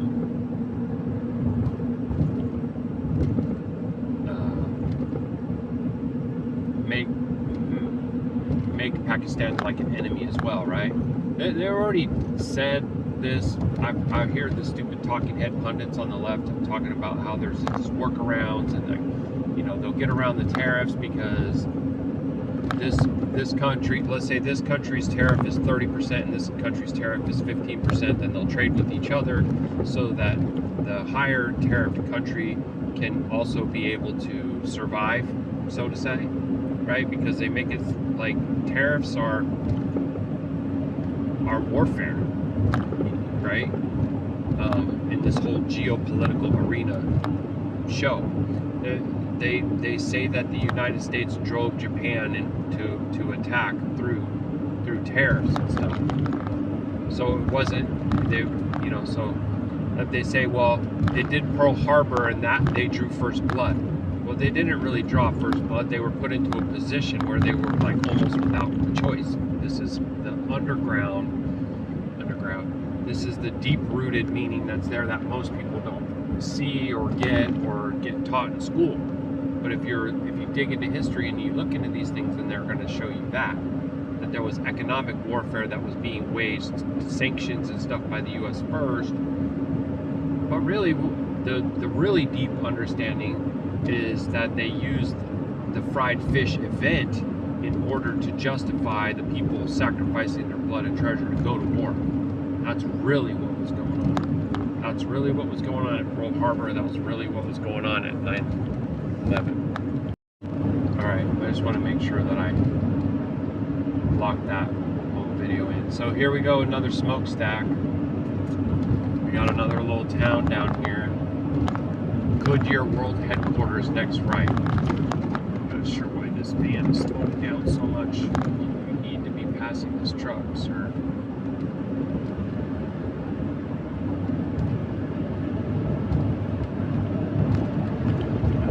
Like the position that you put me in. Get in your lane. Dude, what's wrong with you, bro? And he tries to act like everything's above board. It ain't. Okay? You're probably the guy that people work with that says stay in your lane when they say, hey, that's never had any successful human trials. Stay in your lane, Jeremy. You know, you stay in your lane. Kool-Aid drinker. For real, bro. Alright, so this looks like it's an Akron thing. That's what's going on here. Seen some old world buildings. Clock tower, Goodyear, headquarters, brick building. It's like, I don't know why they don't just remodel that and soup it up. So 77 South is what I need, and that is exactly what I am, the lane that I am in.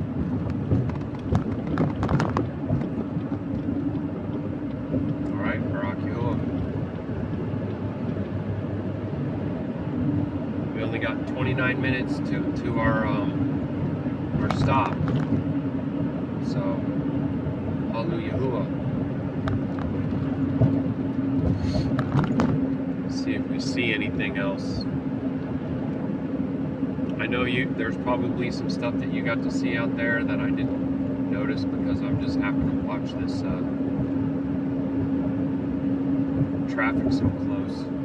The unpredictability of the people and some of the poor labeling of the roadways.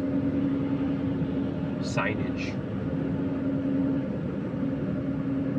Alright, here we go. So we're going on to 77 South. If we were to take this north, it'd go to Cleveland.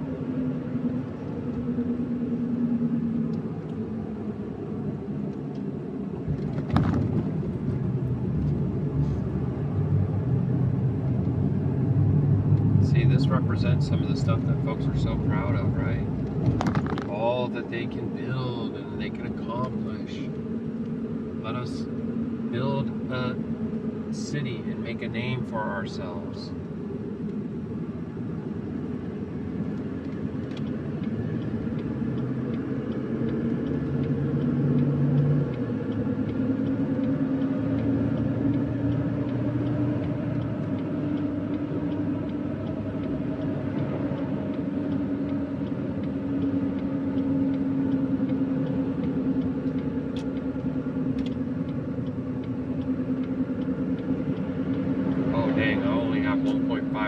To stay here. What's going on? Oh, I got it. It wants me to go onto something called 277, which is going to be a loop. So I'm probably going to need to get over. And that Mustang is there again. Dang it. Sorry. Sorry, ma'am. Try to speed up so I'm not in her way too much. had to go in front of her to get over, and now I have to go in front of her to get back over here. I think I need to be in this lane. Yeah. 277 3/4 of a mile. 122B.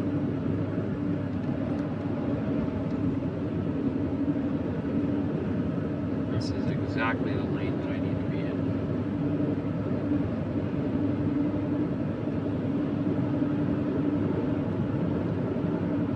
See, I gotta wonder, like, even a town like this, a lot of people wouldn't name in the top 17 or the top 7 or top 33 cities or whatever, but Akron, Ohio is a pretty big, I mean, it's a large population here, right?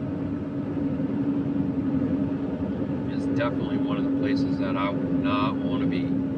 I don't want to be anywhere near any of these major cities whenever everything pops off.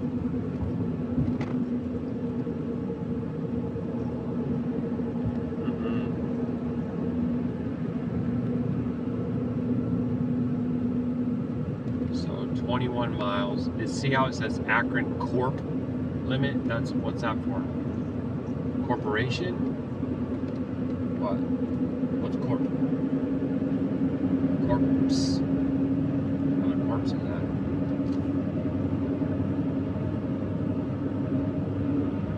Alright, 60. So we're pretty much locked in right here. I'll probably let these guys finish up some more of what they were saying. Baruk Atah Yahuah. List, and therefore there is a hope and expectation that the two sides will be able to enhance that trade to almost $8 billion annually. Beyond that, there is some talk that Pakistan is acting as an intermediary in some ways, because other countries have also been playing a key role in back channel diplomacy to try and ease tensions between Washington and Tehran. Pakistan's foreign minister, in his recent visit to the United States, discussed the issue with the U.S. administration, and the U.S. Secretary of State welcomed Pakistan's willingness to go ahead with the backdoor diplomacy. Wow, so a lot expected out of this strategic economic cooperation, but a lot will also depend on how the Americans react. And if you go back and look at those little sticks, or you might have noticed that there's a lot of little nests up in them. But there aren't leaves to house the birds. That's the design of Abba. Why is it just sticks? Because it's sick. To growing bonds between Tehran and Islamabad. Kamal Haider, Al Jazeera, Islamabad. Amar Habib Khan is an economist and professor of practice at the Institute of Business Administration. He told me about the relationship between Pakistan and Iran. I think it's a fairly tough dance that Pakistan is doing right now. Pakistan has a fairly long-standing relationship with Iran. This is just a formal trade that we're talking about. The informal trade would probably be much higher. So I believe there is this transition towards a more formal trade arrangement to integrate Iran into the broader CPEC project and into the OA, and using it as a route towards the Middle East or the European or Turkey for that matter. So I think what we're seeing here is some sort of a phased arrangement where Pakistan acts as a mediator in normalizing relationships with Iran over the next, I would say, few years. So this is my reading of the situation. So if Pakistan is able to normalize those relations with Iran, will that be enough, do you think, to encourage countries towards the West to be able to use Iran essentially as a trade route between Pakistan and Europe? Certainly that is, because it's a fairly efficient and logistically sound route that can be done. And more importantly, a lot of Iranian trade is already taking place. So the discussions right now that are happening places how to And this is an example of how they do it. So they bring this guy on, he's an expert, he's a little bit difficult to understand. Most people probably don't even understand half of what he's even saying. But he's laying it out to say that yes, this will create an opportunity for Iranian goods to be traded into Europe through the back channels of Pakistan.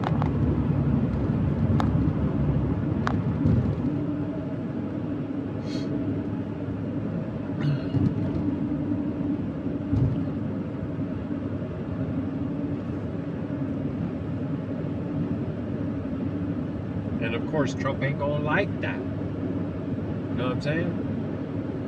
Normalize the informal trade that's happening, whether that is that of oil, whether that is that of gas and other things. So, and particularly with the advent of critical minerals, and in Pakistan's Balochistan area, which is critical for that, there are a lot of discussions around how to normalize relationships, normalize or reduce tensions in that area, such that that area can be developed specifically for extraction of copper and critical minerals. So we need to look at it with a more broader context rather than just border, because the Pakistan's Balochistan side and the Iranian gas side, there's a lot of energy, a lot of critical minerals available in this area that can power up a lot of electrification that is expected to happen in the next 2 decades. Armed groups have attacked Syrian security forces in the southern city of Soeda. At least one person has been killed. The attack comes despite a ceasefire agreement struck last month after a week of fighting between the Druze majority and the Bedouin minority killed hundreds of people. Several cities in France are imposing curfews on young. That's news, Polaris. You gotta turn this off now. It's popped up another commercial anyway, and I'm not really caring too much to follow whatever story they're laying down about curfews in European cities. But yeah, what's gone on in Gaza where the money basically becomes useless because the price of the foods, this is a model that will be everywhere. It's going to be everywhere. And most of the people will flock to whatever camps they try to herd people into so they can have clean water, food rations, you know.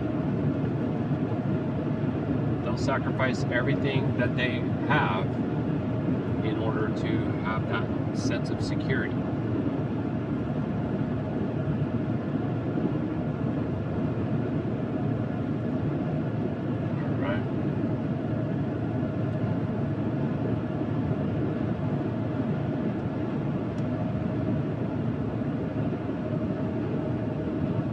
Sorry, I'm just trying to get myself adjusted here. All right, 14 miles to the exit.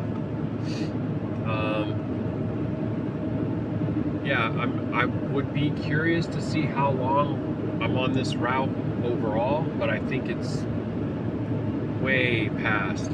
Let's just zoom out and spin this around. 76. Oh, and then it goes to 71.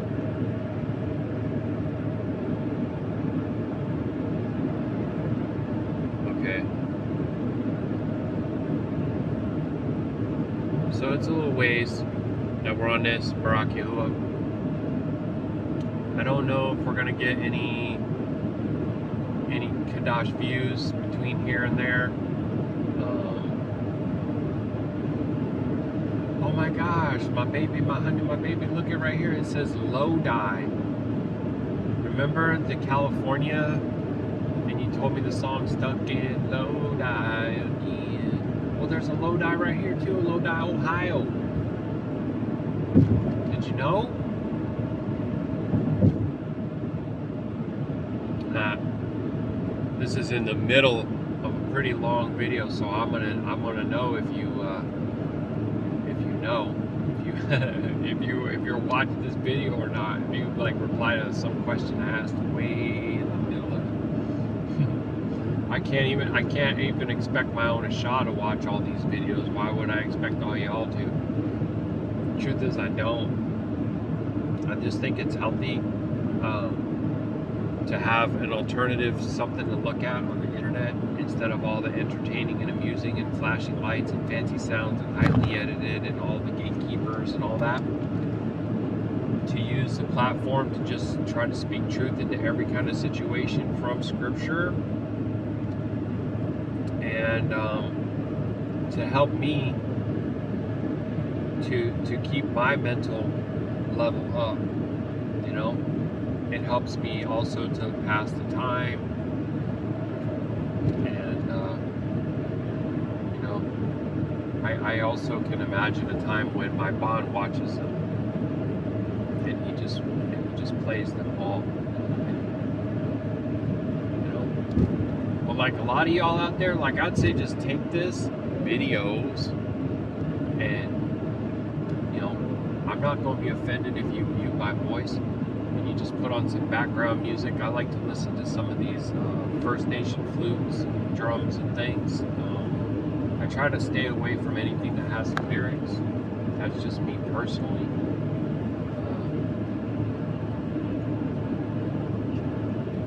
Yeah, I can see just turning this on to the big screen that we have at home, play it through the PlayStation, and just check out some of Abba's creation, man. And also see the evidence of like all the things that man is doing to the earth, raping the earth to profit off it, an endless construction, always building but never arriving at the final vision of their, right? Their planning and everything is always changing. It's just all getting worse. You're not making nothing better.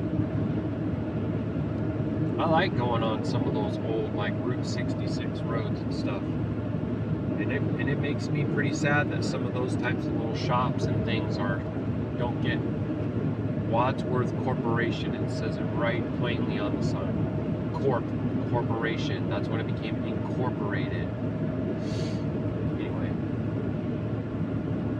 that's an evil vehicle of demonic invention too. That they have the rights and and whatnot of a person.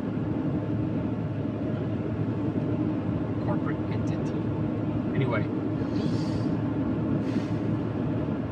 all those old little mom and pop places, gas stations, little restaurants and stuff like that struggle have to shut down, and you just get all your cookie cutter corporate boom, boom, boom, right?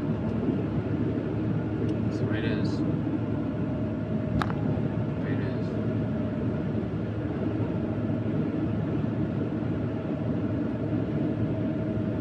Wadsworth.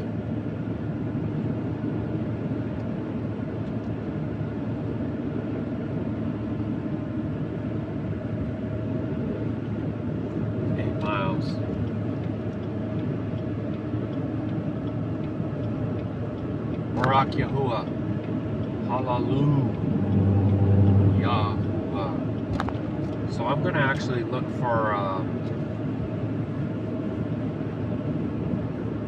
grab my 30-minute break here, take a shower,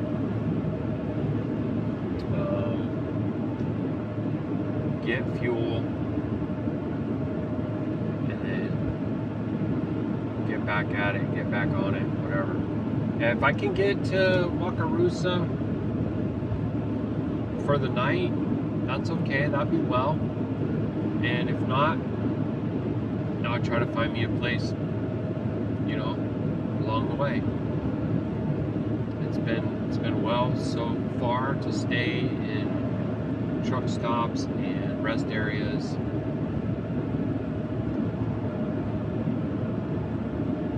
Most of these other places that you try, the Walmarts and the Cabela's and the Bass Pro Shops, they all start being like, no, sorry, no, unfortunately not, And then same with these little municipalities, all these little incorporated cities, same things. I don't know, what's up with that?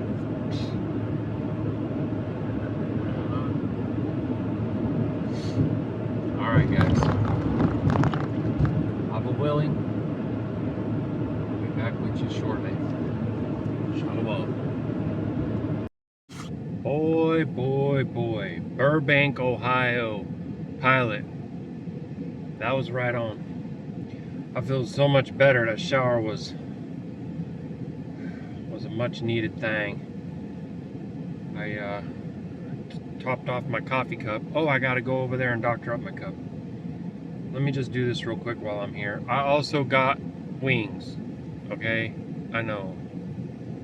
But I don't want to stop and cook. I cooked yesterday. I'm gonna probably end up cooking something before I head out from Indiana. But I need to get there first. So let's take a look at this fuel. I got 46.73, 196.22 is how much they charged me. 196.22. Now let's go see what I paid on my Comdata card. I always like to check this out. And then I can verify the price per gallon here in just a sec. Let me just log in. I didn't use my shower chair again. I regretted it when I was in there because I could feel my little foot starting to slip. I don't care how tall you are, how strong you are. Boy, if you only got one foot and it slips in the stone showers, you're going down. I can't like it. It freaks me out. Okay. 149.11. So I saved 47.11, and we know that it was 46.73.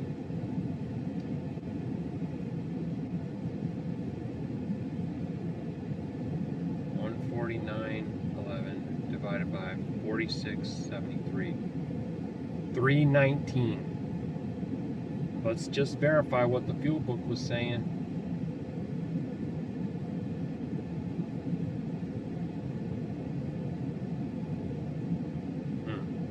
That's pretty strange. It's not even showing that station where I am. That is so weird. So let's go back.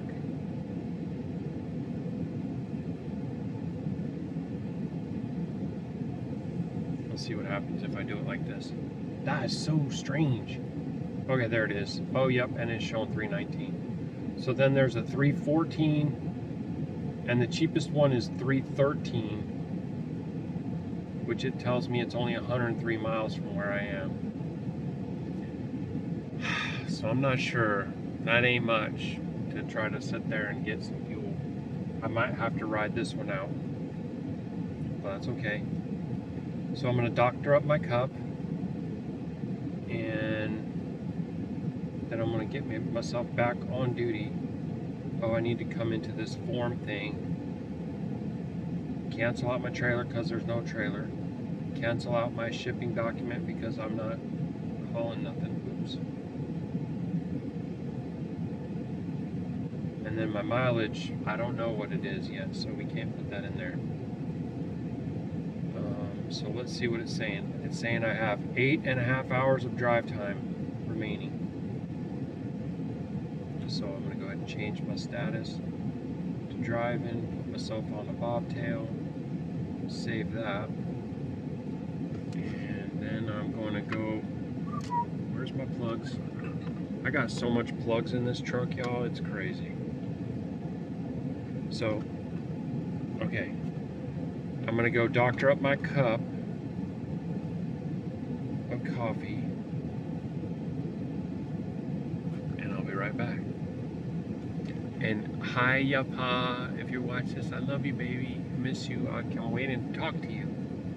You know, it's 8:40 where you are. Are you still sleeping? Love you. Mwah.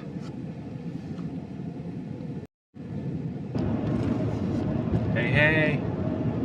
Well, so this is US Route 30 west, going through Ohio, and I just feel like there's a view that's worth sharing.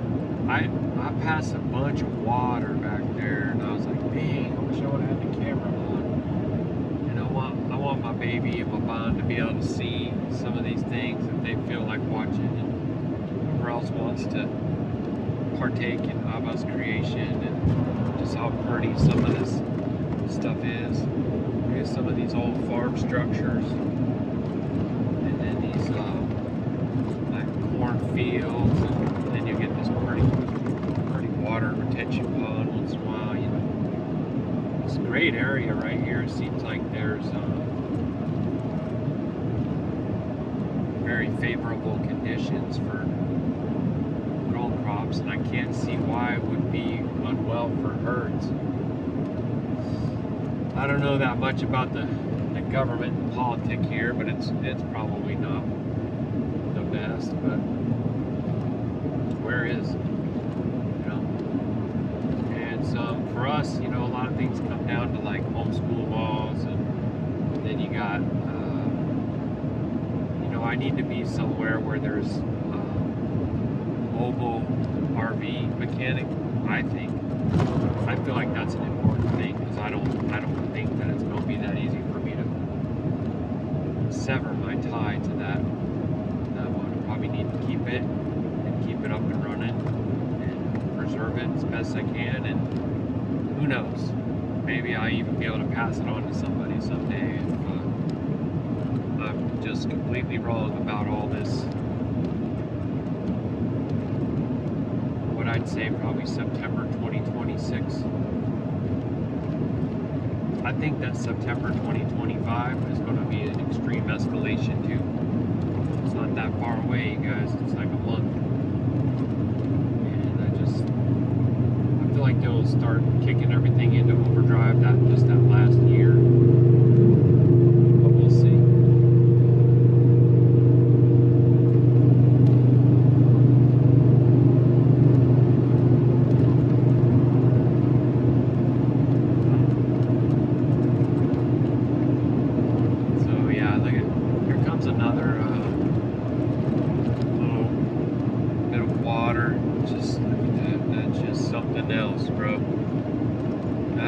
Something else.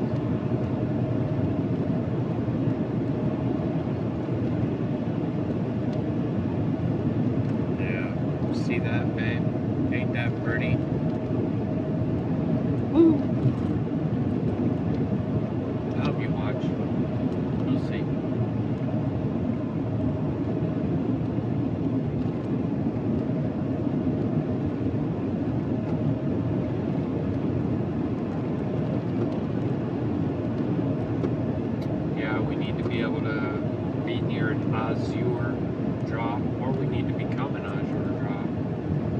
Honestly, like I'm pretty sad and pretty heartbroken that there aren't 5 or 6 males out here being like, yeah, let's do it. Let's throw in together, and we can watch over one another. We can come together as one tribe, one clan. But, you know, that just tells me too that it's not Yahuwah's will. No.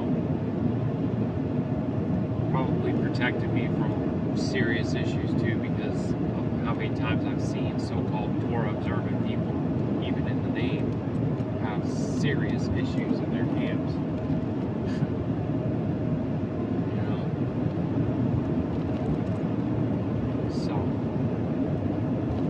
Obviously, the enemy will always try to send a usurper in there, cause problems of the type of Judas.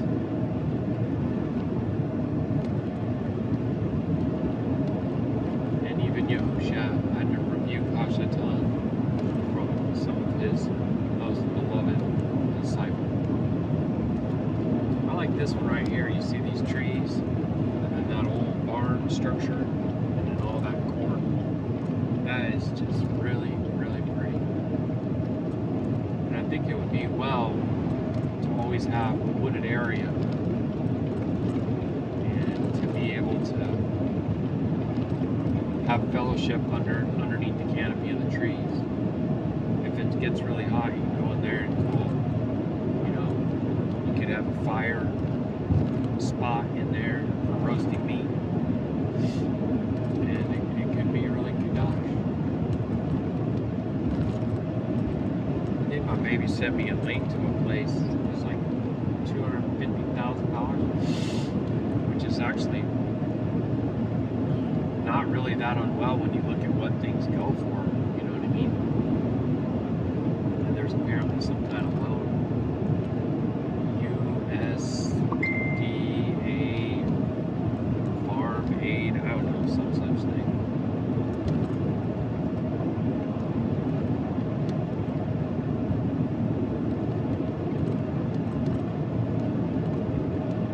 I would be all about that if there was some way to get some kind of no interest loan or low interest loan for land for a little farm.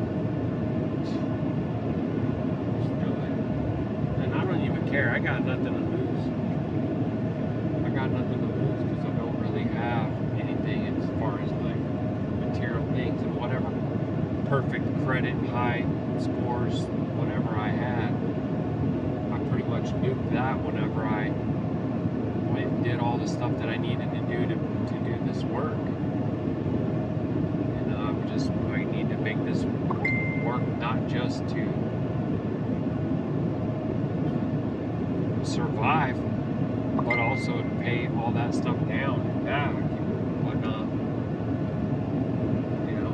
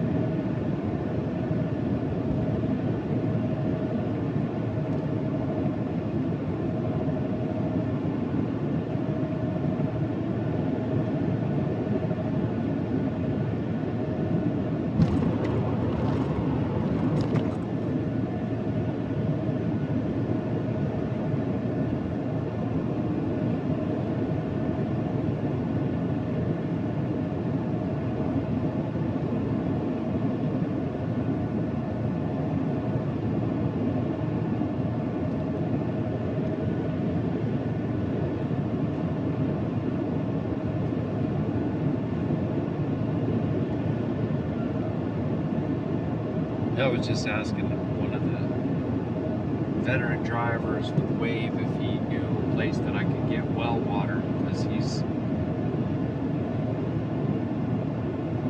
lives in Indiana. He's only about 70 miles away from the yards, and he said, you know, I would think that if you pulled into one of their farms, they would let you fill your jugs, and I think that's true. I think I'm going to actually do that.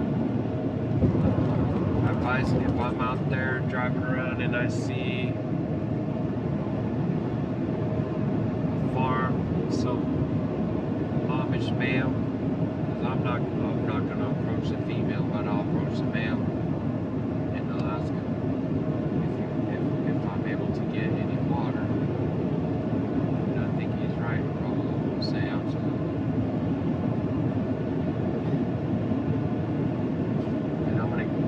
Hang on to these plastic jugs. I'm not a huge fan of that, but I'd rather have well water in plastic jugs than have to go buy new distilled water in plastic jugs. Right? So, rock you, man. Rock you.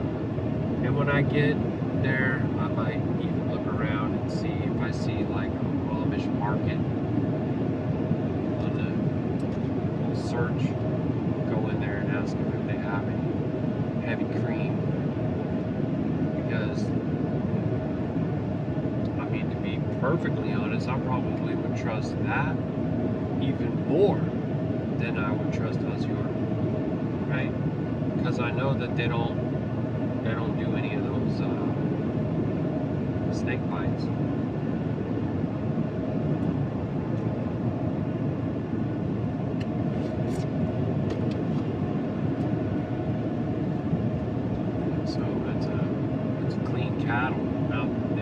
Feed them this and that.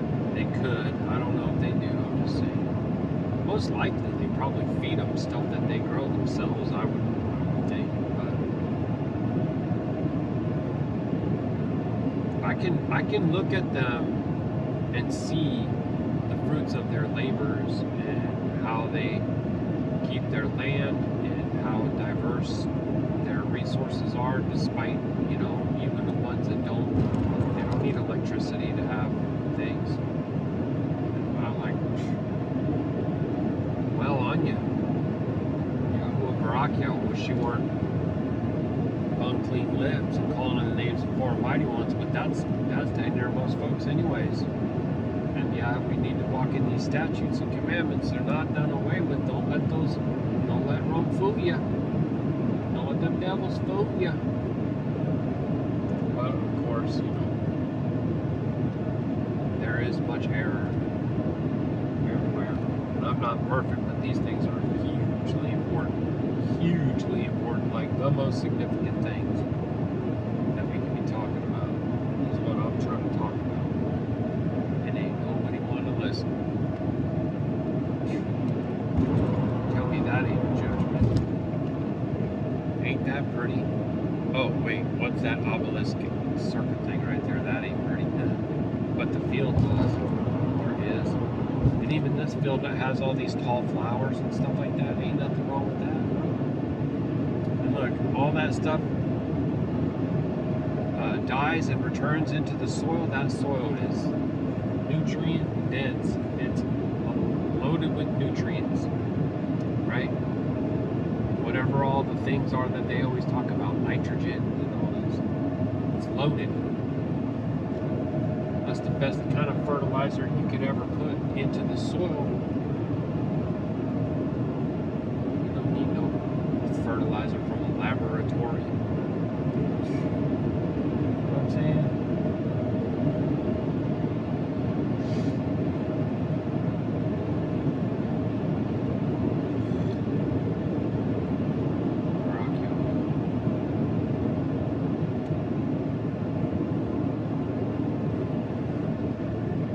So I'm going to be switching to a road that's 469 north.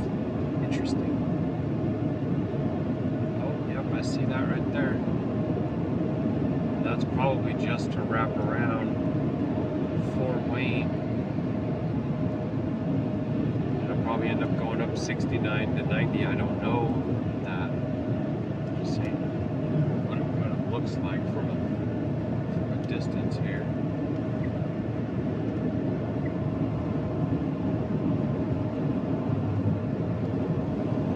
I do enjoy this 30 West.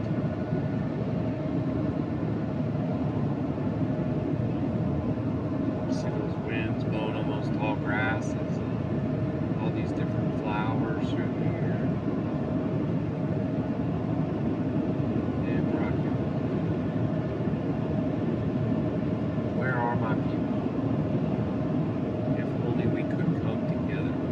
You know, I would think that we would be willing to forsake dang near anything to sojourn with our brethren. I mean, if it's like material stuff that's keeping us from assembling, that's not well. Try to imagine Abraham, Yitzhak, Yaakov neglecting to assemble together because of material things. Yeah, right. Yeah, right, bro. Oh, my Shaw sent me a video, so out of respect for her privacy, I'm gonna be pausing this, and I'll be right back. Just wanna maybe give you one last look here, probably for YouTube, my honey, my baby. You see this corn blowing in the breeze, especially when it gets lower in altitude, then you can see the depths of the field, and then you can really see it blowing around. See, there's a little cul-de-sac right there. If I could only just figure out how to get onto that cul-de-sac and then go down, turn around there, I'd just spend the night right there, and it wouldn't hurt nobody. It wouldn't be a harm to a person. And yet they'd probably say, that's illegal. You can't do that. You're not allowed to be here. You know what I mean? I mean, people, we're sick. Our culture and our society is so sick, so self-centered, so selfish. Abba's showing me a lot, man. I pull into some spots to sleep, and I go to be next to some characters, and I don't feel very safe, and I'm nervous. Halal and ask him to cover me and to protect me. I come to realize, man, those people are no harm to me. Those people ain't no threat to me.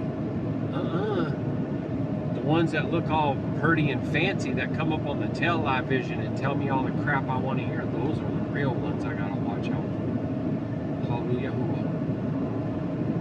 Hallelujah. Hey, that man or woman next to you that's living in this beast system, struggling same as you are, they're not the enemy. Remember, not flesh and blood. Principalities, powers, dominions, rulers in high places. See this big spread of land? And then you look at these outbuildings right here. Think about having a large outbuilding like that where you can do communal laundry, communal cooking. You can have classes of instruction for the little ones. You can have a wood shop for the males to create some things that we're going to sell. And you know, Yahuah Baruk it. Yahuah Baruk it if it's Qadash. If it's in Qadashness, then you'll have places to buy and sell your wares, and you know what I mean? And then you have lambs. I definitely would say lambs, probably, and goats, chicken, some cattle. And if you could get an operation going of 10 to 20 head, then next thing you know, that's 25 and 30 and 40, right? You get on with some operation that can process the meat, and you pay them. You try to barter with them if you can, find out something that you can do to barter. But if need be, you pay the money. That's whatever the means of exchange is. And then I would say that you sell that meat to those who are really in need at a very fair price, man. You shoot those people straight, especially if you can get some First Nations people. I'd like to be able to sell the meat that they can keep in their freezer, that they can sustain themselves on, not have to buy frickin' Cheetos, Doritos, Nabiscos, or any of that other toxic crap. Kraft, Nabisco, whatever. You know what I'm talking about. All right, much love. I'll be back shortly. I'm willing. All right, Shalom.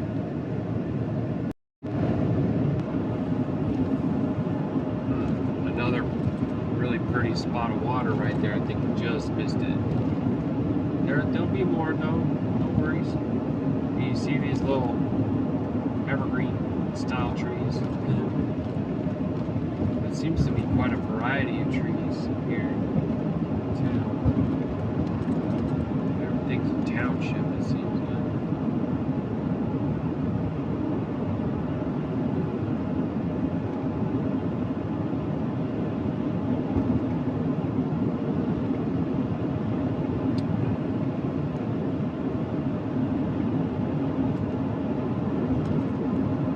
Probably gonna go under I-75 here in a few.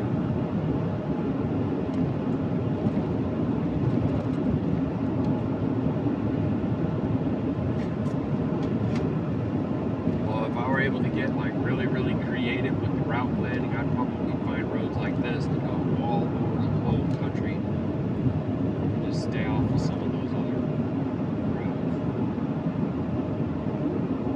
I have Shalom on this road. Well, if I'm driving up on some interstate near Chicago, I have no Shalom. None. I can't stand it. I feel it like deep inside of me, like stay away from here. It's crazy.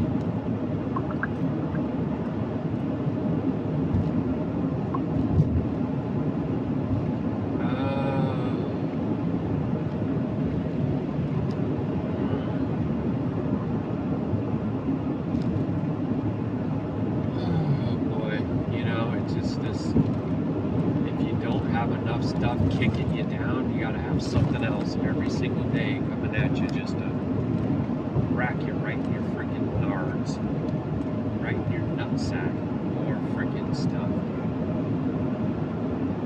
always kind of had problems with power at this place. Now, we've been at this place a long time, like 5 years. And I've had to repair several 50 amp power cords. And if I were betting man, which I'm not, I'd say there could be another one that's about to go out. Because Masha just sent me a video of lights flickering. Let me see if I can. I'm trying to turn this down because dogs barking and whatnot. Okay.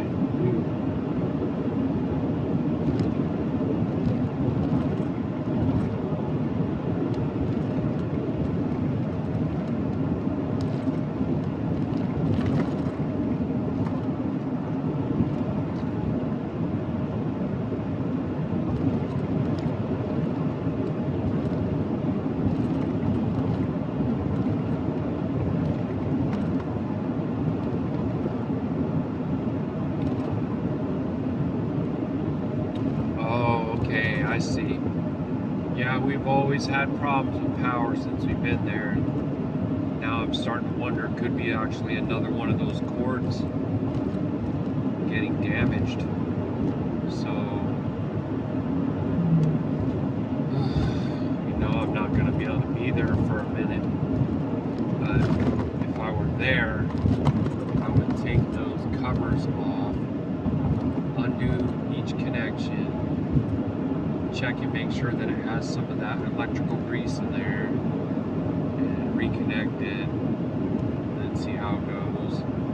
I don't think it's a problem with Vengeance. I think it's a problem with the source power there. We've had several cables fail since we've been there.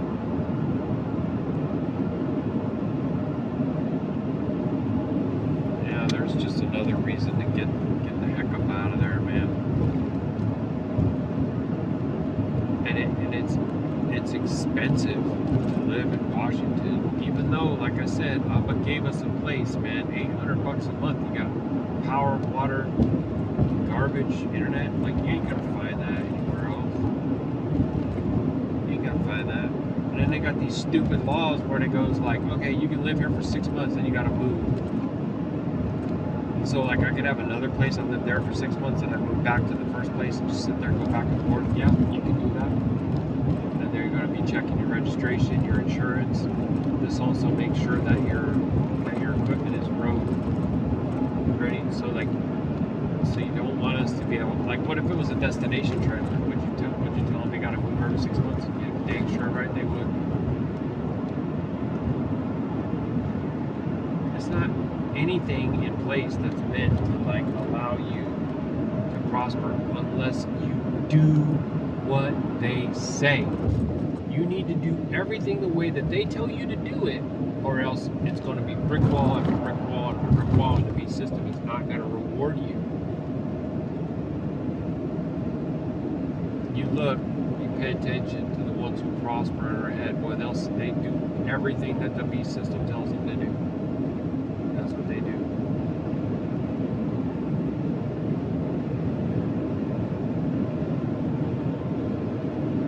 And if they don't, they're paying something. They're paying some little price for it. You know?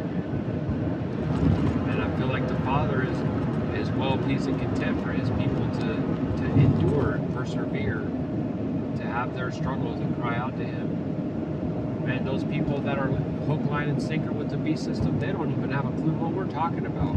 Everything's great to them. Heck, they're going to be going on a Disney cruise anyways this next August. Whenever they go on vacation, right? That's what they're going to do. Oh yeah, they just traded the car in, they got another new car. Oh yeah, they're painting this room and painting that room. Oh yeah, we put fresh sod down over here. We decided we didn't want the pool anymore, so we took the pool out and we put a jacuzzi there. I mean, it's just, it never stops. It's just that. And I'm over here like, yo, what the freak, man? I can't even survive out here. I'm struggling. I have no idea how I'm going to pay my truck note. It's coming up in a couple weeks.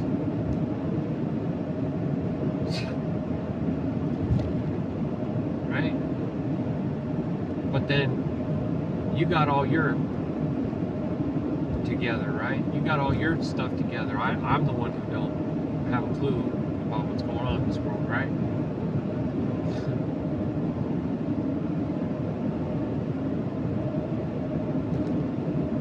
Oh, there's a cute couple over here next to me. Man's got a black hat on and the woman's got her head covered. They're in a Toyota Sienna. Old Jacob here, first from his lineage to not be riding around in the horse-drawn carriage. I don't know that. I'm just making jokes. Lighten up. Jeez. Well,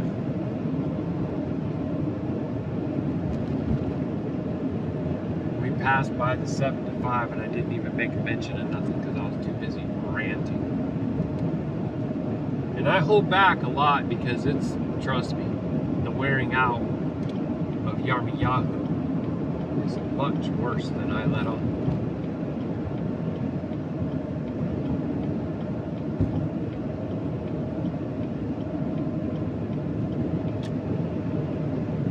You know?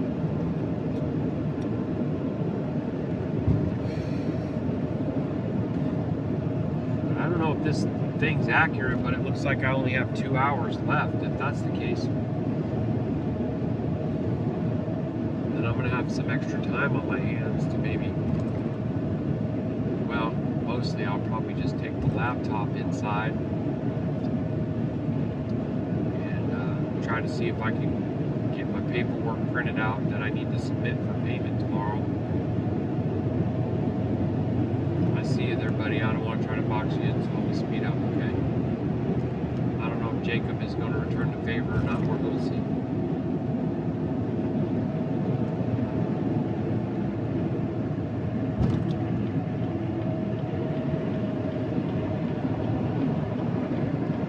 Okay, well, if you're going to do that, then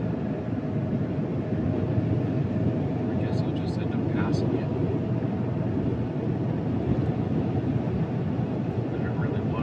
Sir, but I didn't give you no choice.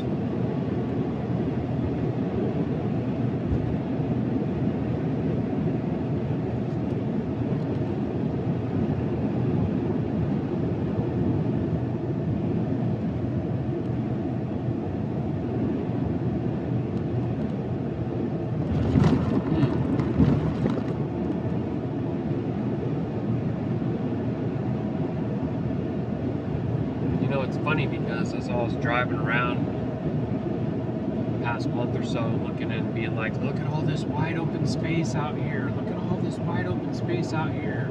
Everybody could have their own piece of land and they could have their own little flocks and herds and their own little garden. Why are we piling ourselves up all in cities? And now look at this. Just look at this area and you'll see. It's kind of what I'm talking about. You got a family that has a plot of land. They grow corn on, and then they got themselves a barn and a tractor, and maybe some of them have a little livestock.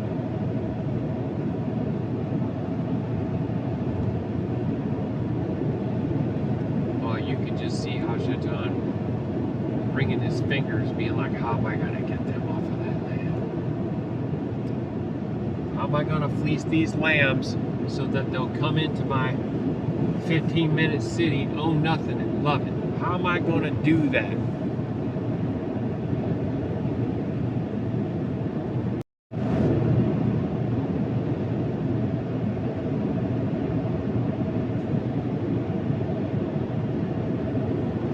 I was listening to him on the news here, talking about all the drone warfare, how all the states are ramping up their drones. They're more effective than traditional Air Force. They're less expensive. And I was quickly reminded how I saw this other documentary that was showing how Israeli security services have been marketing their technology to all the different kings of the earth. They've been able to test it and utilize it in the West Bank and Gaza. Facial recognition, drones, all kinds of spyware and stuff. Just tons of stuff companies buy for quote-unquote security. And then I realized the thing that I've been aware of for a long time and had kind of forgotten about. So there's these blueprints of these, and it doesn't need to be Chinese, man. I am not out here trying to push that geopolitical bullcrap. They have the technology to put drones in shipping containers. The containers can be activated remotely, wirelessly, via Bluetooth connectivity, whatever. Probably technology that goes beyond what they give us. Whoa. And out can come drones, ballistic missile launchers, and even like robotic tank type equipment. There's a big old RV park right there. Some of those folks look like they've been there a lot longer than 6 months, fam. You know, maybe that's maybe they are onto something. But anyway, so we've been eyeballing these shipping containers a lot, talking about stuff to do with the shipping containers and the supply chain. Now, if you were going to try to plot and scheme some way to drone attack this land, you might first saturate it with the containers. There's already a lot of things that have come out that are sus regarding containers that are supposedly containing art. That they're not, they don't go through the same rigmarole of security checks. Okay? It ain't nothing but a chicken wing for the beast system to have containers here that don't get inspected, that have numbers, that they run the numbers and it comes back green light, no problem. Move on, nothing to see here. These are not the shipping containers you're looking for, right? It's no problem. Not a problem at all. But you have to first be wise enough to recognize the possibility that that government that's in place would be willing to do something against its own people. Well, duh. I've already proven that to you over and over when I was talking about Five Eyes. Five Eyes is just one king agreeing with another king. I'll spy on your people and you spy on my people, and we just let each other know if there's a problem. That way we can say we don't spy on our own people. That's all that is. That's a conspiracy, by the way. A conspiracy to spy on the people. This is also not rocket science. I'm just choosing to lock in those little videos because I don't want them to get lost. I'm sure you saw some of those structures that were back there. Those are really, really pretty. And if I see a building like with a metal roof that has, you know, seal paint on it, you know that that's like a 30-year roof or a 50-year roof or something. It's like, there you go. See, that's what we should have. Should have something like that. Not something that's just traditional tar and shingles that requires you to go up and maintain it, strip it, redo it and all that, but something that you can put in place that can remain there reliably. You gotta have wells dug on the property, right? This is like required. And I don't know, you know, there's certain things that you can grow underground. I don't know a lot about this stuff, but there's like potatoes that I'm pretty sure that you can grow underground, so you can get Qadash in the seed, and you can use water from the well, so that you don't have to take any chances of irrigating it with the stuff that's fallout.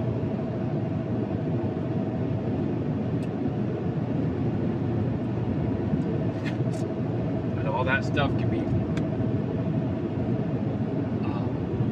put into like meal stores, like jars, mason jars underground.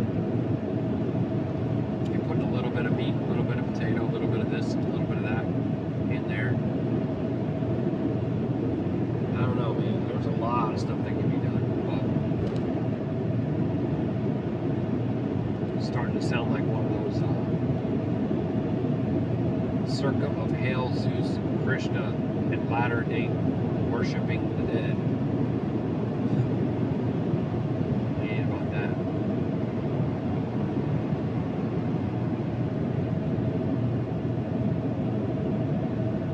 So I do feel like the closest thing that I see, and it ain't perfect and it ain't clean, but it's close in a lot of ways. How the First Nation folks live and roamed about from plane to plane. Now they would hunt their game rather than hurting it, right? And they had unclean things that they do, like drinking blood and eating organs. You can't do that, right? Worshiping different types of spirits. No, you don't do that either, right? But anyway, you could have a community that walks in the ancient path, has elders in place that understand the scriptures, that are discerned to be walking with the Ruach Ha'Qadash, to watch over the flock. Train up the little ones in the path that they shall go. Within a couple of generations, you can have a Qadash community that's prospering. The enemy is going to seek to do harm, obviously. The only time that these nations had problems is when they were disobedient. Boy, when they were walking in obedience, Yahuwah gave them victory over giants. Come on now. The key to the survival of the Qadash nation is the obedience to Yahuwah. Period. Period. I mean, let's just say exclamation, exclamation, exclamation mark. Dang it.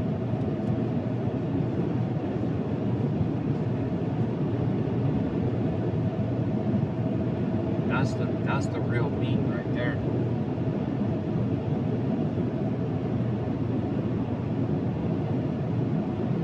You can have all the sound doctrine, you know, scriptology, and all that, but if you're not submitting and walking in obedience and all amunah,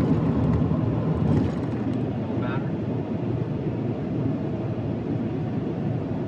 Speak the language of Malachim and creation, having no unclean words on your lips.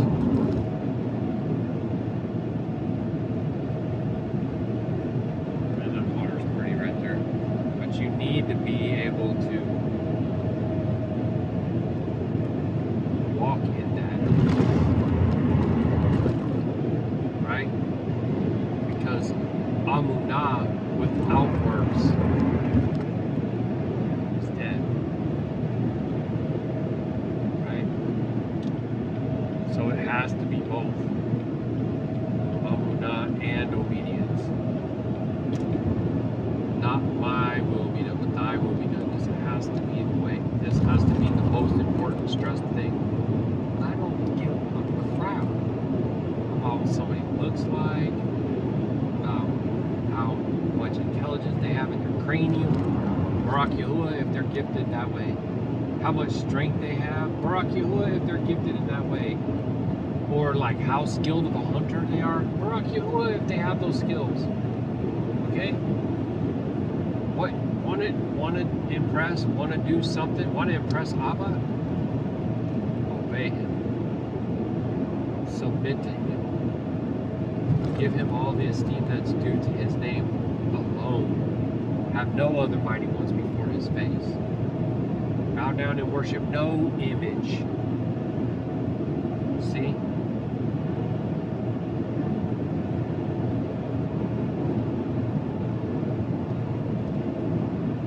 Don't trip me out, man. People think that image means like a meme or a picture. Like, that's a modern day definition of that, but you know the scripture says that you were made in the image of, right? Were you made in the meme of? Were you made in the picture of? Well, I better get some understanding, okay? Not just an English word. That's all that is. Just an English word. They twist and pervert what all these different words mean. You got a word that means sprinkled blood on a pagan altar, and they turn it into one of the most favorable words that you use. B-L-E-S-S-U. They just took one of this nasty, unclean word and made you use it in a clean way. And they laugh at you all day long. Facts. Facts. They just took the name that refers to a fallen angel and put it in the place of the Most High.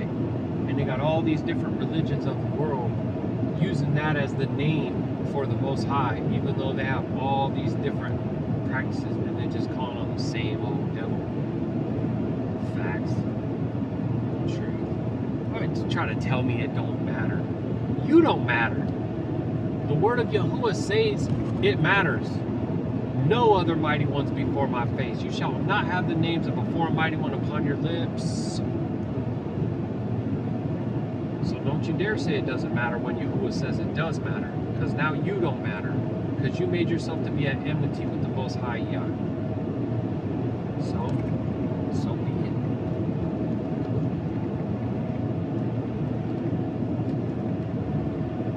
You know, as for me and my house, we'll serve Yahuwah.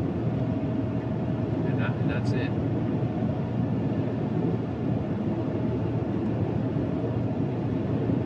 I wouldn't even care how we go out, how we go down. As long as we're still clinging to his seats all the way down, Baruk Atah Yahuah.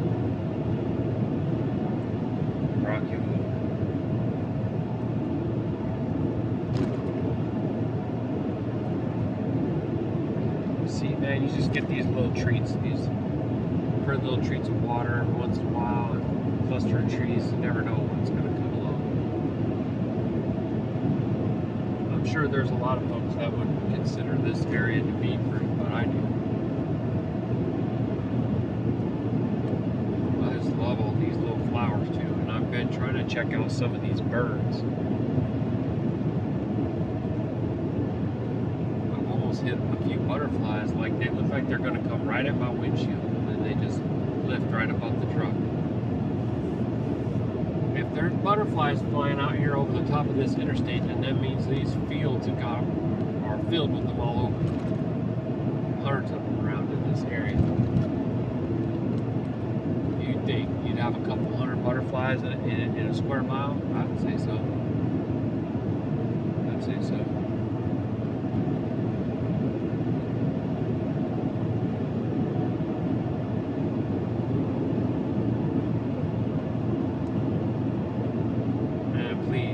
Stop listening to these deceivers, please.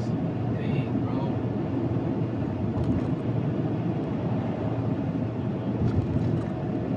It is a scripture that says that you don't drink from the cup of Abba Yah and the cup of devils. So, you know, some of these folks out here saying my Lord and Savior, Hail Zeus, Krishna, and all that.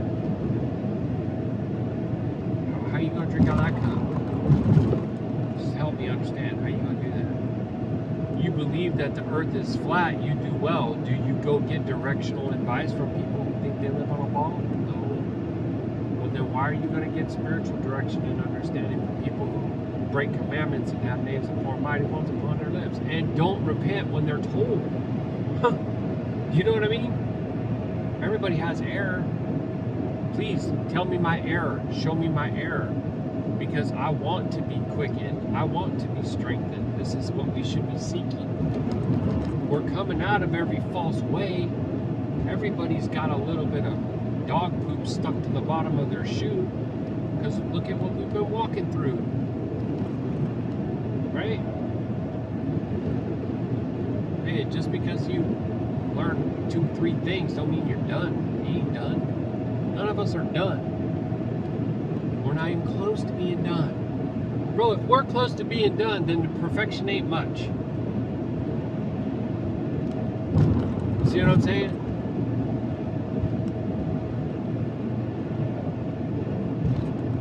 That's why I get so triggered at these people that teach SIN less perfection. That they say that they are perfected. Oh, okay, so now you're righteous like Yahusha walking on the face of the earth now? Huh? Yahuwah rebuke you, you blasphemer. You ain't nowhere near righteous like the Master.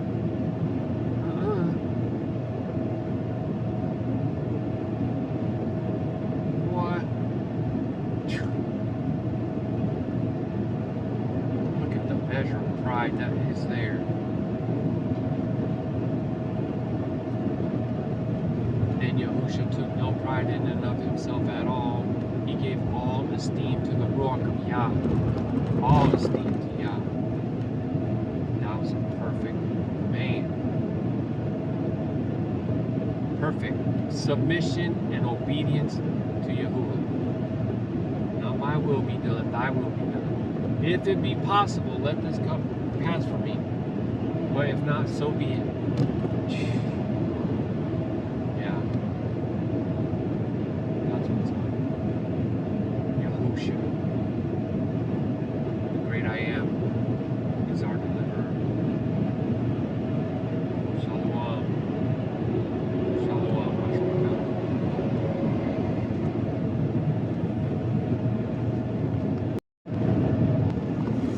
Yeah, look at this little cluster of trees with the buildings mixed in. I like that.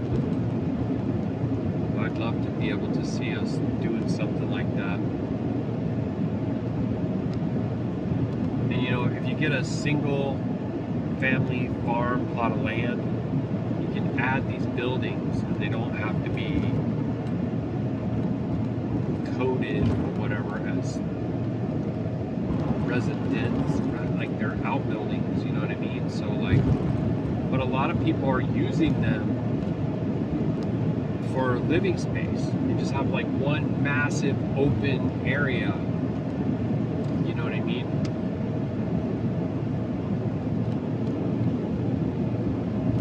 Yeah, I think it'd be really awesome.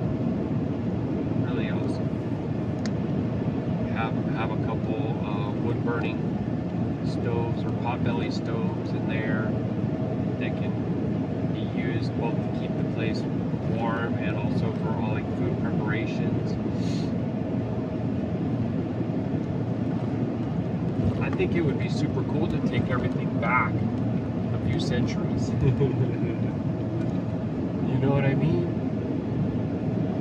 That would be cool. Just to go like really, really simple. All wooden utensils and like wooden bowls and everything. I just seen a guy, he's an RV transporter. He's hauling a triple axle, one of those Brinkleys, and also this one, a fifth wheel cooker. See, those are the kind of units that I want to tow. Fifth wheels, the brand new units, big and heavy. Let's get a real rate going on those suckers, and let's take them far. You know.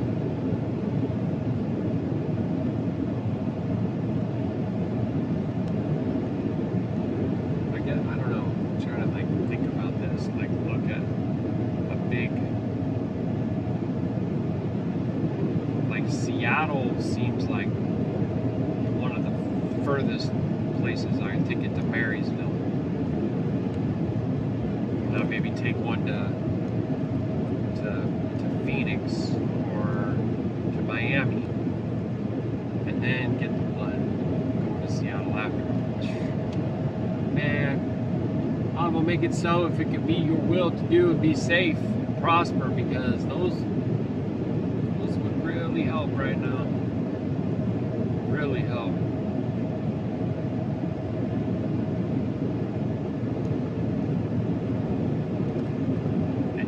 If I do find a source for water and cream, then I'll be looking at staying out even longer, because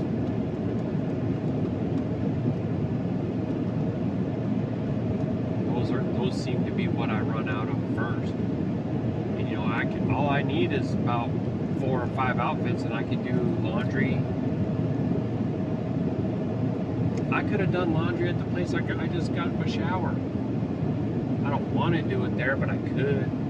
But I could do a Wakarusa, and that's awesome. And I think that I really am thanks filled to wait for that, because they're not charging for the washing machine, and they're not charging for the dryer. All I got to do is put in a little bit of my own soap, which you're using. Oh shoot, Mama Bear, help me out now. Vinegar and baking soda. Baking powder. I don't know. Something like that. And it works just fine. And I don't have static cling and all that. You know what I'm saying? Dude, you don't need all the freaking snuggle softness, Tide, rain fresh chemicals, whatever. You need that crap. In fact, you need to get away from all that stuff. It's already unwell enough that we have the types of threads that we have touching our skin and the frequencies that we have. Those aren't frequencies that we should be having on our bodies. Trust me, the enemy knows that. NIKE makes a lot of garments that folks wear. That's the form mighty one. Plastics, synthetics, elastics, etc.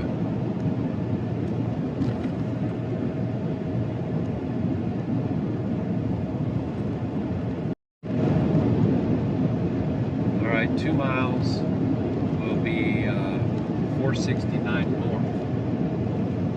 I've only got an hour and a half left. I need to try to put a comment on the Facebook page.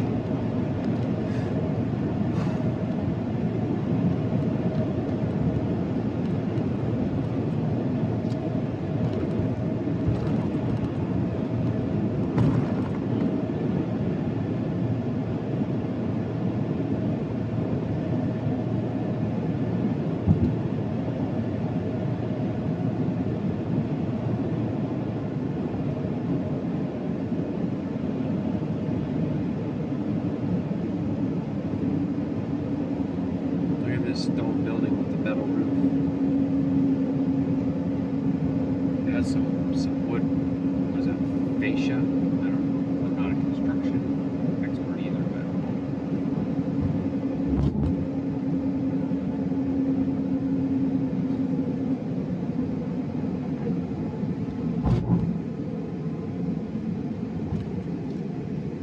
$469.30 west, 1/2 of a mile.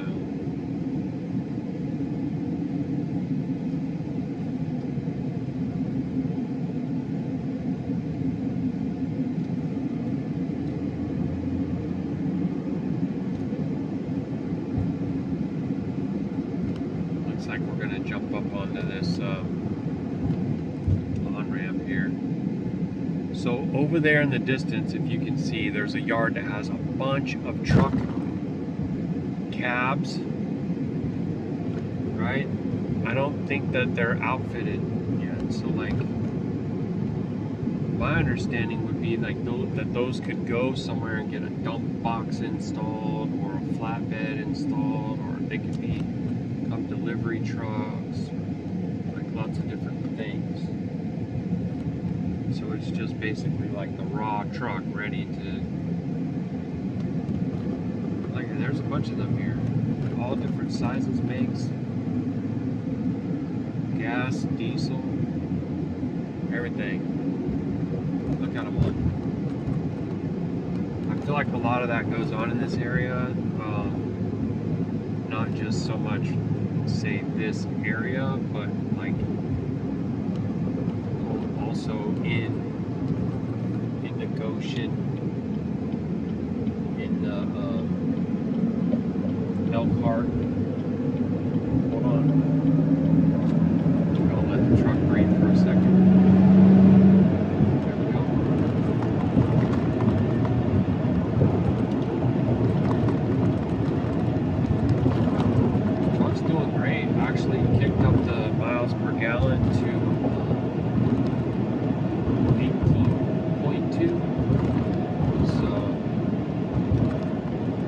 That's kind of what I was thinking, like maybe 18.7 or 18.8 overall, because having the toolbox and having the external auxiliary tank, I don't know if I should call it external fuel cell or auxiliary tank, but they're both correct, I guess. But I don't think that the MPG is going to get back up to 20 again, because that was before I had those things on there. And like right now, that tank back there is, you know, should probably be about 90% filled, so that's heavy. I'm not filling it all the way up anymore. I'm not making that mistake anymore. I was doing that, and I would ride around with it like that, and it would start getting really hot and sloshing around, and I was looking for little ways to seep out the cap and stuff like that. Remember, diesel's oil.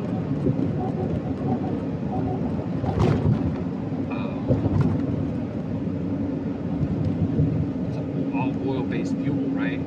So it's not going to be like gasoline.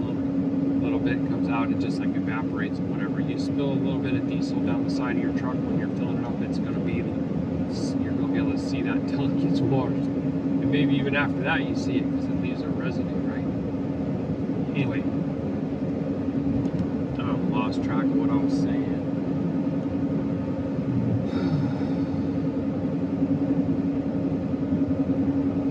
Oh no, we gotta figure a way to get on about Washington. But the first thing that we need to do to get out of Washington is have Yahuah just flat break that cord that's binding us there. We don't have legal permission to leave. That's the first thing that needs to get worked out. Okay? And you know, my shop might not realize it, but I'll tell you, if you listen to this, baby, like once the Father lifts that cord or breaks that cord, then I'll be much more proactive about looking and, you know, I don't want to put the cart ahead of the horse. I don't want to look at a property, fall in love with the property, whatever, and then still be tied and can't go. Like, that's just, why don't I just invite myself to have heartache and sorrow and stuff like that? No, I'm not doing that. I'm going to seek Abba to remove that binds us and free us to go. And when he says go, he's also going to show me. He's going to show me a way. Now I will say that the Father will say go, and then he'll watch and wait and test you to see if you start taking some kind of action, and then he'll reveal the next step. You got to pick a path. He directs the steps, but you got to be willing to take each step. Sometimes we don't want to take the first step because we don't see the second step yet. And that can be a problem too, because you might not know what the second step is until you put your foot down on that first step. And once you made that first step, then he's going to say, well done, my Ta'ub and Amunah-filled servant. Now look at what I have for you. By the way, my son that I have been preparing to dwell with you, he's going to be talking to you now because he's ready. See, that's what I'm talking about, right? And by the time that it's all in place, you're just weeping because of how much favor he just bestowed upon you, which to him is a very small thing, a very small thing for him. Because his let's just call it wealth is limitless, right? His access to the things that we need is immeasurable. Baruk Yahuah, Hallelujah.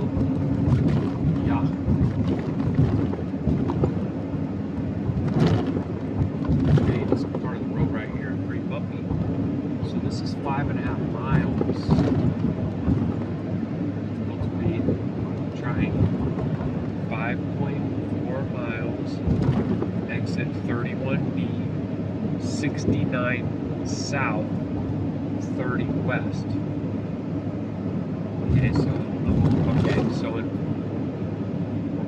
get to 69 in 5 miles. Aw, and he's so cute. Little mama's boy. Aw, he's so cute.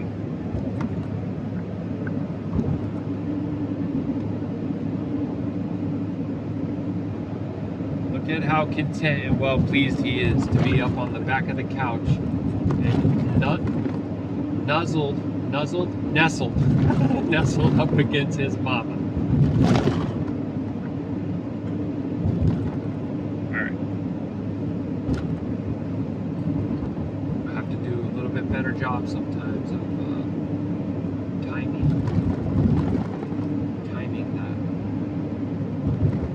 that. I get myself stressed out, like I'm within a few miles of a major direction change, so I need to be focused. And you know, they throw it in, of course it's going to be a construction zone and there's going to be traffic, and it's just like throwing everything at you, trying to see if they can get you to slip up.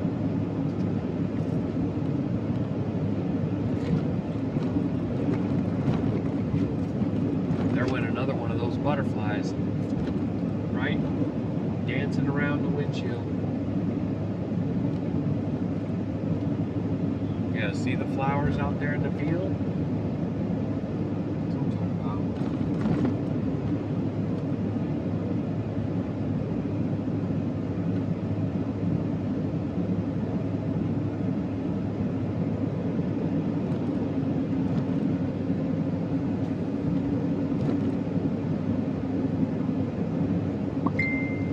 Well, you don't have to get it right this second. Now is definitely not the time.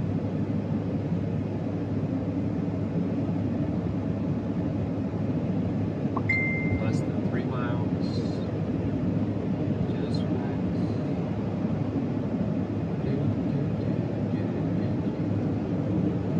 Get past that car. Wait, what's happening here? Why are we splitting in half?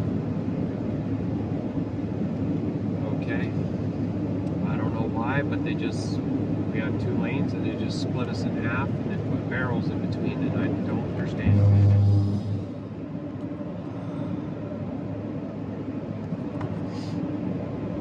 Alright.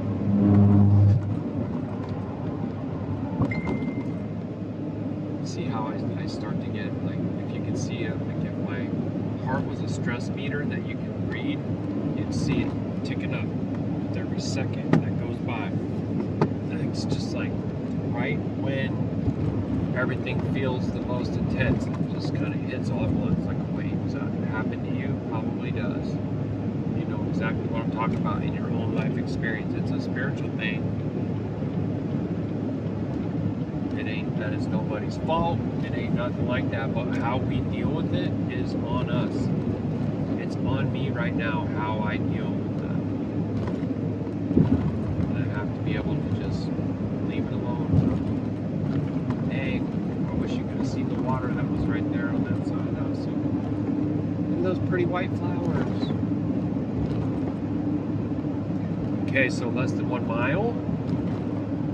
It's showing me that I'll basically continue straight on 69 south.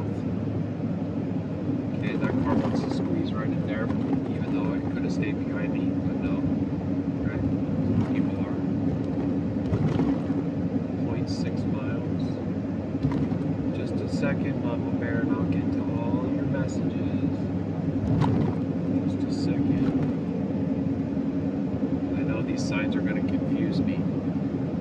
Saying 31B. 31B is for south. Okay, that's this one. It's showing me this lane right here. Oh, it's just saying to get over or something. I don't know. Can't tell. Okay. Pretty sure I can go like this.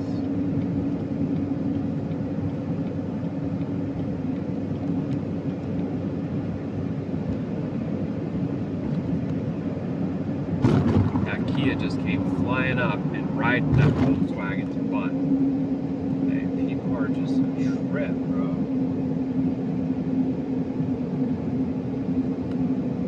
like when you used to race to jam on your brakes at a red light. And then you get a little older and you're like, wait, why did I do that? I'm just wasting gas and brake life, and probably not well for my tires. So let me stop doing that. Let's see how long it tells me to stay on this road.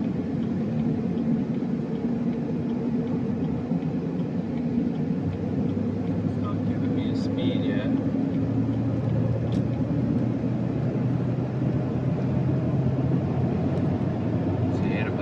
Big brother there, big boy. Thank you, thank you. Cold Water Road, 1 mile. Okay, 65.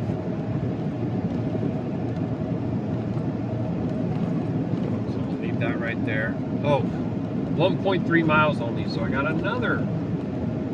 See, that's the other thing is I had like 3 interchanges that were less than 5 miles. You know? That's a lot for them all being like pretty much interstates, except for US 30, but that was still 70 mile an hour highway, so it's no small thing. Okay, so this is probably one of those to stay on, so there'll probably be something that goes to the right, but I'm not going to take, and then that's basically telling me stay on the road I'm on. Baruk Atah Yahuah. So it's weird because I didn't think I was going to be going south. Wait, why am I going south?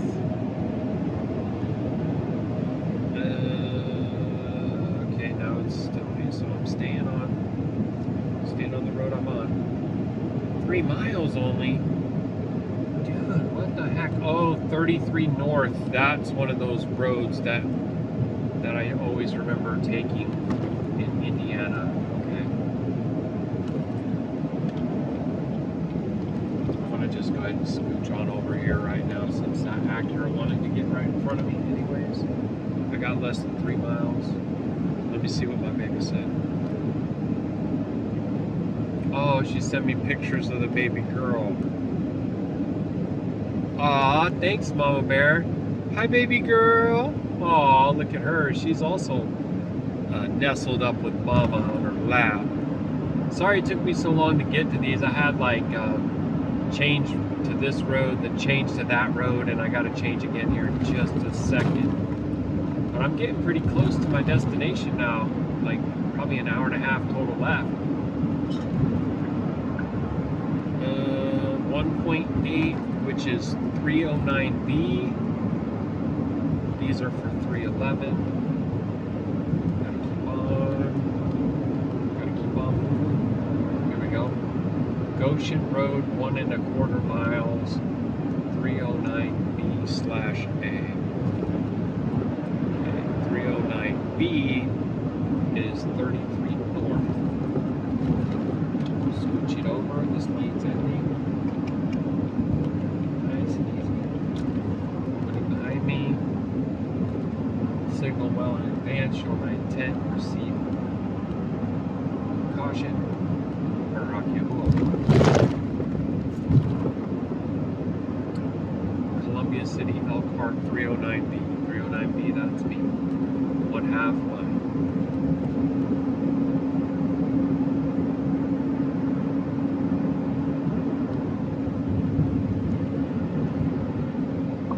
I guess this would be considered like part of Fort Wayne, Indiana.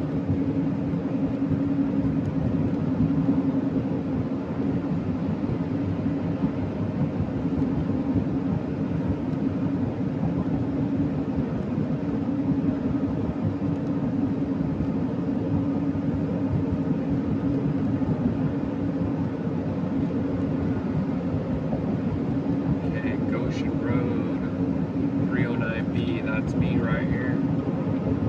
Here we go. Whee. Big bump. Jeez, guys, why you gotta put a speed bump on an on-ramp? Practically what that was. Is a dang speed bump.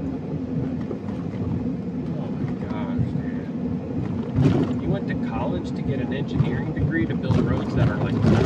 Oh, that don't make no sense, bro. Okay. 33 north. I'm changing roads again. Look right here. Elkhart. 33 north. Okay. At least the speed bump wasn't as bad that time.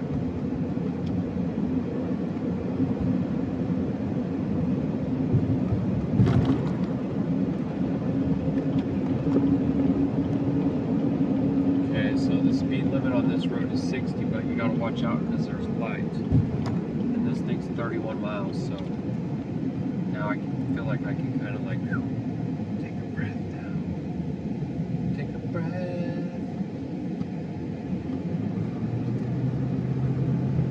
There's another high country next to us. I think it's a 1500, but I don't know how I know for sure. It doesn't say nothing on the side. I feel like that's part of how you know. If it was a 2500 or a 3500, they would say. Okay, guys.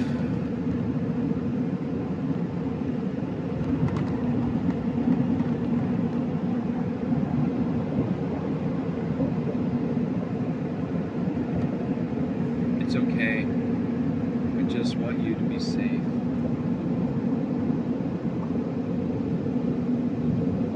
I know, Mama Bear, and I appreciate it.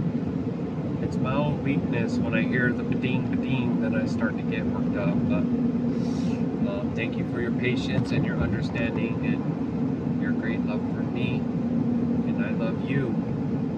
So I'm on 33 north to Elkhart. And I have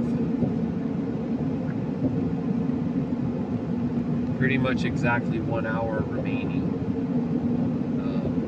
I want to try to look for an Amish market near Wakarusa. And that doesn't have to be right now, but I want to see if they have cream in there. And I'm going to see if there could be like a farm somewhere, especially if I see a man out near the land or that looks like he owns the land, and I ask him if he has a well, if I could refill my jugs. Bronchial.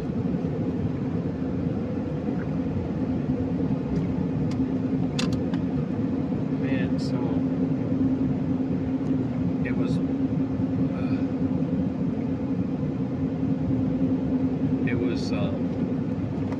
well with my rear view mirror for like the longest time. It wasn't shutting out and doing that whole thing.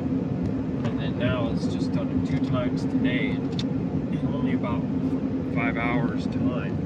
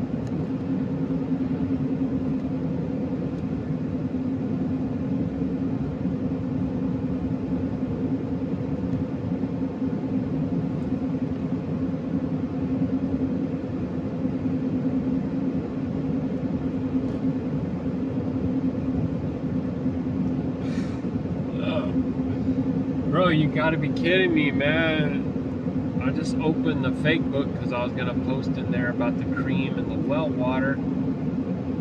And I seen this ex-Truther post this picture of Trump, and it said, why is Triple H posted up with Trump? And the picture of the dude that's standing next to Trump looks like Triple H, like mad for real. Like, what? I gotta send this to my shot.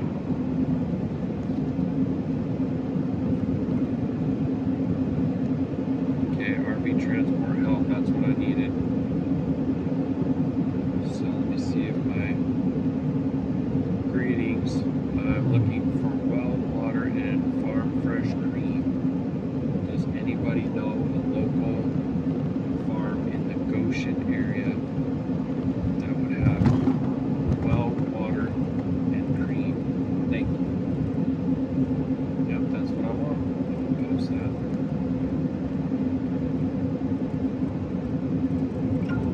It's RV transporter help. I also have another one that I need to do it in, which is a wave.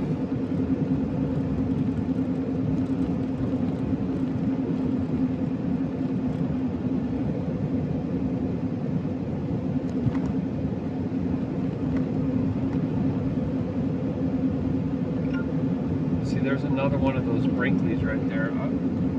Hey, I want to go ahead and get me some of that. Abba, please, helps me. So the thing is, I don't stay on this road the whole way.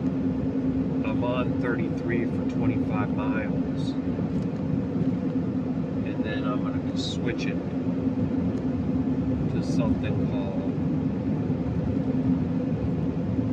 Stones Hill.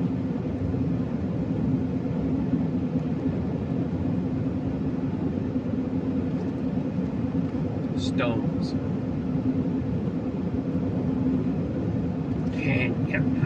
Stones. Yeah.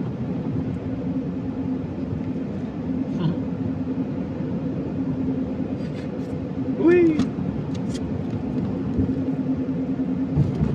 Yeah, feeling a little bit excited actually about what you will have next.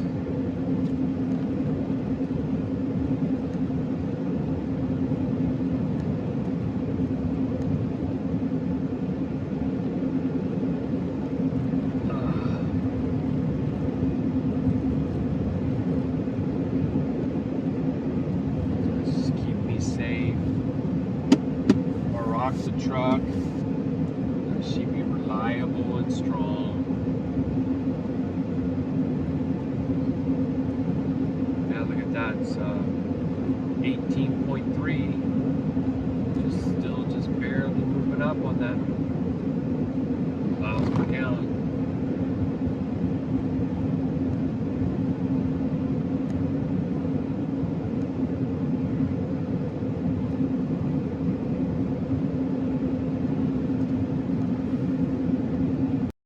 See a lot of places like this too. You see that house, and then they got that land that goes with it. It's really common out here to see what I would consider to be well constructed homes built like with quality materials. Now, I could be wrong about my understanding of this, right? There's probably people that are experts that are like, oh, you don't want to use those stones, they're inefficient. You know, you have increased cooling costs or heating costs or something. I don't know, they might say something. But like, here's a building that has like the metal roof. Now, what is that? Like a 40-year roof? You know? So this business coming up is brick construction with a green metal roof. It's a bank, I get it, but why couldn't something similarly be turned into a common room, common area? And the thing thing is, like, even you could put like bathroom / shower, like wet rooms, basically, in the corners. I would think that would be a pretty great place to put them. But I don't know. I'm not who are the people that draw blueprints for construction? No. Drawing a blank on that. I can't even draw the words to describe the thing that I'm talking about. The person that draws the blueprints. Architect, I guess. But I think that not a lot of people have the concept that I'm trying to describe, and that so they don't necessarily have it, right? You put like these stove type structures in the center of the room, and then you have different sections that are like seating areas. It's not a problem to have a scripture reading / classroom area in the same area where you also have some like a small machine shop or something. You just wouldn't have the sessions be at the same time. But yeah, I think the machine shop would be well to have in a separate area and have like a central vac system that's incorporated into it. Excuse me. You just use all that scrap and dust and everything that gets collected and accumulated there, and you use it in your fire pits, right? I would. And maybe even like a really awesome brick oven. That'd be so cool, man. Imagine having a brick oven that you can put pots and you could have something that turns in there, that you're able to turn it. So you can put like a Dutch oven or something there and then turn it towards the back area. So this is the downtown area, Churubusco. Oh, I got a picture of SAINT. Crazy, bro. Crazy. Let's see what my shots say. I found a few little Amish markets, but they're all closed until tomorrow because it's Sunday. Said couldn't though.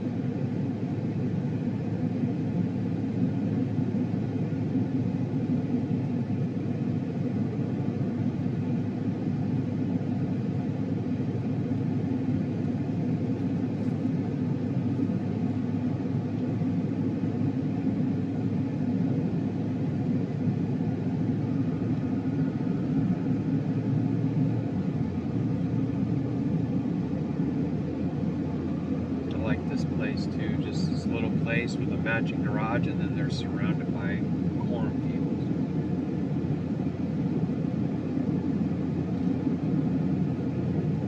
I don't know what the speed limit is here, 40. Push it up just a little bit, but not too much.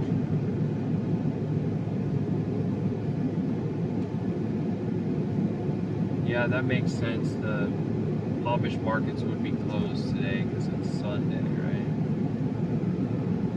55, here we go.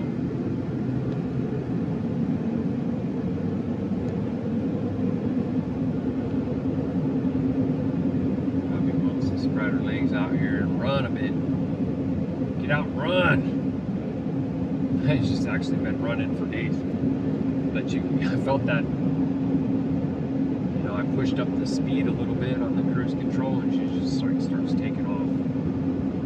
Yep, 18.3, 865 miles without the rock guard.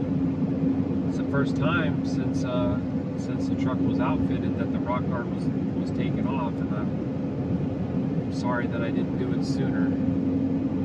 Yeah, white cattle just sitting up on the hill, bro. What?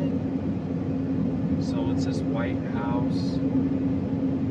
Oh, that's got red got shingles. I'm trying to see like stone homes that have metal roofs, and I'm not really seeing much of that. That's okay. That's all right. That's okay. You'll talk about it with me later. It'll be relevant to you later, Holmes. Don't you worry. Come back to you in the end. Really. And much love to my brothers, sisters, every which way. See, man, part of coming into the narrow path of Yashar'Al is that we don't need to cling to the cultures of our fathers that were in disobedience.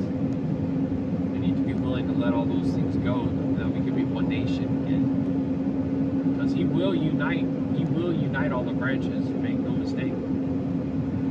It's going to be one rod in his hand. I consider it the battle axe, like it says in the scripture. So, Baruk Atah.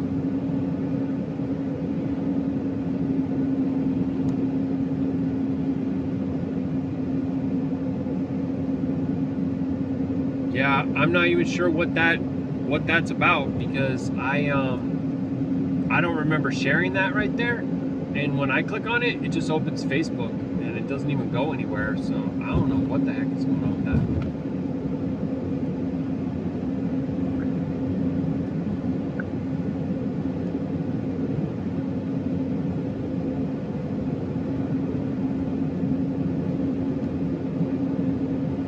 There's a green metal roof on that structure.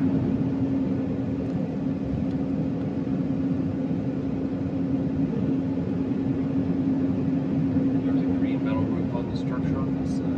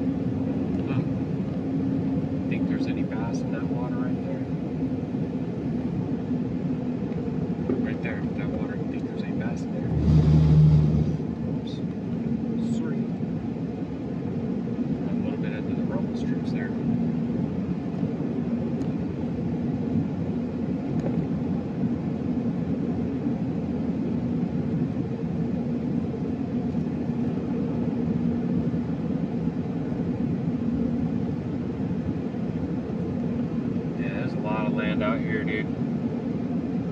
Mostly the way that it's all parceled out too. Like, people aren't really stacked up on top of each other out here that I see hardly ever. It's these roads, they're like 55, 60 mile an hour, you know, square grid pattern, intersection every like few miles, and you just have like, says for sale by owner, 4.6 acres.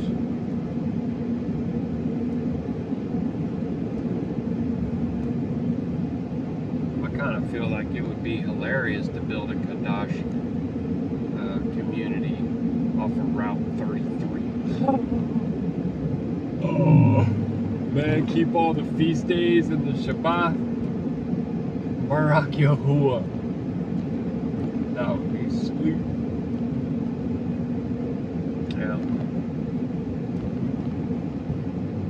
Yeah, I don't know nothing really about all this this corn and all. And then these corn farmers, are they getting forced to have to operate in a GMO corn industry in order to be profitable?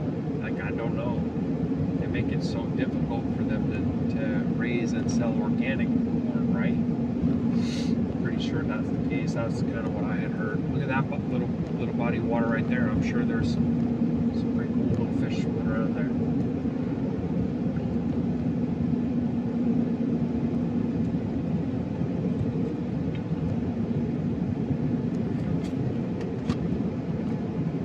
I just think that it would be amazing to have try to do that. Try to focus on lamb, the wool, you know, and of course the meat, because I don't know when the last time you had some Pesach, but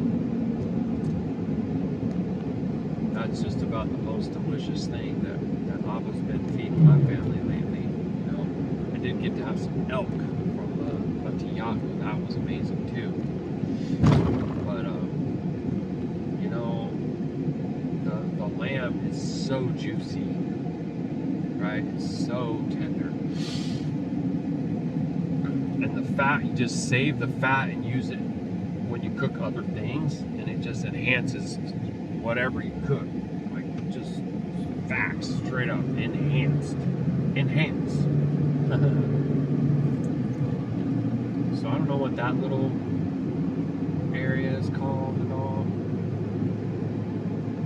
but I wouldn't want to be too close to any kind of area like that, but it might be profitable for selling wares if you did do that. I can't even imagine, but like, what if you could harvest the wool and turn it into yarn and make like blankets and like overgarments, even like onesie style pajamas for children. Man, you know that the little child sleeps in an all wool pajama like that, that's gonna be so healthy, the frequency of that child. Like, dude, we can't even imagine. We grew up wearing freaking underoos and being an elastic, toxic, low vibration crap. You know what I'm saying? Literally like four mighty ones, like Shazam and whatever. You know? Kind of funny when you think about it. Oh, cool Merc. Wow, that was a cool Mercury, bro. It's like an old Coupe 50 something, I don't know what. The grill looks like it has, like it's big teeth. Alright, let's see what we got right here. Signs out here. Like that place right there. Nope. And also being away from power lines too. That would also be like an essential thing. I wouldn't want to be too near to any types of power line. And I'm just describing things vaguely. I'm not saying that I want to move to Indiana and not Wisconsin, well, maybe if you're hearing me, okay? I'm just brainstorming, just talking out loud. I'm just killing time while I'm driving. You know that. I'm speaking the truth that comes to me, but I'm not saying, oh, I want to move right here, or I want to buy that place right there. Nothing like that.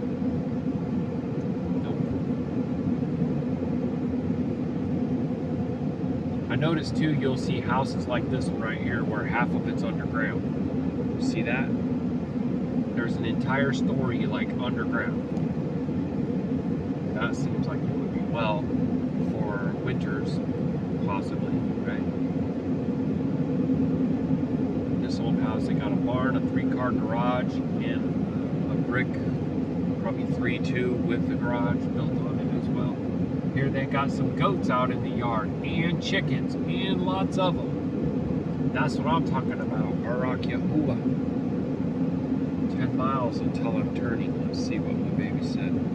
She just said, I don't know why she's saying, Probably because it's weird that there's, yeah, it says I shared a link or something into her Messenger, and oh wait, I think, okay, think. No, I did share something, but I've forgotten what it is.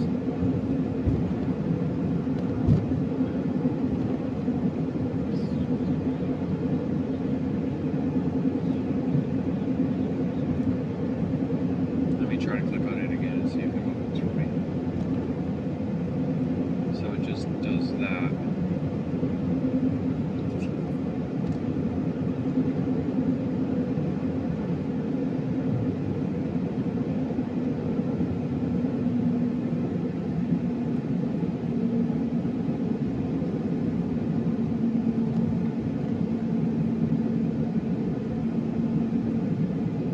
this place right here is kind of like stone. And then they got an outbuilding that's got metal on the roof.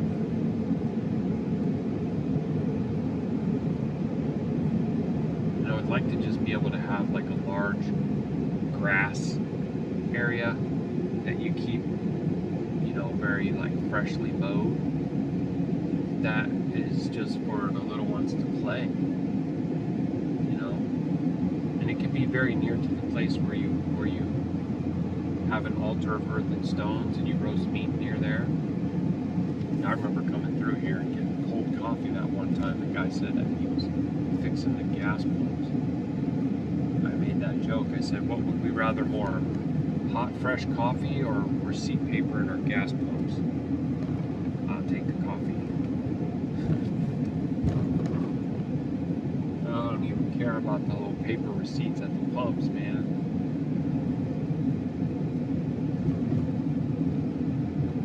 I don't know what the name of this place is. Another little town through here. Hey, no, I can't remember what it was that I clicked share.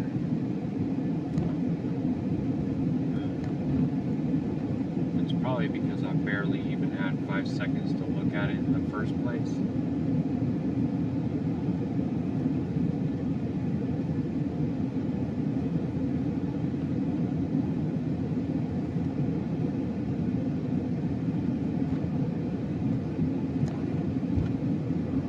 Looks like it's telling me I'm 11:45 now. Look at that. Oh, that's for sale. I think they're only selling the van though. I kind of like them.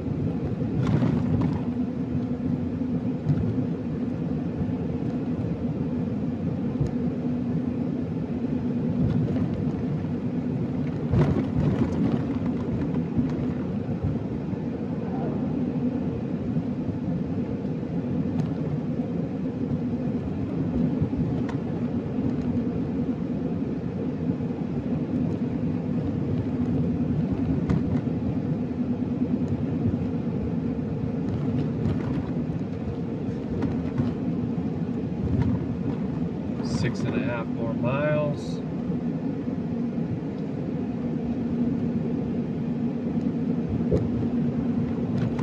See a lot of wide open spaces out here, farming land and whatnot.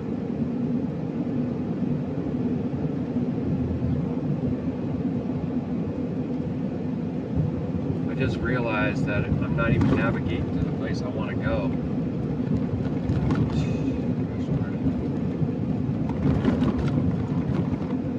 Alright, so what does that mean? I need to pull over somewhere?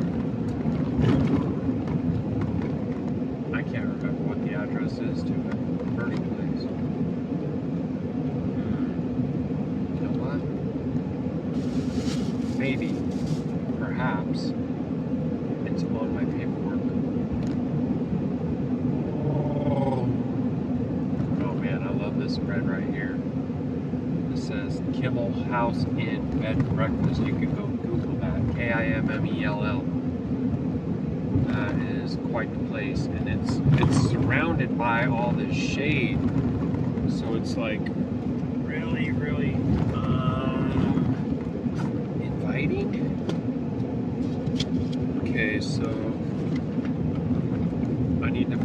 407 East Wabash.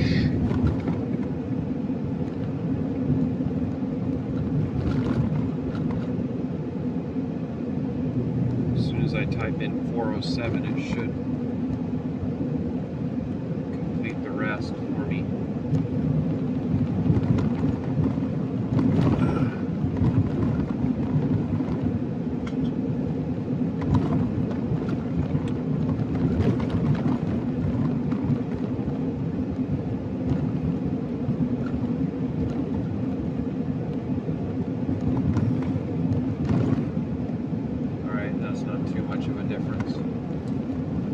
I just had generic Goshen in there, and that's not actually where I'm trying to go. I'm actually trying to go to Wakarusa Yard.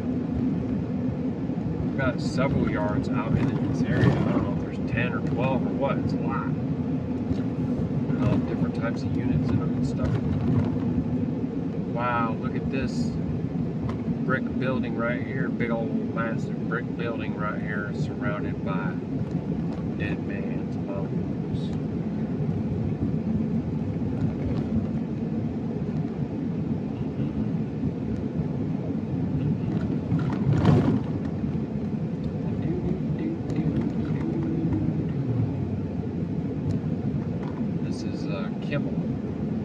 Like I said, Kimmel,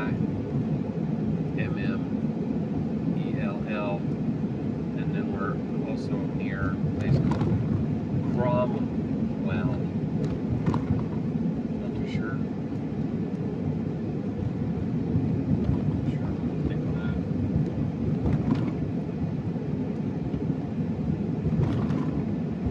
Mostly not much, but I'd say.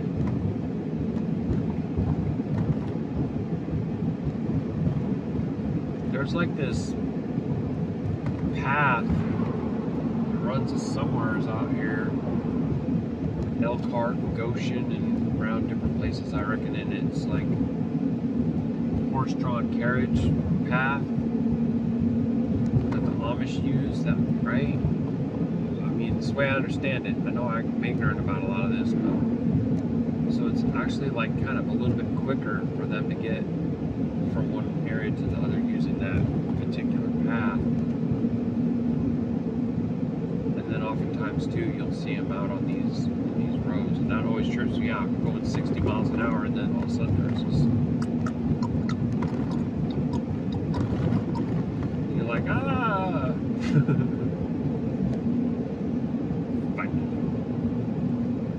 Now this guy's spraying chemicals on all of his corn, and he's got big, long pesticide arms sticking out. And I just think that's unwell. I can't like it. You know, people who, they're like, oh, what would you rather have an infestation of such and such a critter eating up all your crops?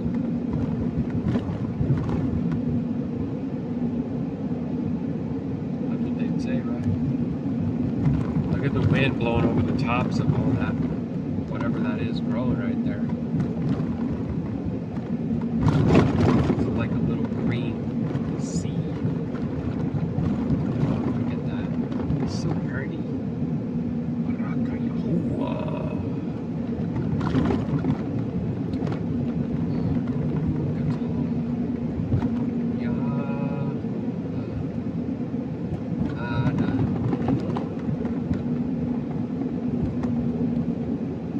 Thank you for this yom.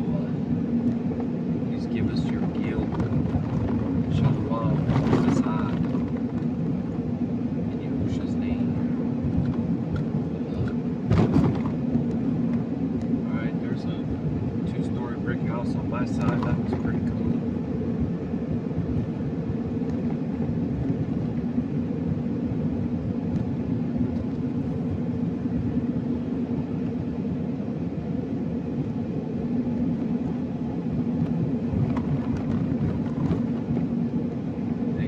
Metal roof on that place. They got solar panels all up there. I don't know about that.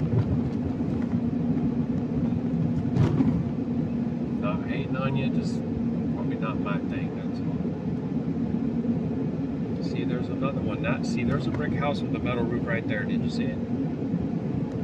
Now that seems like it's quality construction that will last. I could be wrong, but that's just the way that I'm discerning that.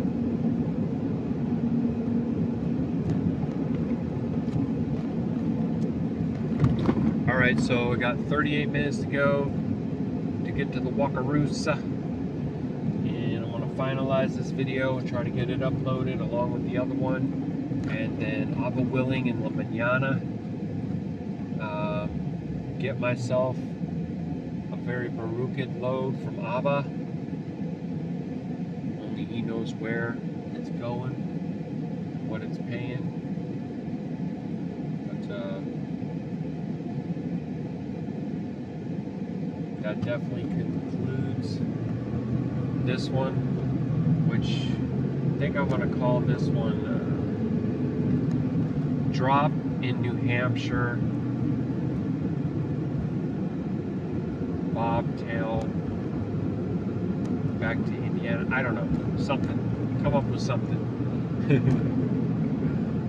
And you know, just like all the rest, thank you for watching. I know that there's nuggets that are mixed in and mingled in, and not every single thing, not every single moment is you know, whatever, entertaining and amusing, whatever, because sometimes it's just time passing by. But you know, the Father gives us things, and that's how that works. You never know exactly when or where it's going to come from. A little treat, a little view of something, a little insight, a little understanding. We just keep on building this thing. Yeah, I'm seriously seeking fellowship, and you know, and I don't mean just assembling once in a while. I'm talking about dwelling side by side. I'm talking about, like, let's go in on a thing together and get some land and build, you know, a community of Qadash tribe where the women get to spend their time together. I'm sorry, Salakia, I didn't mean to say it like that. Where the females spend their time together and the males spend their time together, and then we can all come together to this community, and we also can have our own separate time that's just our own little family's time. And I think that would be a really Barakat thing if we did it in all Kadashness and in the commandments, and you know, love for one another, iron sharpening iron, and just looking to move towards